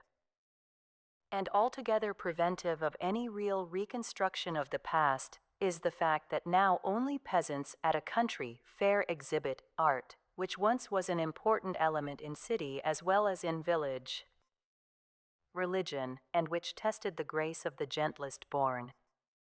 It is a far call from a country field and the daughters of Menede, bedight though they are with embroideries and necklaces, and often fair of form and face, to the chief temple in Sparta and the choicest maidens of the Spartan state. But one certain bond there is between the girls of today and the princesses of yesterday. The Easter fair serves the purpose of a market for brides, and many a wedding follows it. Dancing is a part of this happy festival, as it was in antiquity in all ranks of society. And were the maidens of Menede exiled to America, they would long for the village green and the bridal feasts, even as Iphigenia and her comrades, exiled among the northern Taurians, longed for Agamemnon's palace and their Argive playfellows. And it's that I could soar down the splendor-litten floor, where the sun drives the chariot steeds of light, and it's that I were come o'er the chambers of my home, and were folding the swift pinions of my flight. And that, where at royal wedding the bridesmaids' feet are treading through the measure, I were gliding in the dance, through its maze of circles sweeping, with mine older playmates keeping truest. Time with waving arms and feet that glance. And it's for the loving rivalry, for the sweet forms costly arrayed, for the raiment of cunningest broidery, for the challenge of maid to maid, for the veil light tossing, the loose curl crossing my cheek with its flicker of shade. Athens, like most southern cities, impresses an Anglo-Saxon as having many holidays which interrupt business, but only during the New Year and Easter festivals can he begin to imagine a resemblance to the civic life of ancient Athens, which was almost a continuous pageant. The gods, said Plato, in pity for the life of toil, man's natural inheritance, appointed holy festivals whereby men alternate their labor with rest, but at certain seasons, especially in the spring and autumn, the festivals were so congested that the days of labor must have been far from burdensome. Almost all the festivals had a religious origin, celebrating deities and heroes of political importance, like Athena or Theseus, or forces of nature embodied in Dionysus or Demeter. But, like Christmas, they gave abundant opportunity both for public enjoyment and for the cultivation of communal and family sentiment. Sophocles had in mind all their human charm when he made the blind Oedipus lament the future of his little daughters. For to what gatherings of your townsfolk shall you come, or to what festivals from whence you shall not turn back homeward bathed in tears, instead of any share in all the holiday? The festivals were often connected with the activities of country folk, with planting and reaping, the vintage and the winepress, and yet at the same time played an important part in a highly cultivated city life. Some of them were confined to women, like the Thesmophoria, celebrated by matrons in honor of Demeter, the patroness of fruitful marriages, and used by Aristophanes as occasion and stage setting for an attack on the misogyny of Euripides, or like the Tauropolia, in honor of Artemis, which suggested to Menander a lover's opportunity. Others, such as the Hermia, at which Socrates first met the young Lysis and discoursed on friendship, were celebrated by young men at the palestras, or by schoolboys. The mean man of Theophrastus was apt not to send his children to school when there was a festival of the Muses, but to say that they were sick, in order that they might not contribute. Still, others, like the Panathenaea, which occurred in July, the first month of the calendar year, united all classes and ages in a magnificent display of civic loyalty. Public taste at its highest made the presentation of plays the chief element in the greater Dionysia in March, but the drama had originated in the December festival of the country Dionysia, which continued to be celebrated with a jollity and abandon that probably lost nothing in the descriptions of Aristophanes. The same poet also found plenty of material to his liking in the Anthesteria, another Dionysiac celebration, in which pots and pitchers figured in drinking competitions and in offerings to the dead. The statue of Dionysus in the marshes was escorted to the outer Ceramacus, and by the time it was brought back again, a day later, the crowd was doubtless in the state described by the chorus of frogs in the underworld. The song we used to love in the marshland up above, in praise of Dionysus to produce, of Gnesian Dionysus, son of Zeus, when the revel tipsy throng, all crapulous and gay, to our precinct reeled along. On the holy pitcher day, Brichykekex coax. The license of some of the Dionysiac holidays was in reality a break in the even tenor of Athenian temperance. At other times there seems to have been little more drunkenness among them than among the Spartans, whose uninterrupted self-restraint aroused the admiration of Plato. From the crapulous and often naked verses of Aristophanes to the austerely beautiful marbles of Phidias is a gamut that includes all the characteristics of ancient festivals in their appeal to both the natural and the spiritual man. Religious sincerity, civic pride, and buffoonery jostled one another. Music, literature, and athletics added discipline and beauty. These things as a coherent whole are long since dead. The Easter festival of today, like the Panathenea, absorbs the entire city and has its hours of gaiety as well as its hours of solemnity, but it lacks the attendant contests in music, poetry, and gymnastics. If, however, it includes less of a citizen's life than Athena's festival, it is more Panhellenic than even the Eleusinian mysteries, its prototype in religious significance. The mysteries appealed to all Greeks, but invited them to gather at one spot. Those who have seen Easter ushered in at midnight by king and metropolitan in front of the Cathedral of Athens, and who have also shared with peasant and parish priest in the announcement within some village church on a lone island of the Aegean, realize that in every part of modern Greece, as never in old Greece, all classes and conditions of men are at the same hour engaged in a common observance. But the excited crowds that fill the city streets and make the cathedral square look like a deep cornfield stirred by a strong west wind and the gathering of villagers in the open place in front of their tiny church alike betray one quality that is no more Christian and new than it is pagan and old. An unquestioning and swift hospitality to strangers is as much in evidence as is the lighted taper borne by each man, woman, and child. In Athens, this is but a proof on a crucial occasion of a temper which reveals itself in response to every need. By this Ionic grace, inherited from the noble civilization of Homer and eagerly exemplified by the open-minded Athenians at the height of their prosperity, the foreigner is transported back to the old city more surely than by the street names and signs in the alphabet of Xenophon, or even than by the vision, wherever his eye turns, of the ageless rock of the Acropolis. Chapter Via Attica. The country of Cecrops, favored of heroes, rich in its loveliness. Aristophanes, clouds.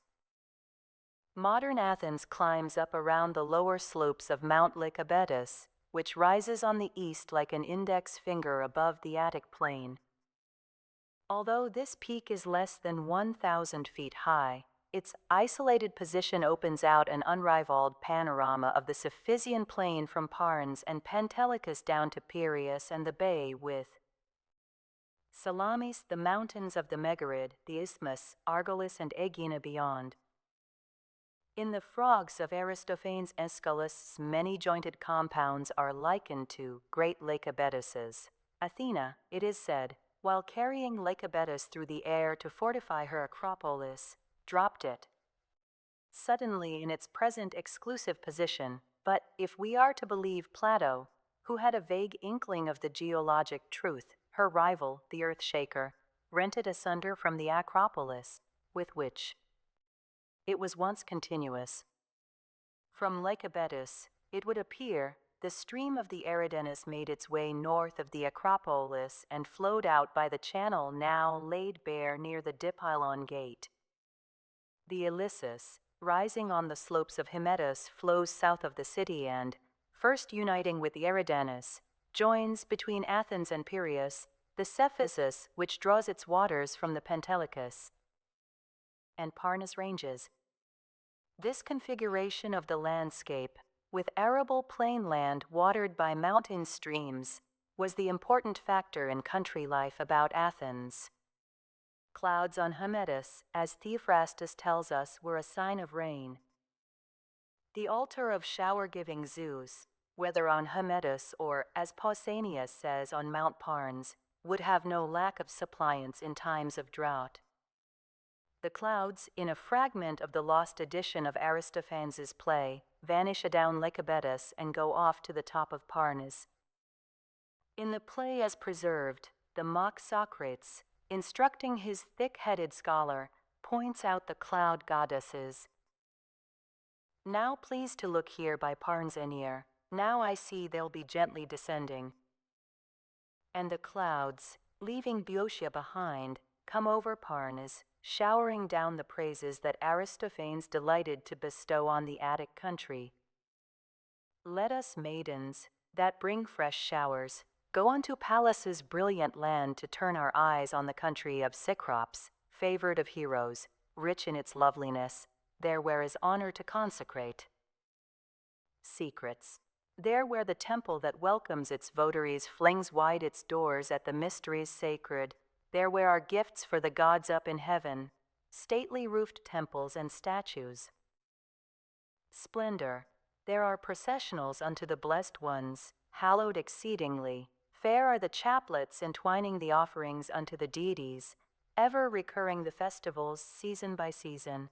And when the spring cometh on, there's the grace of the Bromian god and incitements to chores melodious, aye, and the muse with the music of deep-voiced flutings. Colonus, the birthplace of Sophocles, lay a little more than a mile northwest of Athens. The hill is now disappointingly bald. Verdure and the song of the nightingale must be sought by the banks of the Sphissus nearby, but the famous lines of Sophocles retouch the faded picture. The chorus of old men of Attica address the aged Oedipus. Thou'rt come, O guest, unto the fairest of earth's dwellings in this land that hath good breed of horses, this our white Colonus, where the clear-voiced nightingale from covert of green dells sends out her oft-repeated warblings murmurous, and makes her dwelling in the wine-dark ivy, or the gods' impenetrable foliage with countless fruitage laden, where the sun's rays strike not nor bloweth any. Wind of all the blasts of winter, where Dionysus ever in rapt frenzy fares along, consorting with the nymphs that nursed him at the breast. And fed by heaven's dew, day in, day out, blooms the narcissus clustering fair in wreaths from days of yore inwoven for the twain great goddesses, blooms too the crocus with its gleam of gold. Nor ever fail the sleepless fountains of Cephisus and his wandering streams. The ramparts of the city of Theseus, seen by Antigone at the opening of the play, are for Sophocles in reality the Acropolis and walls of his own day. Antigone describes the sacred grove to her blind father. This place is sacred, for it teems with laurel, olive, and the vine. Within its very heart a multitude of feathered nightingales make music. The venerable olive trees, self-propagated through generations from the parent stump, are indeed a feature in the Attic landscape. Sophocles does not fail to include them in his catalogue of Attic blessings. There's no such shoot on the Asian coast, of none such do I hear in Doris great, in Pelops' isla plant unvanquished, self-renewing, terror unto foemen's spears nay, none like this, child-nurturing. That groweth greatest in our land the gray-green olive's foliage. And in the neighboring academy, the youths ran off their races beneath the sacred olive trees. To the joyous associations that for nearly 2 centuries had been accumulating about the academy, Plato added the overshadowing greatness of his own name and teaching. He has incidentally perpetuated the name of the original modest freeholder, Academus, to be a part of the vocabulary of every schoolboy. Near the academy, making a fitting goal for the avenue leading from the Dipylon gate between the monuments of illustrious dead, the Athenians gave Plato magnificent interment. An epigram by Antipater transfers to Plato the indifference expressed by Socrates in regard to his untenanted body when he says in the prison death scene, "Bury me however you will, if you can catch me, for, when I drink the poison, I shall not remain here with you, but shall make my way to a blissful life with the blessed." So don't let Crito be vexed on my behalf when he sees my body being burnt or buried as though I were having some awful experience. Shelley, in his fine paraphrase of the epigram, inexactly substitutes Athens for Attica and fails to include the epithet earthborn, the conventional boast of the autochthonous men of Attica. Eagle, why soarest thou above that tomb? To what sublime and starry paven home floatest thou? I am the image of swift Plato's spirit ascending heaven. Athens doth inherit his corpse below. If we follow up the Cephasus towards its sources, we pass through the ancient Demia of Acharne and come on the north to Decelia on the slopes of Mount Parnes, or, turning to the right, to Kephysia, the south of Pentelicus, also called Brylesis by the ancients. Upon the Parnes range, on the northern frontier of Attica, is the partially ruined fortress of Phyle. Few places offer a more attractive combination of scenery and association. There is, as at Delphi, a union of grandeur and beauty.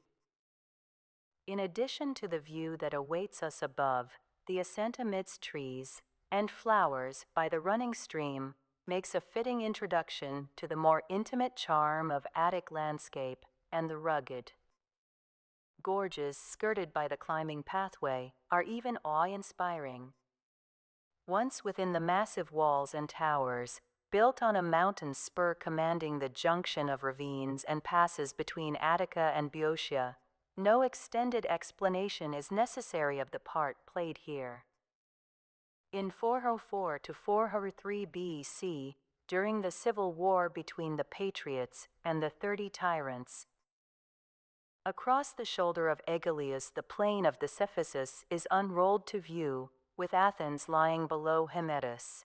In the background are the Saronic Gulf and the Peloponnesian Mountains. Thrasybulus, the hero of the Restoration, is great even among the great names of Greek history.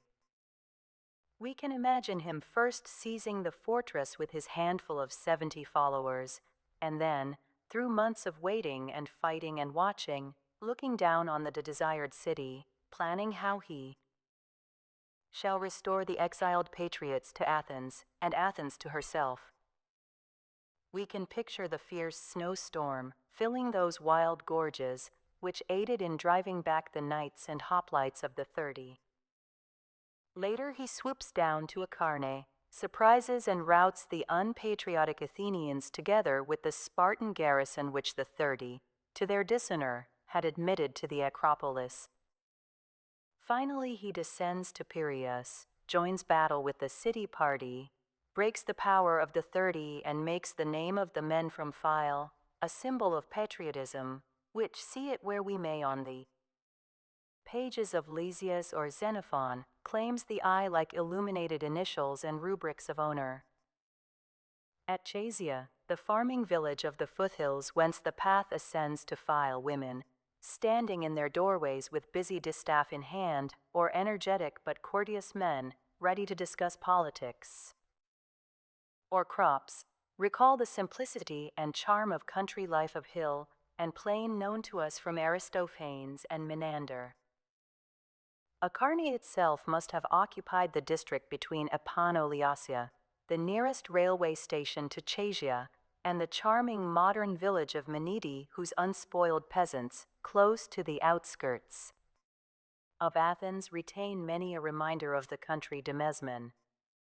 The charcoal burners of Aristophanes or Menander would now be compelled to go further up the mountain slopes to obtain the tree stumps for their Parnesian coals, nor is the famous ivy of Acharne now in evidence.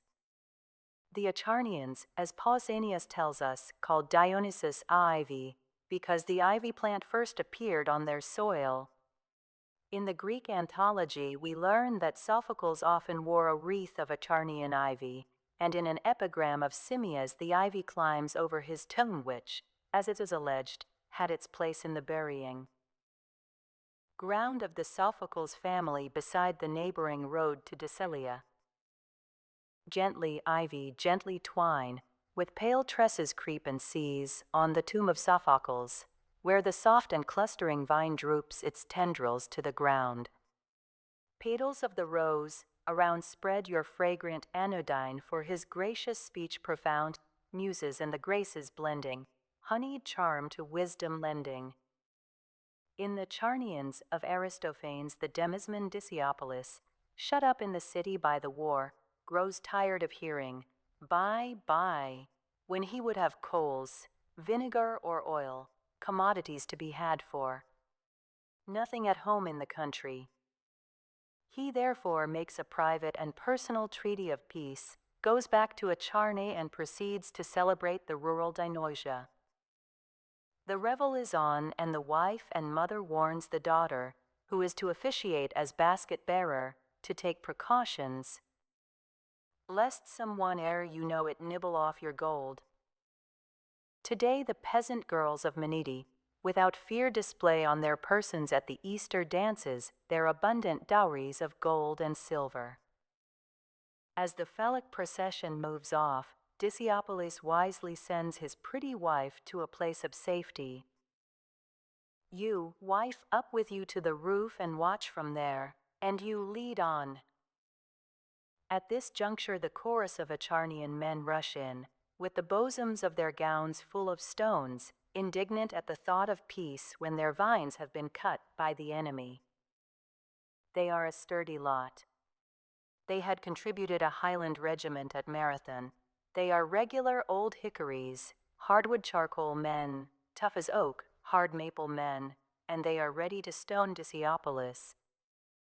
He gains time, however, for a parley by seizing for a hostage a basket of their charcoals and dressing it up as a baby.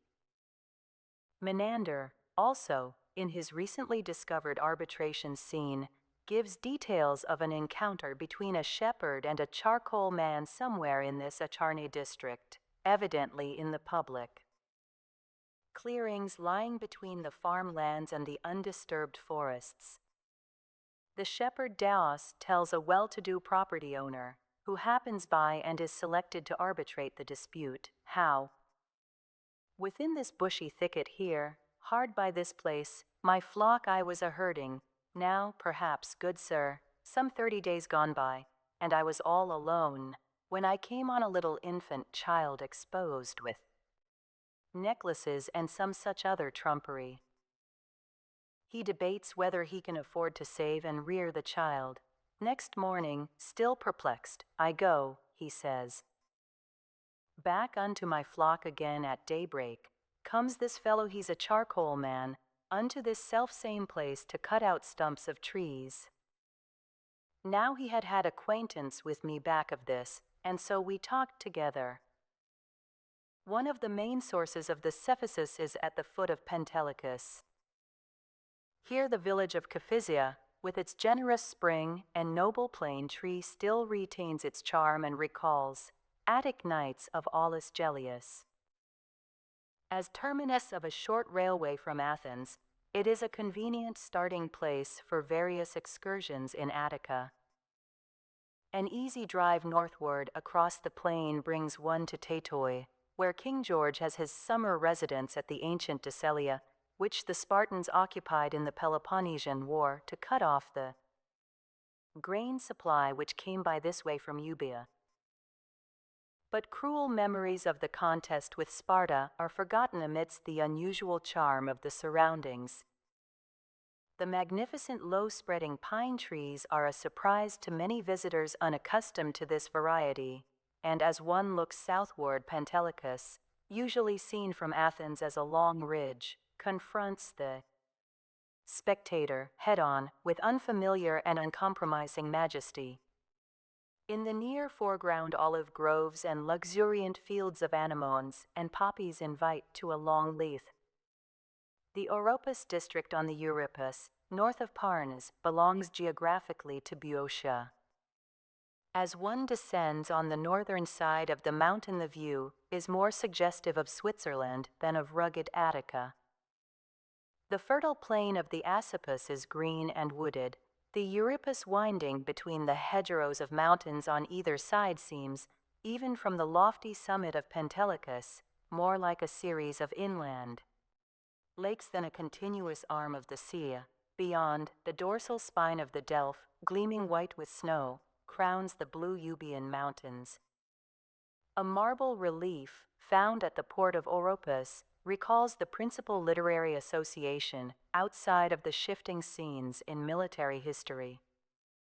Amphiaraus, the seer and hero, is represented in his chariot as he is about to disappear in the earth and his horses start back from the yawning chasm.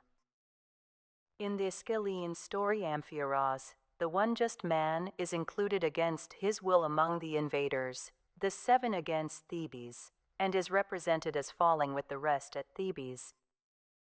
Of him were written the famous lines which, when spoken in the Athenian theater, turned the eyes of all the spectators upon Aristides the best.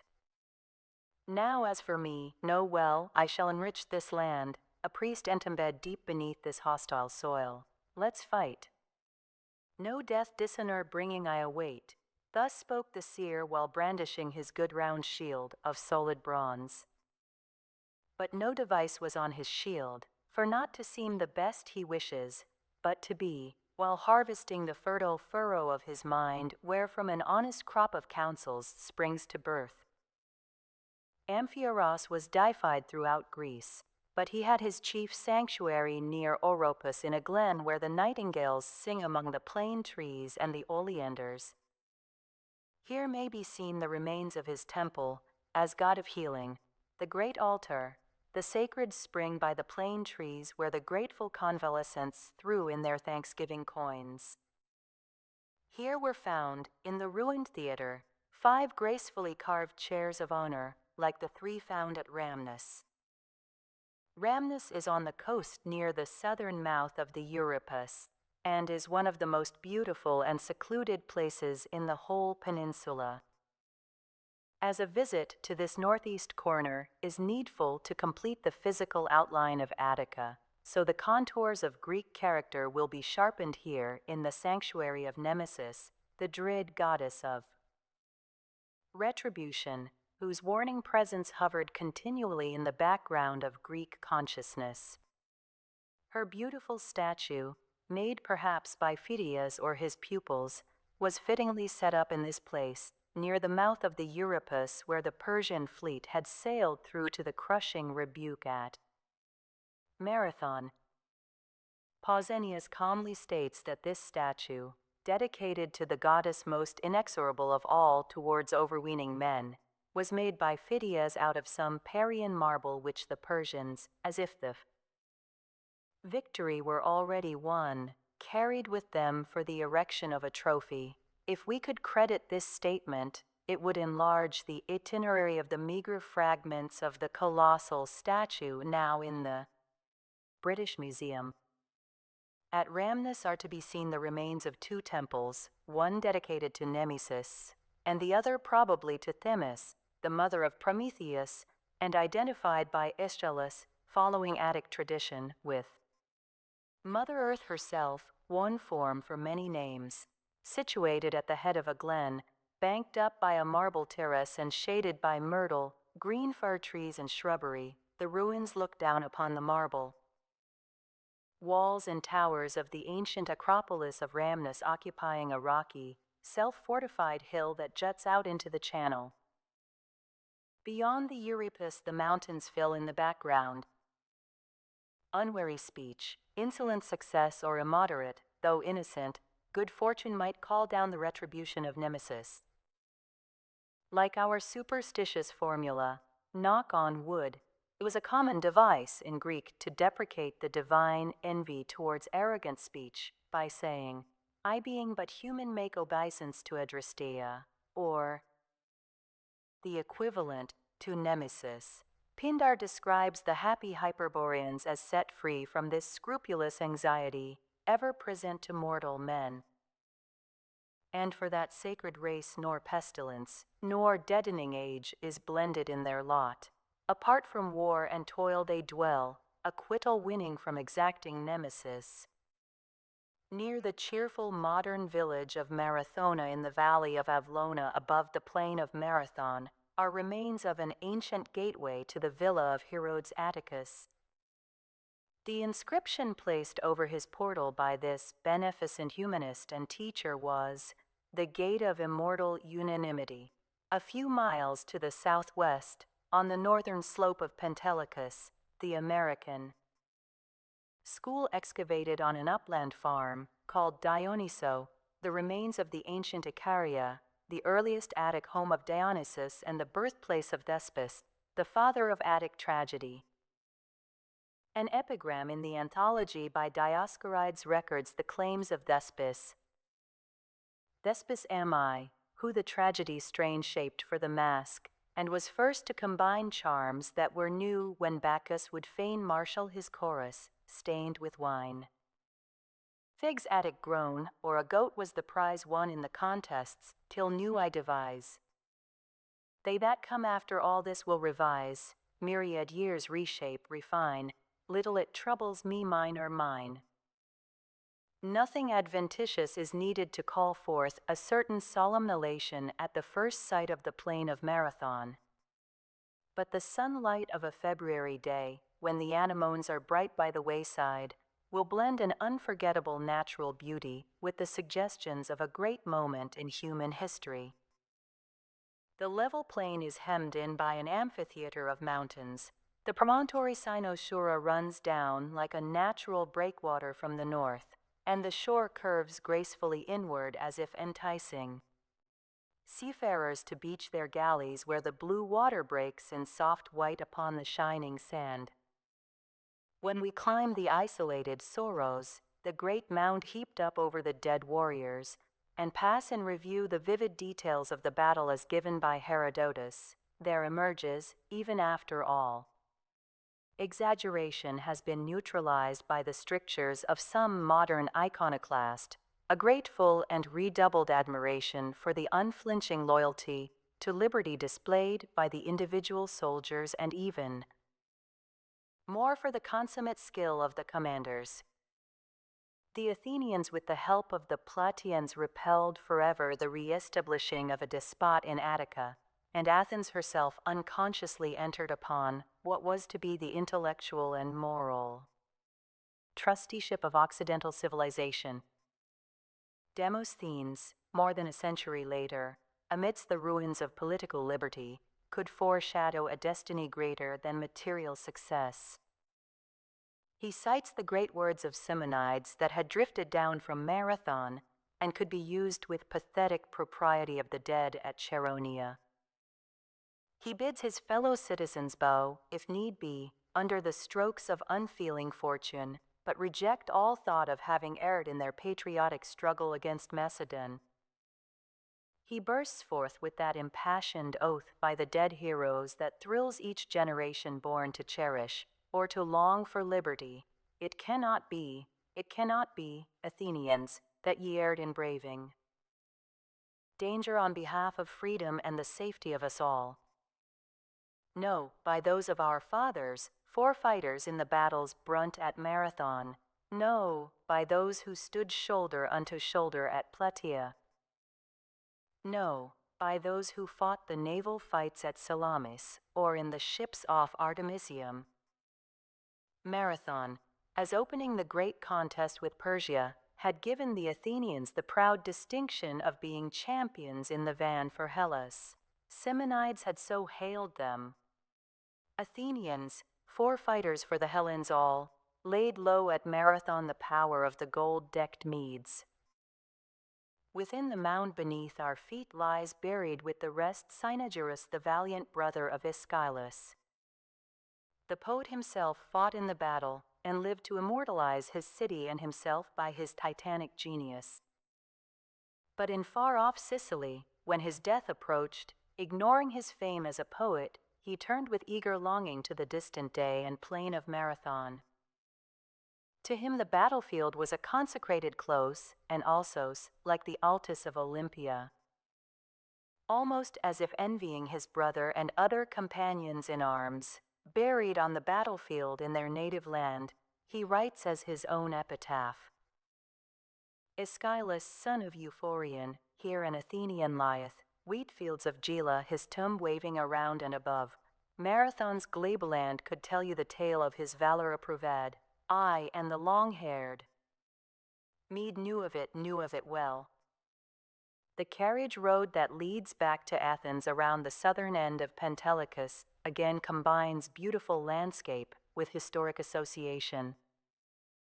By this road the Persians had thought to move with unimpeded might upon unwalled Athens. Instead, the soldier Eucles, or perhaps Thersippus, brought the swift news to the rejoicing city, followed soon by the Athenian army, who marched from their camp by the Marathonian Heracleum. Encamped in the Cynosarges Gymnasium, also dedicated to Heracles, southwest of Athens. Here, looking down upon the Saronic Gulf, they were ready to repel the great host of Persia, which was already rounding Sunium. Games in honor of Heracles were celebrated at Marathon, and Euripides, in his Heracleide, alludes, though vaguely, to the Marathonian Tetrapolis as one of the great Attic centers of the worship of Heracles. The Plataeans, by their presence at Marathon, won the lasting and active friendship of Athens, and it was their city that gave the name to the final crushing defeat of the Persians under the combined Greek allies. The Spartans, detained at home by convenient scruples until the full moon gave them the signal to start, arrived at Athens too late for the Battle of Marathon, but as Herodotus charmingly remarks, they none the less wished to take a look at the Medes and, going out to Marathon, they had a look. On the east coast of Attica, between Marathon and Sunium, are Broron, lovely Persea, and Thoricus. These, with Marcopulo and other sites in the southern inland plain, Mesogia, have been yielding a wealth of prehistoric remains that fill out more and more the dim background of antiquity. Thoricus, a bay some 6 miles north of Sunium, was the birthplace of Philonis, the daughter of the morning star and grandmother of Thamyris, the Thracian bard who dared to contend with the Muses.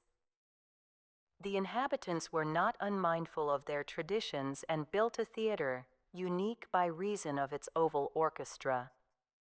It is in ruins, but the absence of all traces of a stage seemed to date it as of the best classic period. Laurium, just below, is the terminus of the railroad. Its silver mines, now worked chiefly for lead, play an important role in Greek history. The chorus in the Persians of Aeschylus explains to Queen Atassa that the source of the Athenian sinews of war is a fountain running silver, treasure of the land. The standard coins of Athensans, of various denominations, stamped with an archaic Athena head on the obverse and the ol on the reverse, are referred to in the Birds of Aristophanes as laureate ols. First, what every judge amongst you most of all desires to win, little laureatic owlets shall be always flocking in. Ye shall find them all about you, as the dainty brood increases, building nests within your purses, hatching little silver pieces. When the Spartans occupied Attica in 413 BC, they cut off Athenian access to the mines, and Plutarch tells us how a slave described a hoard of Athenian money secreted by the Spartan Gylippus under his roof tiles as numerous owls roosting under his ceramicus.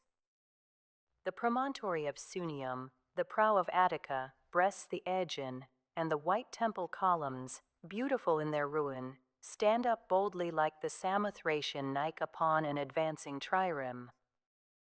The view from the precipitous bluff is one of surpassing beauty, with the glistening white of the marble against the nearer foreground of green and against the blue of the overarching sky and of the wide expanse of water. The eye sweeps from Aegina to the opposite shore of Argolis and around to the glittering Cyclades scattered over the Aegean, while far to the south, 70 miles away, Mount St. Elias on Melos in clear weather lifts its lofty cone into view, the outline of the island being sunk, like a vessel's hull, below the horizon. On the Acropolis at Athens was preserved the memory of the contest between Athena and Poseidon, and at Sunium each of these divinities had a temple. Poseidon has here retained the supremacy, as was fitting, and only the foundation walls remain of Athena's temple on the lower terrace. The Athenians dedicated at Sunium to Poseidon one of the triremes captured at Salamis, and here, on occasion of the quadrennial festival held in honor of the sea god, the Aeginetans seized the festal galley full of Athenian dignitaries. A defendant, in one of Lysias's speeches, tells how he had won in the trireme race off Sunium, which was part of the panegyris. In Aristophanes, the chorus of knights cry out to Poseidon, lord of horses, rejoicing in the bronze-shod hoof-beats, and the neigh of steeds, and swift blue prows of triremes. Come hither to our chorus, raise thy golden trident for us. Thee at Sunium we praise, whom the dolphin band obeys. To catalogue the ships, famous in Greek story, that have sighted or rounded this headland, would cause to pass in review a mighty and a motley fleet. Nestor tells Telemachus how, sailing home with Menelaus from Troy, they lost their pilot. When that we came unto Sunium sacred, the headland of Athens. And Sophocles' chorus of Salaminian sailors long in Troyland for their native shores. Oh, there I would I might be, where Sunium's spreading foreland hangs over the surge of the sea, that straightway our Athens, the holy, might be greeted and hailed by me. Vessels of commerce or war would double it, bound from Athens to the Aegean or to Ionia, and grain transports sailing to Athens from the Euxine. The Persian warships backing out from the inhospitable Bay of Marathon sailed around Sunium, making haste to anticipate the Athenians in arriving at the city.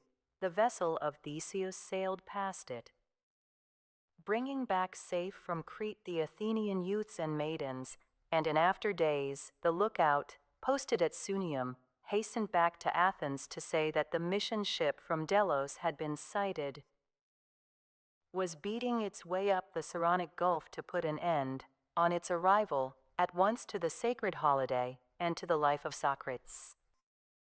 On the west coast of Attica, the place of chief interest, in connection with Greek letters, is Vari, near the promontory of Zoster, where Mount Hymettus comes down to the sea. Herodotus tells us that the frightened Persians, escaping from Salamis, thought that the long rocks running out at Zoster were some more hostile ships, and went fleeing for a long distance, until they recognized their mistake. Some little distance inland on the side of Hymettus, back of the town of Vari, is a grotto dedicated to the nymphs and also sacred to the Graces, to Pan, and to Apollo. There is a tradition that the infant Plato was taken to Hymettus by his parents, who there sacrificed on his behalf to Pan, the nymphs and Apollo. The straits which interrupt the continuity of Mount Aegaleus with Salamis could not avail to dissever the island from Attica. The northwestern promontory, indeed, comes even closer to the outjutting Nisaean peninsula of the Megarid, and it was inevitable that Megara and Athens should contend for this island of desire. Energy of Solon at the beginning of the 6th century adjudicated the dispute with finality, and Salamis was permanently incorporated as an essential part of Attica. To a seafaring folk triremes and sailing craft could annul the interrupting sea, and the mainland and island were still more firmly cemented by the blood of Persian and Greek at the great sea fight. The ancestral hero of Salamis was Ajax, the son of Telamon. Pausanias saw a stone near the harbor upon which Telamon sat, as it was said, looking after his children departing to join the Greek fleet at Aulis. When Aias fell upon his sword before Troy, the hyacinth, according to the usual tale, sprang up inscribed with the exclamation of woe, I, the first syllable of his name. But, as Pausanias would have it, a local flower, different from the hyacinth, made its appearance in Salamis inscribed with the same letters. Ajax, as was to be expected, appeared and offered divine aid to the Greeks at the Battle of Salamis. In his honor, the Iantia festival was celebrated, and the young Athenian Ephebi used to go over annually to contend at Salamis in friendly rivalry with the Salaminian youth in foot races and in boat races resembling those rowed from Munichia to the Cantharis harbor in Piraeus. In addition to the Ajax traditions, here, as elsewhere, other sagas were invented or reshaped to give personification to the remote past and to be handed down to satisfy the pride of succeeding generations. Solon was a more tangible memory, and Demosthenes, in speaking of his statue standing in the marketplace of Salamis, quotes the Salaminians as saying, "This statue was set up not yet 50 years. Ego." But the dominant memory evoked by the name of Salamis, naturally, the defeat of the Persians in the narrow straits. For the Athenians everything was at stake. The wives and children who had not been sent to the Peloponnesus were on the island. Euripides, according to an enticing tradition, was born there at the time of the battle. Xerxes sat on his throne on the mainland to overawe disaffection and to watch the spectacle. He had no doubt as to the outcome. His fleet was numerous enough to allow him to detach the Egyptian squadron for guarding the narrow exit of the Northwest Channel, and still to leave more ships than could be used for closing in the eastern approaches. The Greeks were thus hemmed in, and the unwilling allies from the Peloponnesus were forced to remain and give battle instead of withdrawing to the isthmus. Themistocles, the great admiral, had his will. Today, if one sails in a small boat across from Piraeus to the harbor of the modern Ambalaki, the details of the battle as narrated by Aeschylus and Herodotus explain themselves. The long, bare reef of Citelia cumbers the entrance to the channel.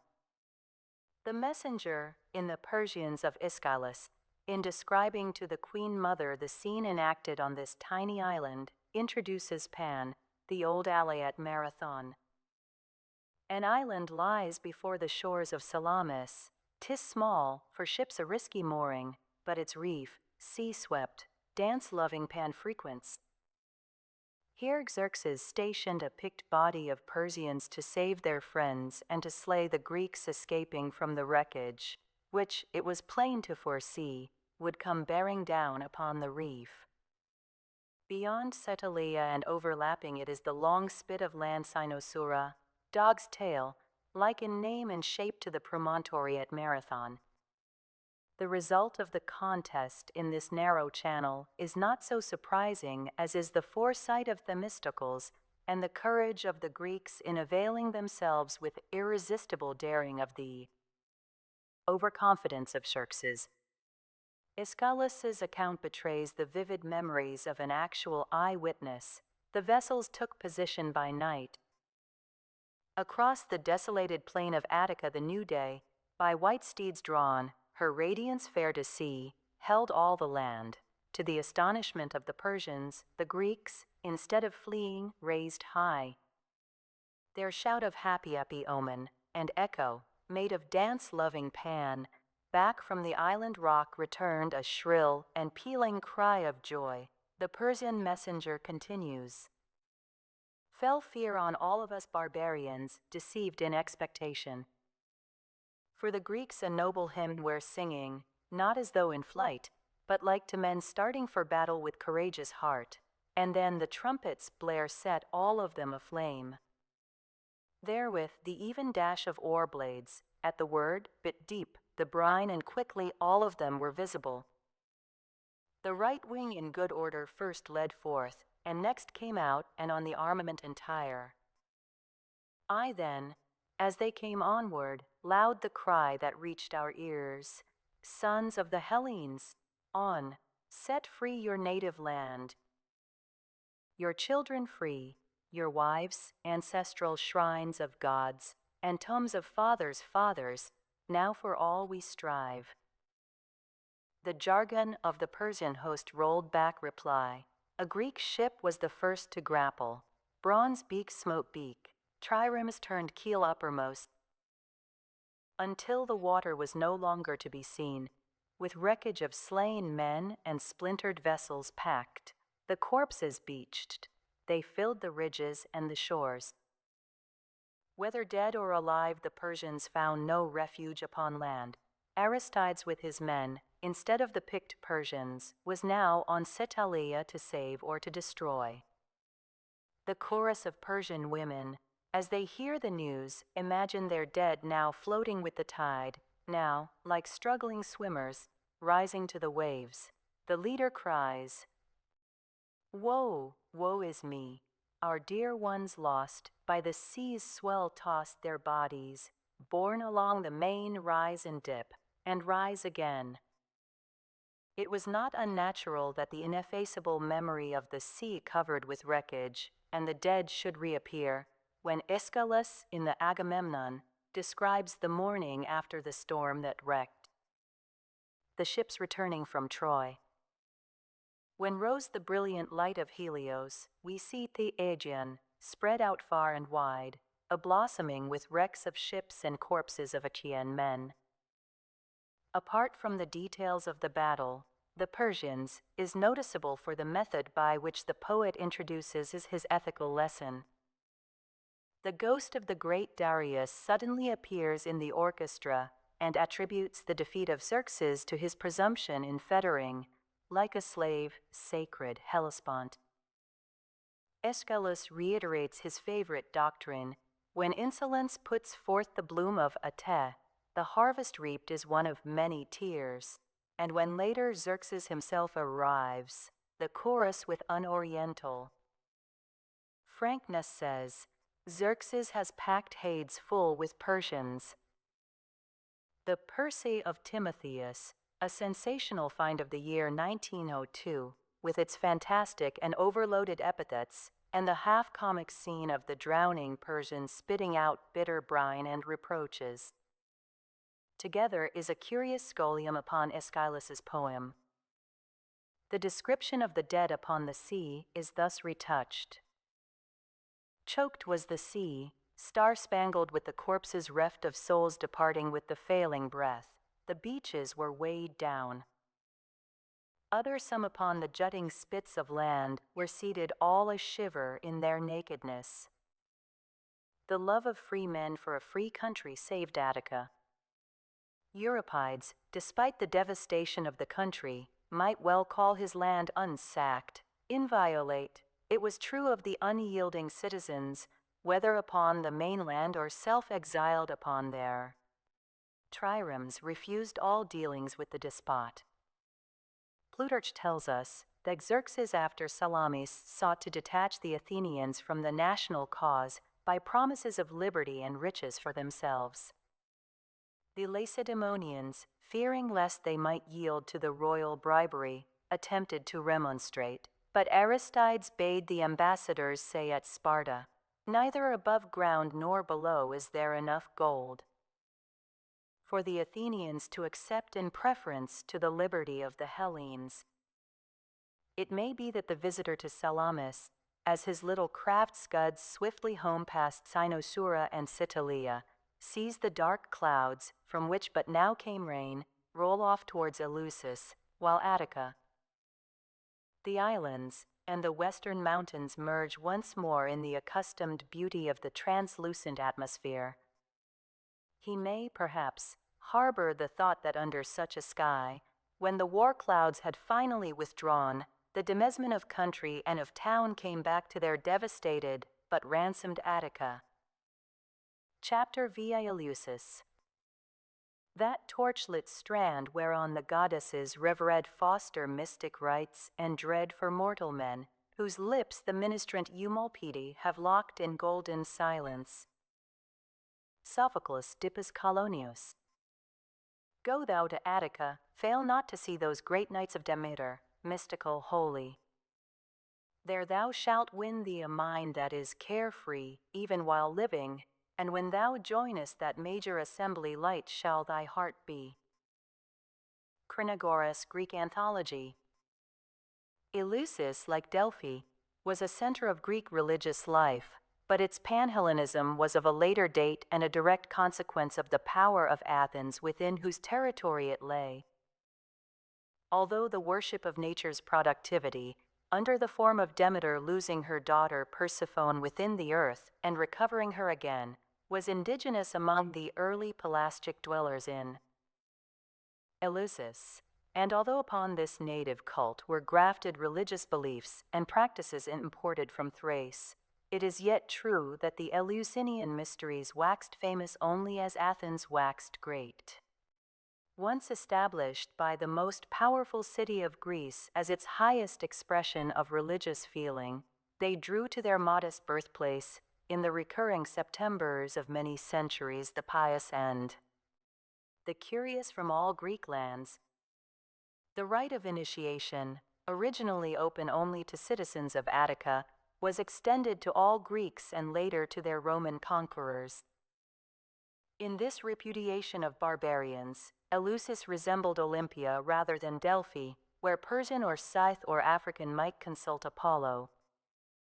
But these three centers of Panhellenic life alike present a history which begins in the dim age of mythology and ends, several centuries after the beginning of our era, in the final clash of Christianity with paganism. Perhaps the history of Eleusis best deserves the name of sacred. Playing no appreciable part in secular events, the town was repeatedly the scene of religious events which were of unequaled spiritual importance. Here an early nature cult, sister to savage rites in many parts of the world, became not only a beautified worship of the physical universe, but also an expression of a hope in immortality. The fable of Kor, the daughter, is as much the image of the destiny of man after death as it is that of the reproduction of vegetative life by means of the seed committed to the earth. Except for the proximity of Eleusis to Athens, there was nothing in the physical qualities of the town to make the Eleusinian mysteries greater than any others. Its loveliness befitted rather than promoted the worship of the earth goddesses. Their story clung also to the seaward-looking ledges of steep Cnidos, where was found the noble statue of Demeter that is now in the British Museum, and to the blossoming fields of Sicilian Enna. The Corn Mother had her shrines on Boeotian farms and in the mountain caverns of Arcadia, and in more than one locality her worship was as mysterious and secret as the processes of nature. And yet the religious genius of Athens could have had no more exquisite stage than Eleusis for its larger operations. Sheltered by hills, washed by the sea, and commanding a goodly plain, it is still, even in its poverty, one of the fairest places in Greece. The Thriasian plain, in the southwestern portion of which, on a low hill, lies the town, is separated from the plain of Athens by the long ridge of Mount Igilius and from the plain of Megara by the chain of hills that ends in the twin peaks of the Kerata, or horns, familiar objects in the westward view from the Acropolis of Athens. The mountains of Salamis also seem to contribute to the girdling of Eleusis, so near do they rise across the curving and almost landlocked bay. Empurpled by shadows, the mountains and the sea are like the deep blue robe of the morning Demeter. Subdued to the delicate and luminous tint of the sky, they seem like the veil within whose folds gleamed the corn-like yellow of her hair. Near the sea, close around Eleusis, there are still fertile grain fields to recall that here first the fruitful corn upreared its bristling ears. The historical development of the Eleusinian mysteries naturally followed the general development of Greek religious thought. To the primitive duality of Demeter and Persephone was added Dionysus, lord of the elements, when he had once been accepted by the Athens of Pisistratus. At Eleusis he appeared as the child Iacchus. Later, under the influences of the strange school of thought known as Orphic, at once mystical and gross, this multiple god became Zagreus, through whose savage death man, otherwise destined to be forever brute, came to partake of the divine nature. But in all periods the mysteries were founded on the adoration of nature, its forces and phenomena, conceived rather than observed, interpreted by the imagination and not by reason, transformed into divine figures and histories by a kind of theological poetry, which went off into pantheism on the one side and into anthropomorphism on the other. In this theological poetry, the position of power was held by the long Homeric hymn to Demeter, although it antedates the presence of Iachus at Eleusis and at least overlooks the importance of Triptolemus, the young prince of the city, to whom the Earth Mother gave the first seed corn and the commission to teach the art of husbandry throughout the world. The representation of this act was left for 5th century sculpture, if we may so interpret the beautiful relief discovered at Eleusis and preserved in the National Museum. Nor is there more than casual mention of Eumolpus, the legendary first priest, and the eponymous ancestor of the priestly family in Athens which was charged with the care of Demeter's worship. But the hymn told flawlessly the central story of Demeter and Persephone, the ravishment of Persephone by Hades as she was picking roses and crocuses, violets and irises, and the marvelous narcissus, which the earth bore to be her snare, the grief of Demeter as she heard the mountain peaks and the deep sea echo her child's cry, her wandering search, her unrecognized sojourn at fragrant Eleusis inn, the courteous household of the king, and her retarding of the fruits of the earth, the reunion of mother and daughter for 2/3 of the year, and the sending up once more of the grain from the rich fields and the burgeoning of the leaves and flowers, and, finally, the command of the goddess that the people of Eleusis should build her a great temple and an altar below the town and the steep wall above the spring Callichorus on the jutting rock. Homer himself had not known this story. Hesiod had lacked the Ionic gift to tell it. Euripides, in a later generation, was led astray by his strain of Orphic imagination, which needed the roar of rivers and the thunder of the sea, the wail of flutes and the clatter of the tambourine to mark the frenzy of a suffering Godhead. The Greeks as a people preferred a story in which nature perishes and blooms again, in which grief and love fight with death, while the dignity of life is unassailed, and the beauty of hills and sea, flowers and welling springs irradiates its tragedies. Only the external facts concerning the celebrations are open to us. The secrets of the 2 successive initiations, one preparatory to the other, were so jealously hidden by the ancient initiates that the keenest scholarship has not been able to discover them in literature or in art. Alcibiades, idolized as he was, could not secure acquittal from the suspicion of having parodied the mysteries. Silence was enjoined by religion, enforced by law. This reserve about holy things, which has appealed to some moderns as the chief lesson and culminating grace derived from Eleusis, was proclaimed not only as a necessary condition, but also as an integral part of initiation, imitating, as Strabo expressed it, the nature of the Godhead which is forever eluding our senses.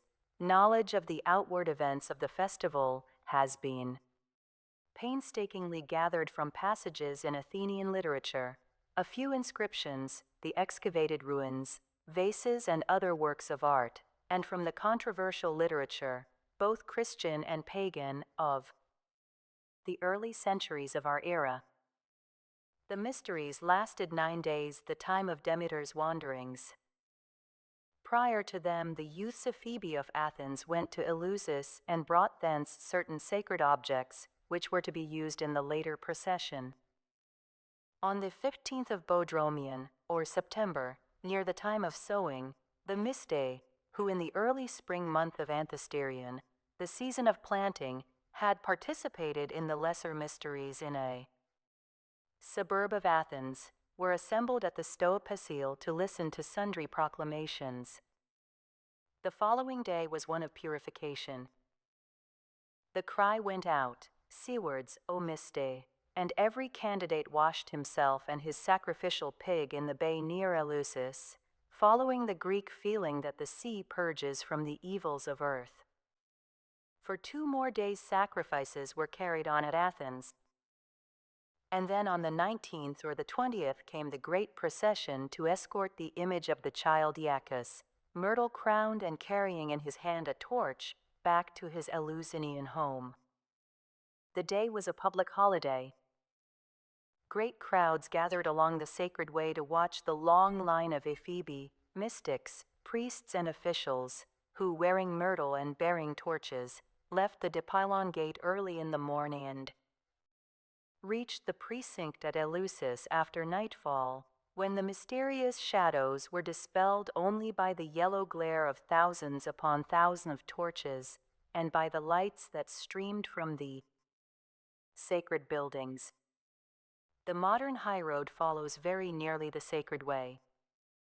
Few travelers now brave the heat and dust of an Attic September, but in some month of flowers gain their impressions of the beauty of the road, which still leads over the Cephissus, past gray-green olive groves, up through the pine-clad pass of Mount Aegaleus, and down again to wend closely beside the curved shore of the sea. In antiquity, the sacred way was lined with tombs and temples and shrines. Moderns are detained only by the lovely medieval convent of Daphne at the top of the pass, but the ancient procession lingered not only at the temple of Apollo, which occupied this spot, but at many other sacred stations to offer sacrifices, sing hymns, and engage in dances, solemn or joyous or wild. This was the reason for leaving Athens so early to cover only 13 miles before another sunrise. The last part of the way followed the torchlit strand by night. The voices of the night, the moving feet of the multitude owned Iacchus as Lord, with whom the stars also danced, the stars whose breath is fire. And to the stars of Sophocles' Euripides added the elemental joy of moon and sea. When the stars of the ether of Zeus lead out, and the moon glides on as the dancer's queen, and the daughters of Nereus join the rout adown the sea or along the swirl of the rivers eternal that rush and whirl, the ether, the moon, and the streams and the sea, they dance to honor Persephone, the maiden crowned with the golden sheen, and Demeter the mother, dread is she. The singing of the vast throngs breaking out at sunrise, changing its themes in fresh enthusiasms through the long day and swelling by night into triumphant volume, must have been unforgettable. Herodotus relates that in the gloomy time when Athens was abandoned, and its plain laid waste by Xerxes, even a Medesian exile was haunted by its ghostly echoes. Decius of Athens chanced to be in the Thriasian plain with Demaratus of Sparta, and saw a cloud of dust advancing from Eleusis, such as a host of 30,000 men might raise. As he was wondering who the men could possibly be, a sound reached his ear, and he thought that he recognized the mystic hymn of Iacchus. Even as they looked, the dust became a cloud and sailed away to Salamis, making for the station of the Grecian fleet. This was a sign to the Athenian that the gods of Eleusis would destroy the fleet of Xerxes. To us an echo of the singing comes through the serious lyrics in the frogs of Aristophanes. At the portals of Hades a band of mystics sing over again the processional hymns they had often sung on earth, beginning with the sunrise summons to Iacchus to leave his Athenian shrine. O Iacchus, morning star that shinest nightly low, the mead is blazing brightly, age forgets its years in sadness, aged knees curve it for gladness, lift thy flashing torches o'er us. Marshal all thy blameless train lead, O lead the way before us, lead the lovely youthful chorus to the marshy flowery plain. The days at Eleusis were probably only pauses between the great nights of the worship of Demeter. The nightly proceedings seem to have consisted of three elements. The first was an imitation of Demeter's wanderings. The initiates went up and down the shore by the sea, their restless torches appearing from a distance like great swarms of fireflies.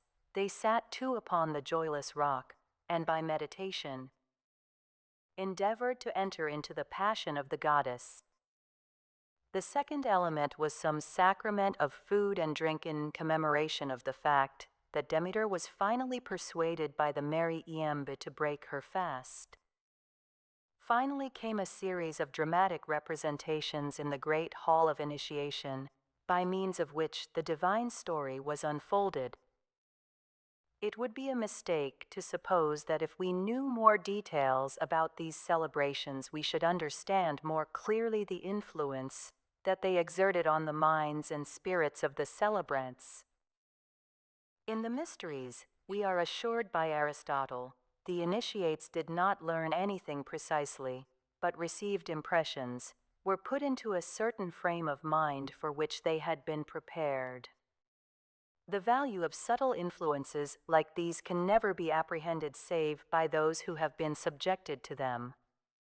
In no age, under no sanction, have men been able to create sacred rites, whether secret or open, that could not be construed as mummery, not only by those of a different age, but even by contemporaries, who stood outside the circle of the elect. Were every secret of the Eleusinian mysteries to be recovered, we should still be uninitiated into their higher wisdom. We should still be thrown back, as we are at present, upon a vicarious sympathy with those who have borne witness to the quickening of their spirits in the Eleusinian nights. Fortunately, this testimony comes from a few of the most gifted among the Greeks. The often quoted statement of Cicero, that initiation taught men not only to live happily, but to die with a fairer hope, only repeats what was said by his literary master, Isocrates. Those who have participated in the mysteries possess sweeter hopes about death and about the whole of life. Strangely enough, Aeschylus, who was born in Eleusis and whose plays in later times were acted there, because of their religious character, seems never to have been initiated. But Pindar and Sophocles and Euripides and Aristophanes harbored personal hopes that those who knew the mysteries were blessed in the hour of death and in the life to come. In the Frogs, the dead mystics end their song in solemn peace. O happy mystic chorus, the blessed sunshine o'er us, on us alone is smiling, in its soft sweet light, on us who strive forever with holy, pure endeavor alike by friend and stranger to guide our steps. Aright. The impulse that was derived from Eleusis to lead the earthly life aright must have had as many different results as there were temperaments among the initiates. Andocides, merchant and orator, reminded the Athenian judges that they had contemplated the sacred rites in order that they might punish the guilty and save the innocent. Plato felt that he whose memory of initiation was still fresh, and who at Eleusis had been the spectator of many glories in the other world, must see in every beautiful face or form that he encountered an imitation of divine or absolute beauty toward which his spirit would go out in reverential love. The excavated remains of ancient Eleusis consist of ground foundations, or even fainter traces of buildings and porticos dating from the Mycenaean period to the age of the Antonines. Pisistratus, Simon, Pericles, and Hendrian have left fragmentary records in stone of their interest in this religious center. The Temple of the Mysteries, which was a great hall rather than a sanctuary, saw many changes in the course of the centuries. The older structure of Pisistratus' day, destroyed by the Persians, was replaced by Pericles, perhaps according to plans by Ictinus. Left unfinished by him, It was added to by Greek and Roman until its boastful splendor aroused the anger of the Gothic monks who came south with Alaric and compassed its final ruin. Homelier memories center in the spring of fair dances, Callichorus, now identified. Here, Pausanias tells us, the Eleusinian women first danced and sang in honor of the goddess, decked perhaps like the Doric maidens whose worship of the same goddess charmed the eyes of Alcman. We came to great Demeter's fane, we 9, all maidens, all in goodly raiment clad. In goodly raiment clad, with necklace bright of carven ivory, a radiant gleam.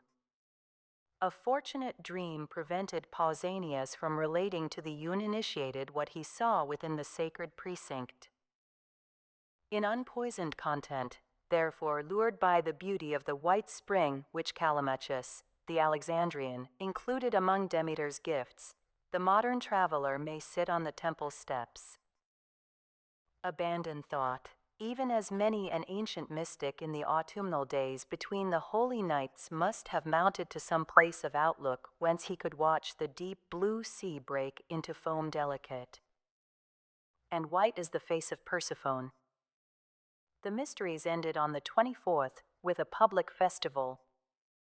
At Athens games were held, called the Eleusiniae, offering as a prize a measure of barley reaped from the field of Rharos close to the walls of Eleusis, where the first seed corn had fructified. In later times, with the general increase of holidays, this festival was prolonged, but in the greatest days of Athens the procession of mystics returned to the city on the 25th, with ceremonies of farewell to Persephone, now leaving her mother to return to her gloomy lord, like summer nearing the embrace of winter, and with some final ritual, performed, it may be, at the Dipylon gate rather than at Eleusis, of prayer to sky and earth, that the one might impregnate and the other bear. On the curb of a sacred well, before the city gate, has been found the very ancient formula, not yet outlived by the generations men who live upon the fruits of the earth. The day of return gave one last opportunity for a public demonstration, this time of hilarity. Justified by the quips and cranks of Iambe, the initiates yielded to the impulse which in the natural man follows close upon exultation.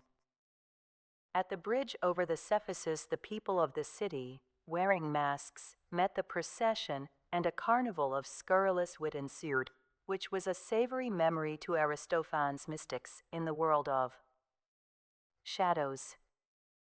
To us the recollection may bring a sudden distrust of the sympathy with the past which, within the unfretted silence of Eleusis, seemed completely to possess us. Like the spectators in the comedy, we get a whiff of pork. The light of the torches reveals the vulgarities of a reveling crowd. The cymbals of the priests, clashed only at this spot, drown the voices off no tone. Is it, after all, true, as the early Christians believed, that orgies, not prayers, have busied these men, women? But with the crossing of the bridge the mood vanishes. The western sun is once more adorning the Athenian Acropolis.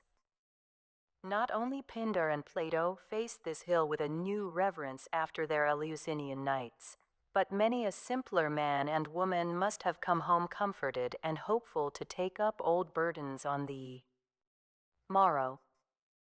If, viewed by a Plato from the heights of true philosophy, thousands who came from Eleusis were still blind, or only partially aware of the meaning of life and death, this was but the Greek manifestation of a universal fact. Many are the thyrsus bearers, but few are the mystics. Chapter X. Aegina. Not far off from the Graces' favor falls this island's lot.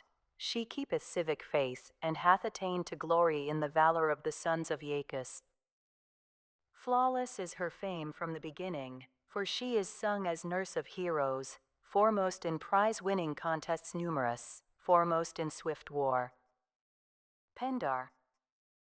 Pindar's praise of Aegina must have been as wormwood to the Athenians, for her Dorian blood and commercial supremacy made her their natural rival, and her proximity fanned rivalry into hatred.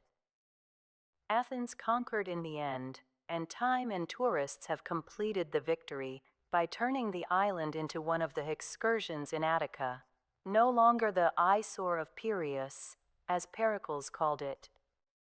It now immeasurably enhances the Attic landscape and beckons to its own shores those who day by day have watched its mountainous beauty across the estranging gulf. Only on the western side of the island, where the town of Aegina occupies the site of the ancient capital, is the coast free from steep cliffs, and the entire surface, as it is seen from Athens, consists of mountain ridges crowned by the high peak of Oros, once sacred to Zeus Panhellenios and now bearing a chapel to Saint Elias. Toward these Aeginetan hills the eye inevitably turns whether the sullen rain clouds are gathering, as of old, about the highest summit, or Zeus unrolls his bluest canopy above the deeper azure of their slopes, or whether, against the changing sunsets, they darken into stormy purple or delicately veil themselves in amethystine, shot with rose. Aegina's lodestone for modern travelers is the Doric temple on a hill above the Bay of Marina in the northeastern part of the island. Regular boats ply between Piraeus and the harbor town of Aegina, the route taken by Lucian's group of friends who hired a tiny boat at 4 obols a head in order to see the islanders celebrating their famous festival of Hecate. From the town the temple may be reached by a ride of several hours across the rough but fertile northern districts of the island. Excursion boats, however, for those who have but a day, cross directly from Piraeus to the Bay of Marina, a route more nearly akin to that followed by the Athenian ships which began the mad expedition to Sicily by a race as far as Aegina, and then turned their prows toward the open sea. From the shore of the bay, it is an easy walk to the isolated hilltop upon which the ruined temple stands. On an April day, this approach is one of vivid beauty, the bright new green of fig trees glistening among resinous pines and the ground rioting in the color of many flowers. The hilltop itself offers a scene which is unsurpassed even among the remoter islands of the Greek seas. The intense brilliance of the very white marble columns under the cloudless sky is tempered by the somewhat somber green of neighboring trees. Afar are seen the broken coast and the varied mountains of the mainland from Megara to Sunium. Below, in capricious loveliness, now a tranquil plain of ultramarine, now a restless surface of sparkling crystal, stretches the Saronic Gulf. The temple was erected to Aphia, protectress of women. Of the outer colonnade enough is intact to reveal the dignity of the original structure, but it was in the pediment sculptures that the art of Aegina was best expressed. Preserved now in the Munich Museum, they are heirs to the ancient fortune of many Aeginetan products, which were shipped to the north and to the south, to Egypt and to the barbarous shores of the Black Sea. These pediment groups, well known as examples of the work of the Aeginetan school of sculpture in the early part of the 5th century, probably represented episodes of the Trojan War. This would seem to indicate that they were produced after the victory at Salamis, which inspired so many symbolistic expressions in art and literature of the conquest of barbarians by Greeks.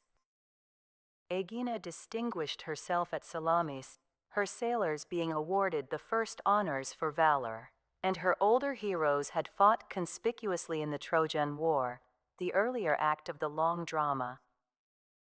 But it was the personal bravery of the Aeginetans rather than their national policy which brought them glory at Salamis. The island commonwealth was inclined to aid the Persians, and it was the interference of Athens at this crisis which brought on the open war between the two maritime powers. By the middle of the 5th century, Aegina was completely conquered and made a member of the Confederacy of Delos. 20 years later, the Dorian inhabitants were expelled and the island freshly settled from Attica. Aegina's heyday had antedated that of Athens by 2 centuries. Her argosies had been known in all ports where men bought or sold.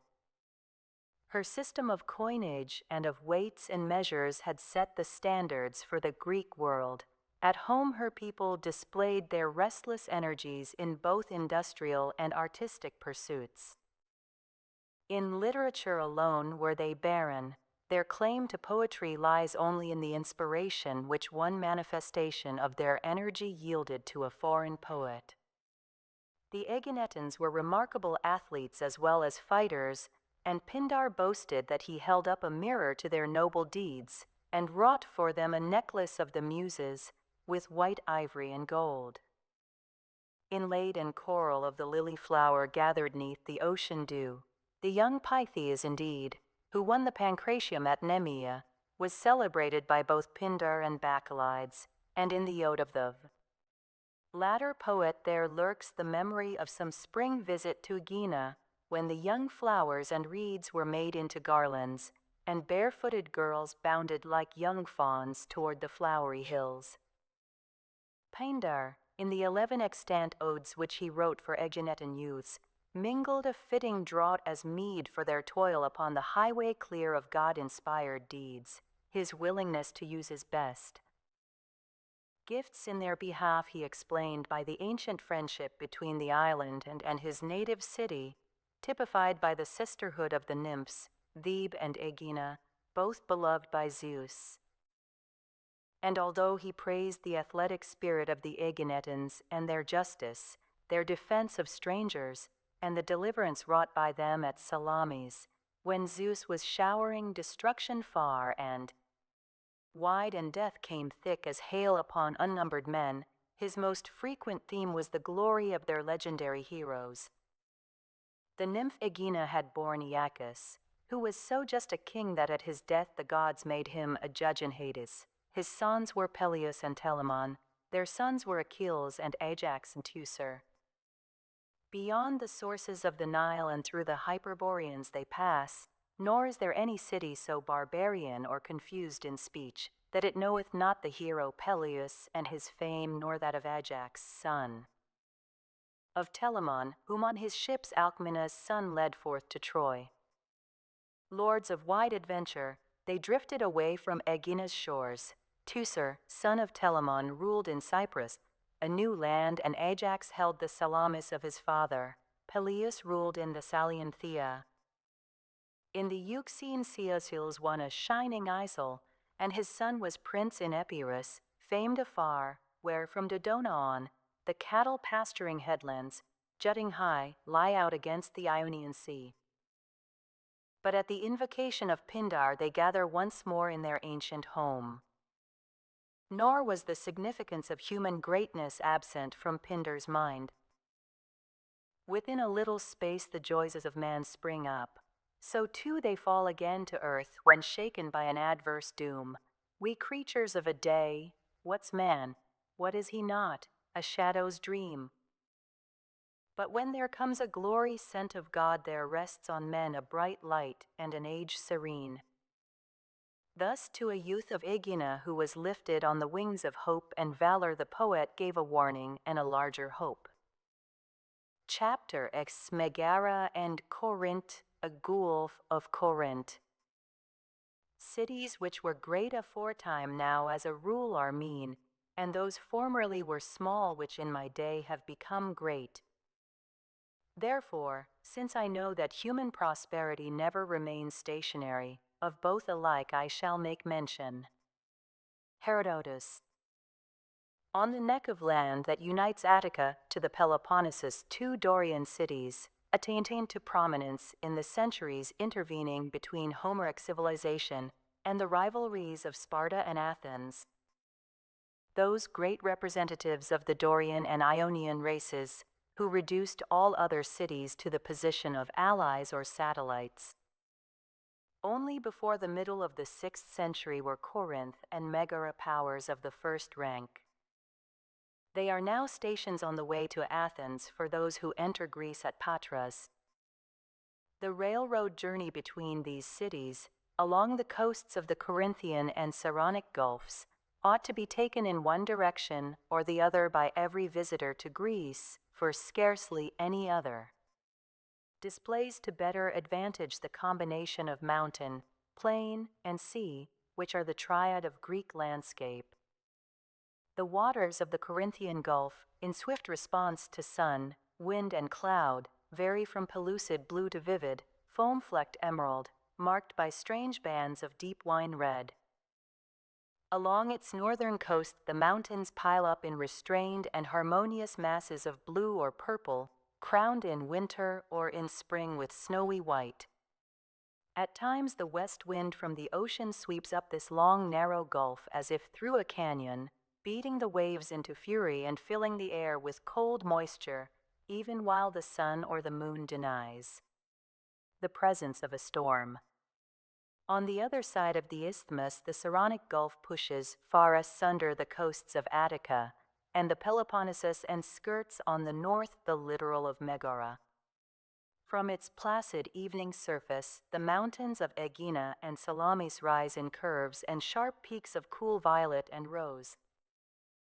Beyond the bay of Eleusis, the eye that has not yet seen Athens turns inland in strained waiting for the Acropolis. Rising out of a still distant plain and bearing upon its crest the half-realized ruins of the Parthenon, the hill of the pilgrim's desires becomes a reality, and from a dream, behold, it is awaking. Vision.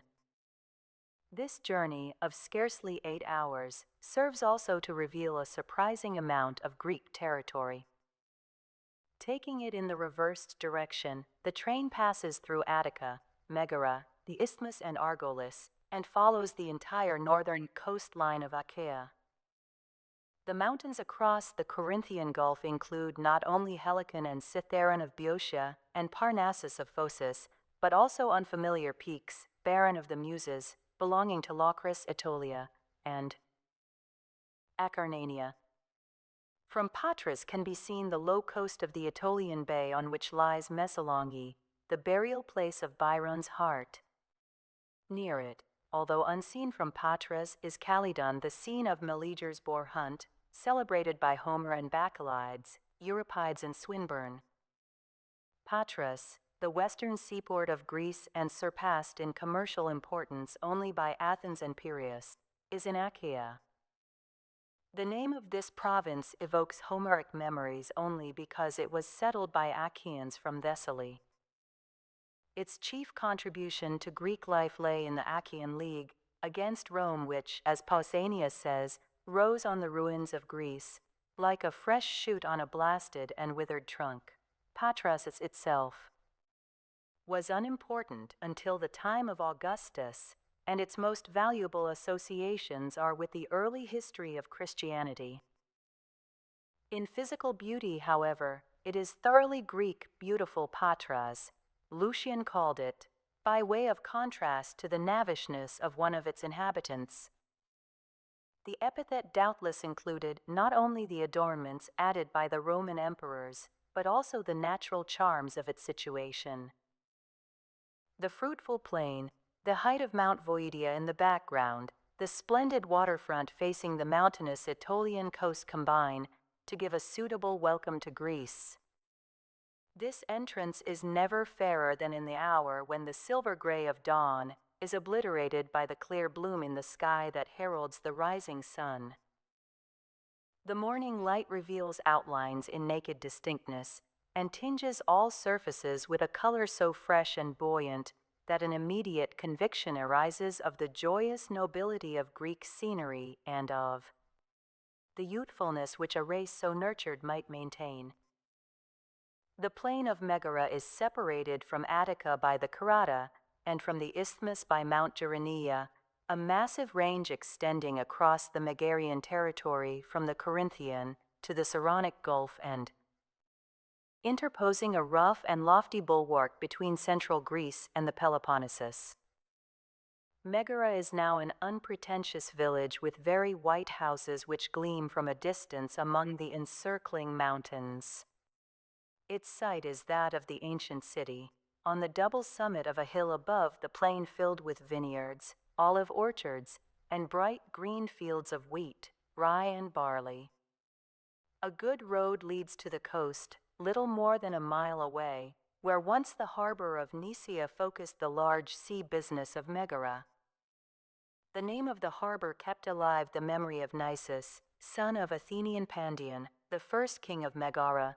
The Ionians perhaps preceded the Dorians in its occupation, as the island of Minoa, now the promontory of St. George, recalled the invasion by Minos of Crete.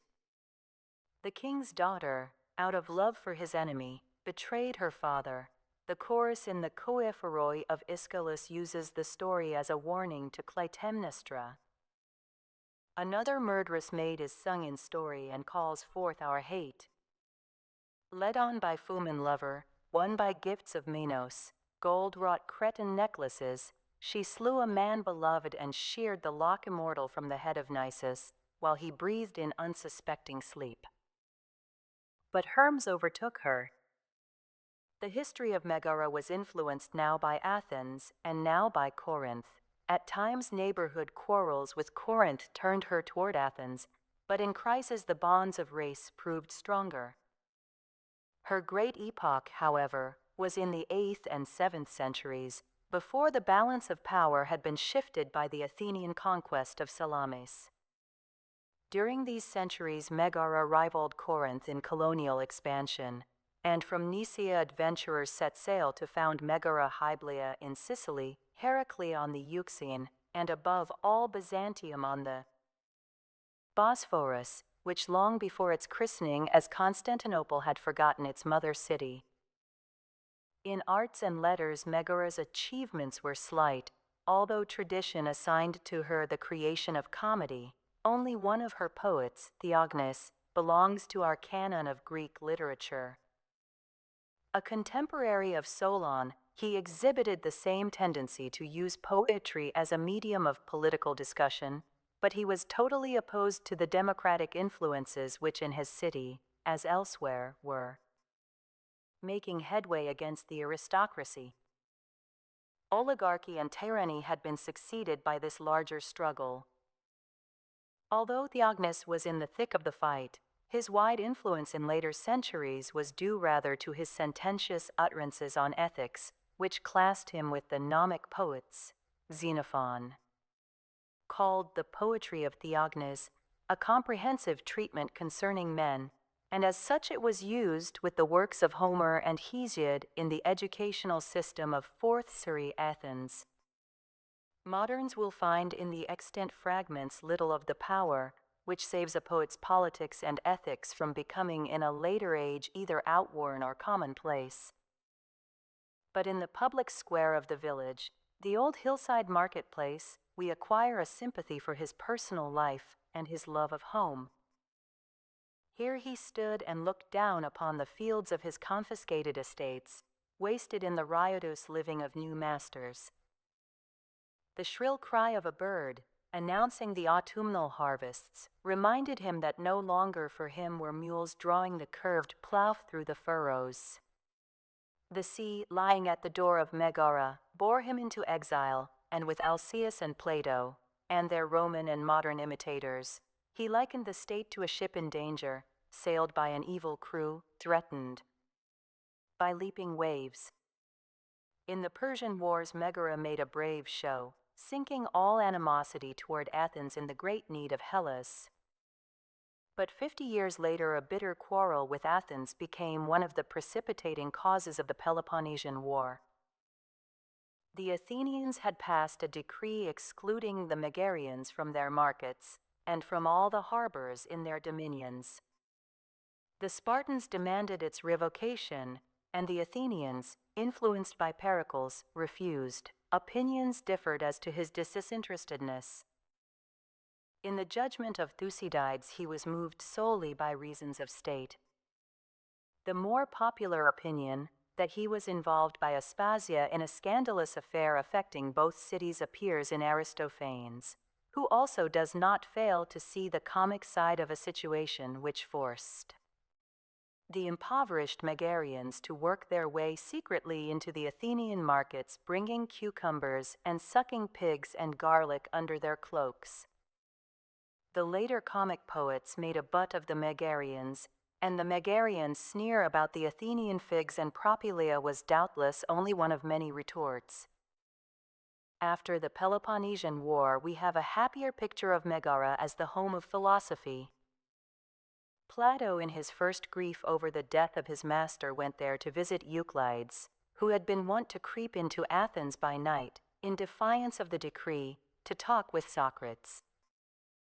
And from the vivid opening scene of the Theaetetus, a severely metaphysical dialogue written a few years later, we know that Euclides and his philosophical friends used to meet each other in the marketplace, where now the peasant women dance at Easter, or go to the harbor to greet a friend en route from Corinth to Athens, or gather at home for readings and conversations. Isocrates praised in Megara a domestic prosperity finer than the lust for empire which had ruined Athens and Sparta. The Megarians shared the Greek lot at Chaeronea. The later fate of the city is summed up in the reflections of the Roman governor, Sulpicius, who, coming from Aegina, gazed at its ruins from his vessel's prow and argued from them the brevity of human glory. In antiquity, travelers by land made their way from Megara to Corinth either over the difficult heights of Gerenea or close along the shore of the Saronic Gulf. The railroad follows the direction of this coast route, and from a high bridge the old road can be seen below, skirting the foot of the precipices in which the spurs of Gerenea end. These precipices crowd so close to the sea that the space for the road is exceedingly narrow, and the resulting dangers gave to the pass in modern days the name of Cake Scala. Even in the 19th century, robbers made use of the natural difficulties of the site as they did in Roman times.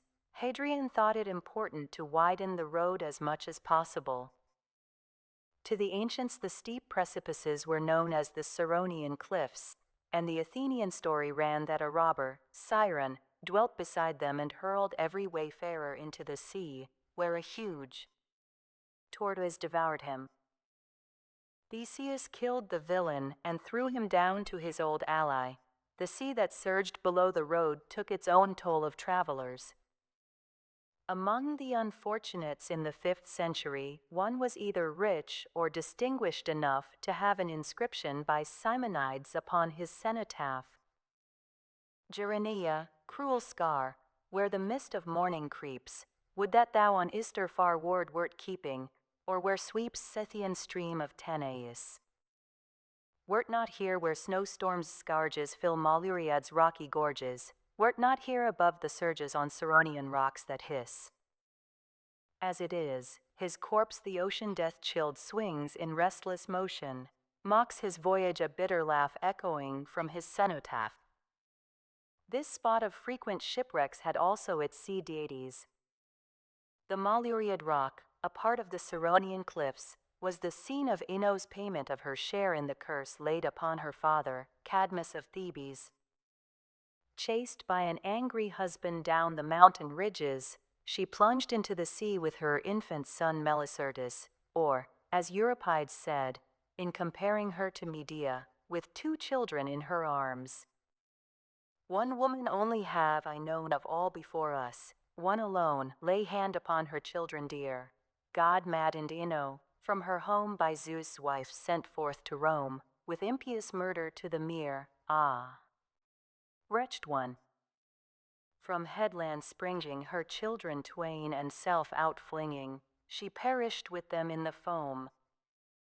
Ino became Leucothea, the kindly goddess of Odysseus's journey, and Melicertes became Palamon, the Greek representative of the Phoenician Melkart, worshipped on the isthmus. To them, in the anthology, sailors prayed on their way to the sweet shore of Piraeus, and fishermen dedicated strange sea creatures that came up in their nets or were found upon the shore. The train keeps on its way by the Saronic Gulf, crosses the canal on a bridge, and reaches New Corinth on the Corinthian Gulf. The destiny of Corinth was so peculiarly the result of its situation that to describe the one is to foreshadow the other. Aristotle might have illustrated by this city the physical qualities which he considered desirable. It had a native abundance of streams and fountains to promote health, and its acropolis was one of the strongest in Greece. Most of all, it was well situated in regard both to sea and land. Thus it was a strategic center for protecting the whole district, and was convenient for receiving the crops and also for the bringing in of timber and any other natural products. Corinth commanded 2 ports, one on either side of the isthmus, and stood also at the entrance to the Peloponnesus. As god-built portal of the bright island of Pelops, she controlled the land routes for the exports and imports of southern Greece, and as a city of 2 seas, she was mistress of the trade of the far east and the far west. At the beginning of the Peloponnesian War, she urged the Dorian allies to remember that, if they did not protect her seaboard, they would find it difficult to carry their produce to the sea or to barter in return for the goods which the sea gives to the land. Already in Homer Corinth was rich, and her later history was one of commerce, colonization, invention, and the arts and crafts rather than of literature. For that reason the pathos of her present desolation is unrelieved by thoughts of a rescued legacy. New Corinth, lying close to the shore of the Gulf, several miles from the ancient western harbor, is a town of hopeful energy and ambition, its railroad station and steamboat quay indicating a potential capacity for growth. Old Corinth, 3.5 miles inland, consists of a few poor houses unified into a certain village dignity by a great plane tree that shadows the public square. These houses have gathered near the spot to which tourists make their way on foot or by carriage from the seashore town.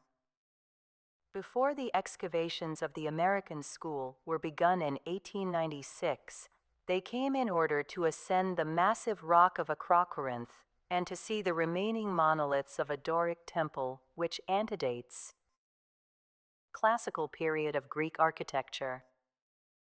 The excavations have added sites deserving of close attention, but without effect on the general features of the landscape. Acrocorinth rules the Isthmian plain, and its summit offers an outlook, from Strabo's time the theme of many panegyrics, over wide-flung country, and see to the mountain crests of Delphi and Arcadia, of Attica and Boeotia. The plateau on the north and east of this acropolis was the site of the ancient city. Apollo's columns, which saw its greatest power and have withstood its successive blights, alone compete with the impressiveness of the citadel. Seated on the steps of the temple and watching the mists break away from the impatient heights of Acrocorinth, we may recount to ourselves the tale of Corinth blessed, the vestibule of Isthmian. Poseidon, nurse of manly splendor. The diversity of legends concerning the pre-Dorian origin of Corinth illustrates the hospitality of the Greek mind toward incompatible stories. Iphyre, daughter of Ocean, in Homer gave her name to the city. Sisyphus, the son of Aeolus, the son of Helen, was introduced as founder in the effort to trace historical development. The Corinthians themselves set great store by an eponymous hero, Corinthus, the son of Zeus. Their reiteration of this exasperating claim became proverbial among the other Greeks. When the Aristophanic Dionysus arrives in Hades and bids his servant take up the wraps again and carry them inside, Xanthias exclaims, "Aye, pick him up. Now there it goes again. They've Zeus's Corinth in him, that is plain." Sisyphus and his descendants owe a long debt to the poets, if posthumous fame be a recompense for vicissitudes. Sisyphus was found by Odysseus in Hades in strong torment, pushing a monstrous stone up the hill only to have it roll back again. A great-great-grandson fought among the Lycians on Priam's side at Troy and, questioned by Diomed of his ancestry, made the famous comparison which betrays the melancholy already lurking in the youth of Hellas. As with the leaves' generations, so it is with the passing of mortals. Some of the leaves the wind strews on the ground, while others the trees of the forest, budding and blooming, put forth when the spring cometh on in its season. Thus with the races of mortals, one blooms and another one ceases. He also told the story of his grandfather, Bellerophon of Corinth, his refusal of a queen's love, his hard labors in punishment, his rise to fame and power, and his ultimate failure to retain the favor of the gods, so that he ended his life far from the paths of men, devouring his own heart in desolate northern plains. Pindar took up the Homeric legend and shifted the emphasis to the winged Pegasus, tamed by Bellerophon, with Athena's aid, at Peirene, the city fountain, and finally stabled in the stalls of Olympus. After he had aided his master, from out the desert bosom of the ether chill, to smite and slay the woman brood of archer Amazons, Chimera breathing fire, and the Solymi. In the history of Corinth, two periods are of special interest and might serve as the basis for a study of important epochs in the larger history of Greece. These periods, separated by more than 400 years, were dominated respectively by the tyrants and the Romans. Although historians now avoid the restrictive term Age of the Despots, it is true that from the 8th to the 6th centuries tyrannies arose in Greek cities on the Asiatic coast, on the islands of the Aegean, and in Greece proper, implying the same conditions of public life. The tyranny of Corinth, beginning with Cypselus in the 7th century and ending with his grandnephew Psammetichus in the 6th, was one of the longest and most notorious. Any tyranny which endured until the 3rd generation was remarkable, for, in spite of its apparent vigor, this form of government was suited to no Greek people. Everywhere democracy and oligarchy were united in hatred of an hereditary ruler. In Athens, the short-lived despotism was itself greatly modified, and the picture of the tyrant in Athenian literature, in Plato, Aristotle, and Xenophon, was drawn from the more violent models known from the histories of Corinth or Sicyon or Miletus, or seen contemporaneously in Syracuse. Plato, not only as a philosopher but as a Greek, interpreted the tyrant's life as one of mental misery. In good truth, he turns out a pauper, if one but knows how to contemplate the soul in its entirety, and all his life long he is loaded down with fear, all aquiver with convulsions and with pangs, at least if he is like the disposition of the state over which he holds sway.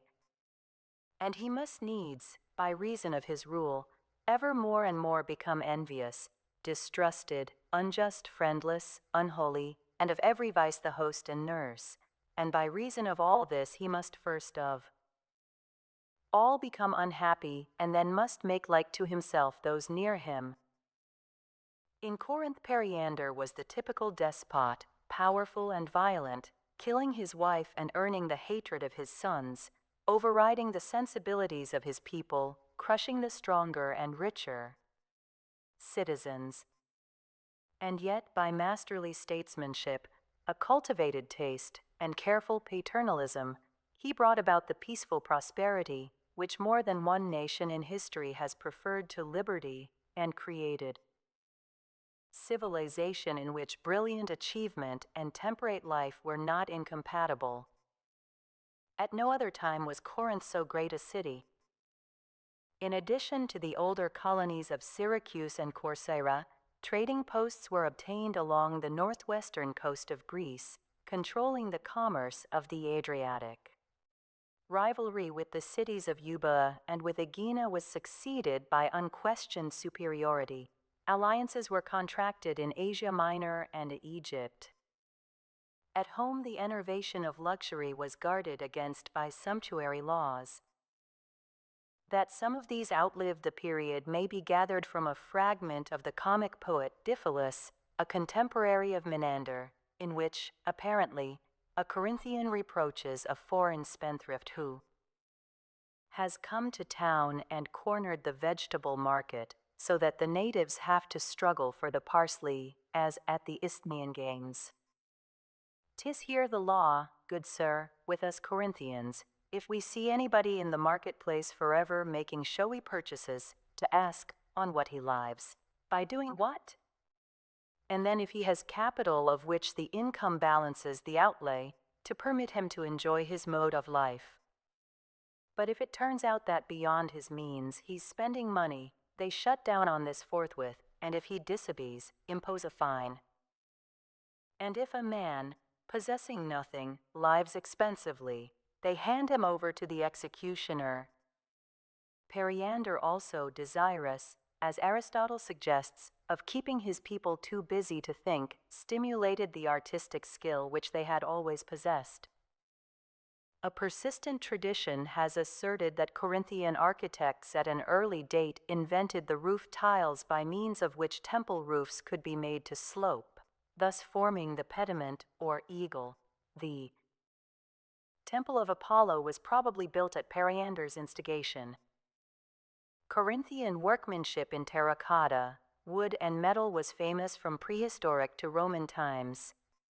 Periander dedicated at Olympia the chest, Cypsel, in which his father Cypselus had been concealed in infancy, made of cedar wood, gold, and ivory ornately and exquisitely carved, in Pausanias's time still one of the finest sights of the place. No bronze was better than that dipped in Pyrene, and long before the vases of Corinthian artists were imported or stolen by Roman capitalists, they were a part of the conventional display of the bon vivant in Athens. In literature, Periander could accomplish little. The absence of the literary gift among the Corinthians is strikingly shown by the fact that the name of only one native poet, Eumelus, has been handed down to us, and that he belonged to the ancient oligarchy of the 8th century. 2 lyric lines traditionally assigned to him survive, the only fragment of Corinthian literature. Their imputed authorship indicates that Eumelus was not without fame, since the Doric Messenians, even less literary than the Corinthians, chose him to compose a song to Apollo to be sung by their embassy at the great Ionian festival at Delos. But embedded in the most important literature of Greece is an element which probably came into life in Corinth under Periander's patronage. The choruses of the drama and the so-called dithyrambs or Dionysiac songs written by such lyric poets as Pindar, Simonides, and Bacchylides seem equally to go back to some outgrowth of the stray wine songs extemporized by revelers. A favorite tradition assigned this new form to a poet called Arion, who, though a lesbian by birth, composed, named, and taught the dithyramb at Corinth. Herodotus adds a story which takes Arion out of the mists of tradition and places him, a sunlit figure, on the quarter-deck of a Corinthian ship rounding Cape Tenerum on its way back from Sicily. He had gone thither and made money, and on the return journey the Corinthian sailors, in whom he had thought he could most safely confide, gave him his choice of killing himself outright, if he wished, a grave on dry land, or of leaping overboard into the Ionian Sea. In this strait Arion begged of them, since such was their determination, that they would give him leave to take his stand dressed in his full regalia on the quarter-deck, and promised that from there he would sing to them and then would make away with himself. To the sailors it seemed a pleasant thing if they might hear the best of living singers, and from the stern they drew off amidships. And Arion, clad in his full costume, took his cithara and, stationed on the planking, went through with the Orthian strain, and when the strain was concluded, flung himself into the sea, just as he was in full costume dressed. Now the ship's crew sailed off to Corinth, but a dolphin, as they say, took up Arion and carried him to Tenorum, and he alighting, went off, regalia and all, to Corinth and told, on his arrival, everything that had befallen. Periander's successor was assassinated after a brief reign, and the tyranny was succeeded by an aristocracy of merchants. Corinth joined the Spartan Confederacy, and her life continued to be one of commerce and peace. Her part in the Persian Wars was modest, but a recently discovered commemorative inscription for her sons who died at Salamis is of peculiar interest as an example of the many epitaphs composed by nameless authors in those days of joy and sorrow in various parts of Greece, all marked by the simplicity of a great age, whose reserve, as has been said truly, is the pride of strong men under the semblance of modesty. The inscription runs, Salamis the Isle of Ajax holds us now, who once dwelled in the city of Corinth between her waters. The brilliant and varied energies of the Cypselids had given way to the dullness of habitual prosperity. But a light from the past must have seemed to shine again upon Corinth when Pindar, sailing a mere private in her ship of state, drew upon the wealth of all her experiences in praising her as the native city of an Olympian victor. Therein dwelleth order, and a sure foundation for the state her sister justice, aye and peace kinbred, wealth's stewards for mankind. Flowering richly, oft on you the hours have bestowed the splendor crowning victory of men preeminent in valor at the sacred games, and often in their manly hearts inspired subtleties of old. Whoever hath devised, to him belongs the deed, whence came to light the gracious gifts of Dionysus with the dithyramb that wins the ox. Nay, who set measured check upon the harnessed steeds, or on the gables of the gods the twofold eagle spread? 33 years after Pindar's Ode Euripides produced his Medea, this is the only Attic drama which has Corinth as its scene, and in it the local allusions are but vague. Until the writing of St. Paul's epistles, no other great literature concerned itself with Corinth. The city's policies and life from the Persian Wars until the Battle of Chaeronea, though dictated by its trading interests, centered about the fortunes of Athens, Sparta, and Thebes. After Chaeronea followed the common Macedonian domination, the subsequent Roman occupation of Corinth constitutes the second great period of its history. In 146 BC, a last effort at rebellion against Rome resulted in savage vengeance executed by Lucius Mummius.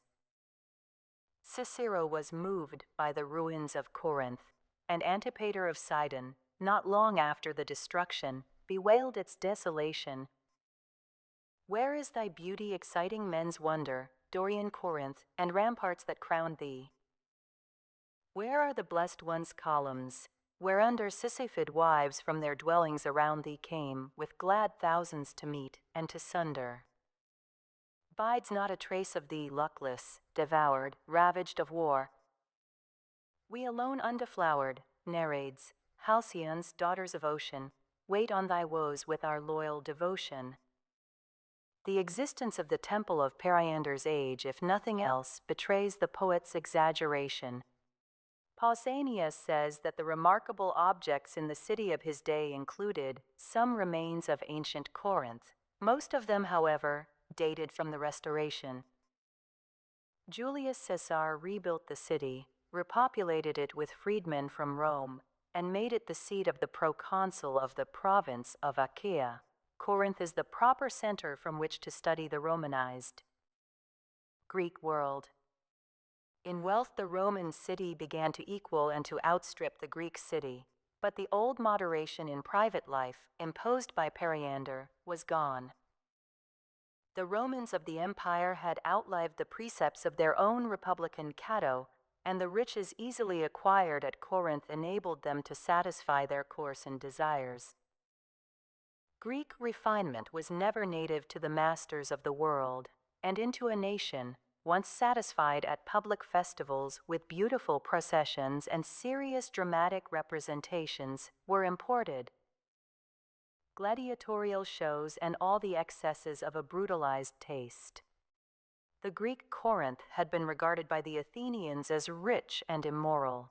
The Roman Corinth would have seemed to Plato a cave filled with passion-driven men lost to the sunlight of wisdom. It was into this Corinth that Paul came, in weakness and in fear and in much trembling. Acrocorinth saw the Roman pass and the Byzantine, the Venetian and the Turk. It may again see in New Corinth a powerful Greek city. The excavations at Old Corinth have uncovered but slight traces of the successive centuries of robust living, but the imaginative observer will soon perceive the archaeologist's success. Although the harbors of Lycium and Centuria are deserted, and although the walls that connected them with the city are invisible, yet there are traces of a paved street to Lycium with colonnades. On either side, to bring to life again the crowds of sailors, merchants, and visitors from all parts of the ancient world who passed and repassed between the city and its ports. Aristotle, with characteristic distrust of cosmopolitanism, questioned the political advantage of such intercourse, but to Corinth it was the breath of life. The trade within the city is suggested by the traces of shops and by the ruins of the propylaeum of the agora and of fine colonnades and stows. Of buildings almost nothing remains, and save for the foundations of a small unidentified temple, the temple of Apollo alone represents the numerous sacred precincts of ancient and restored Corinth. The scanty ruins of a theater recall picturesque stories.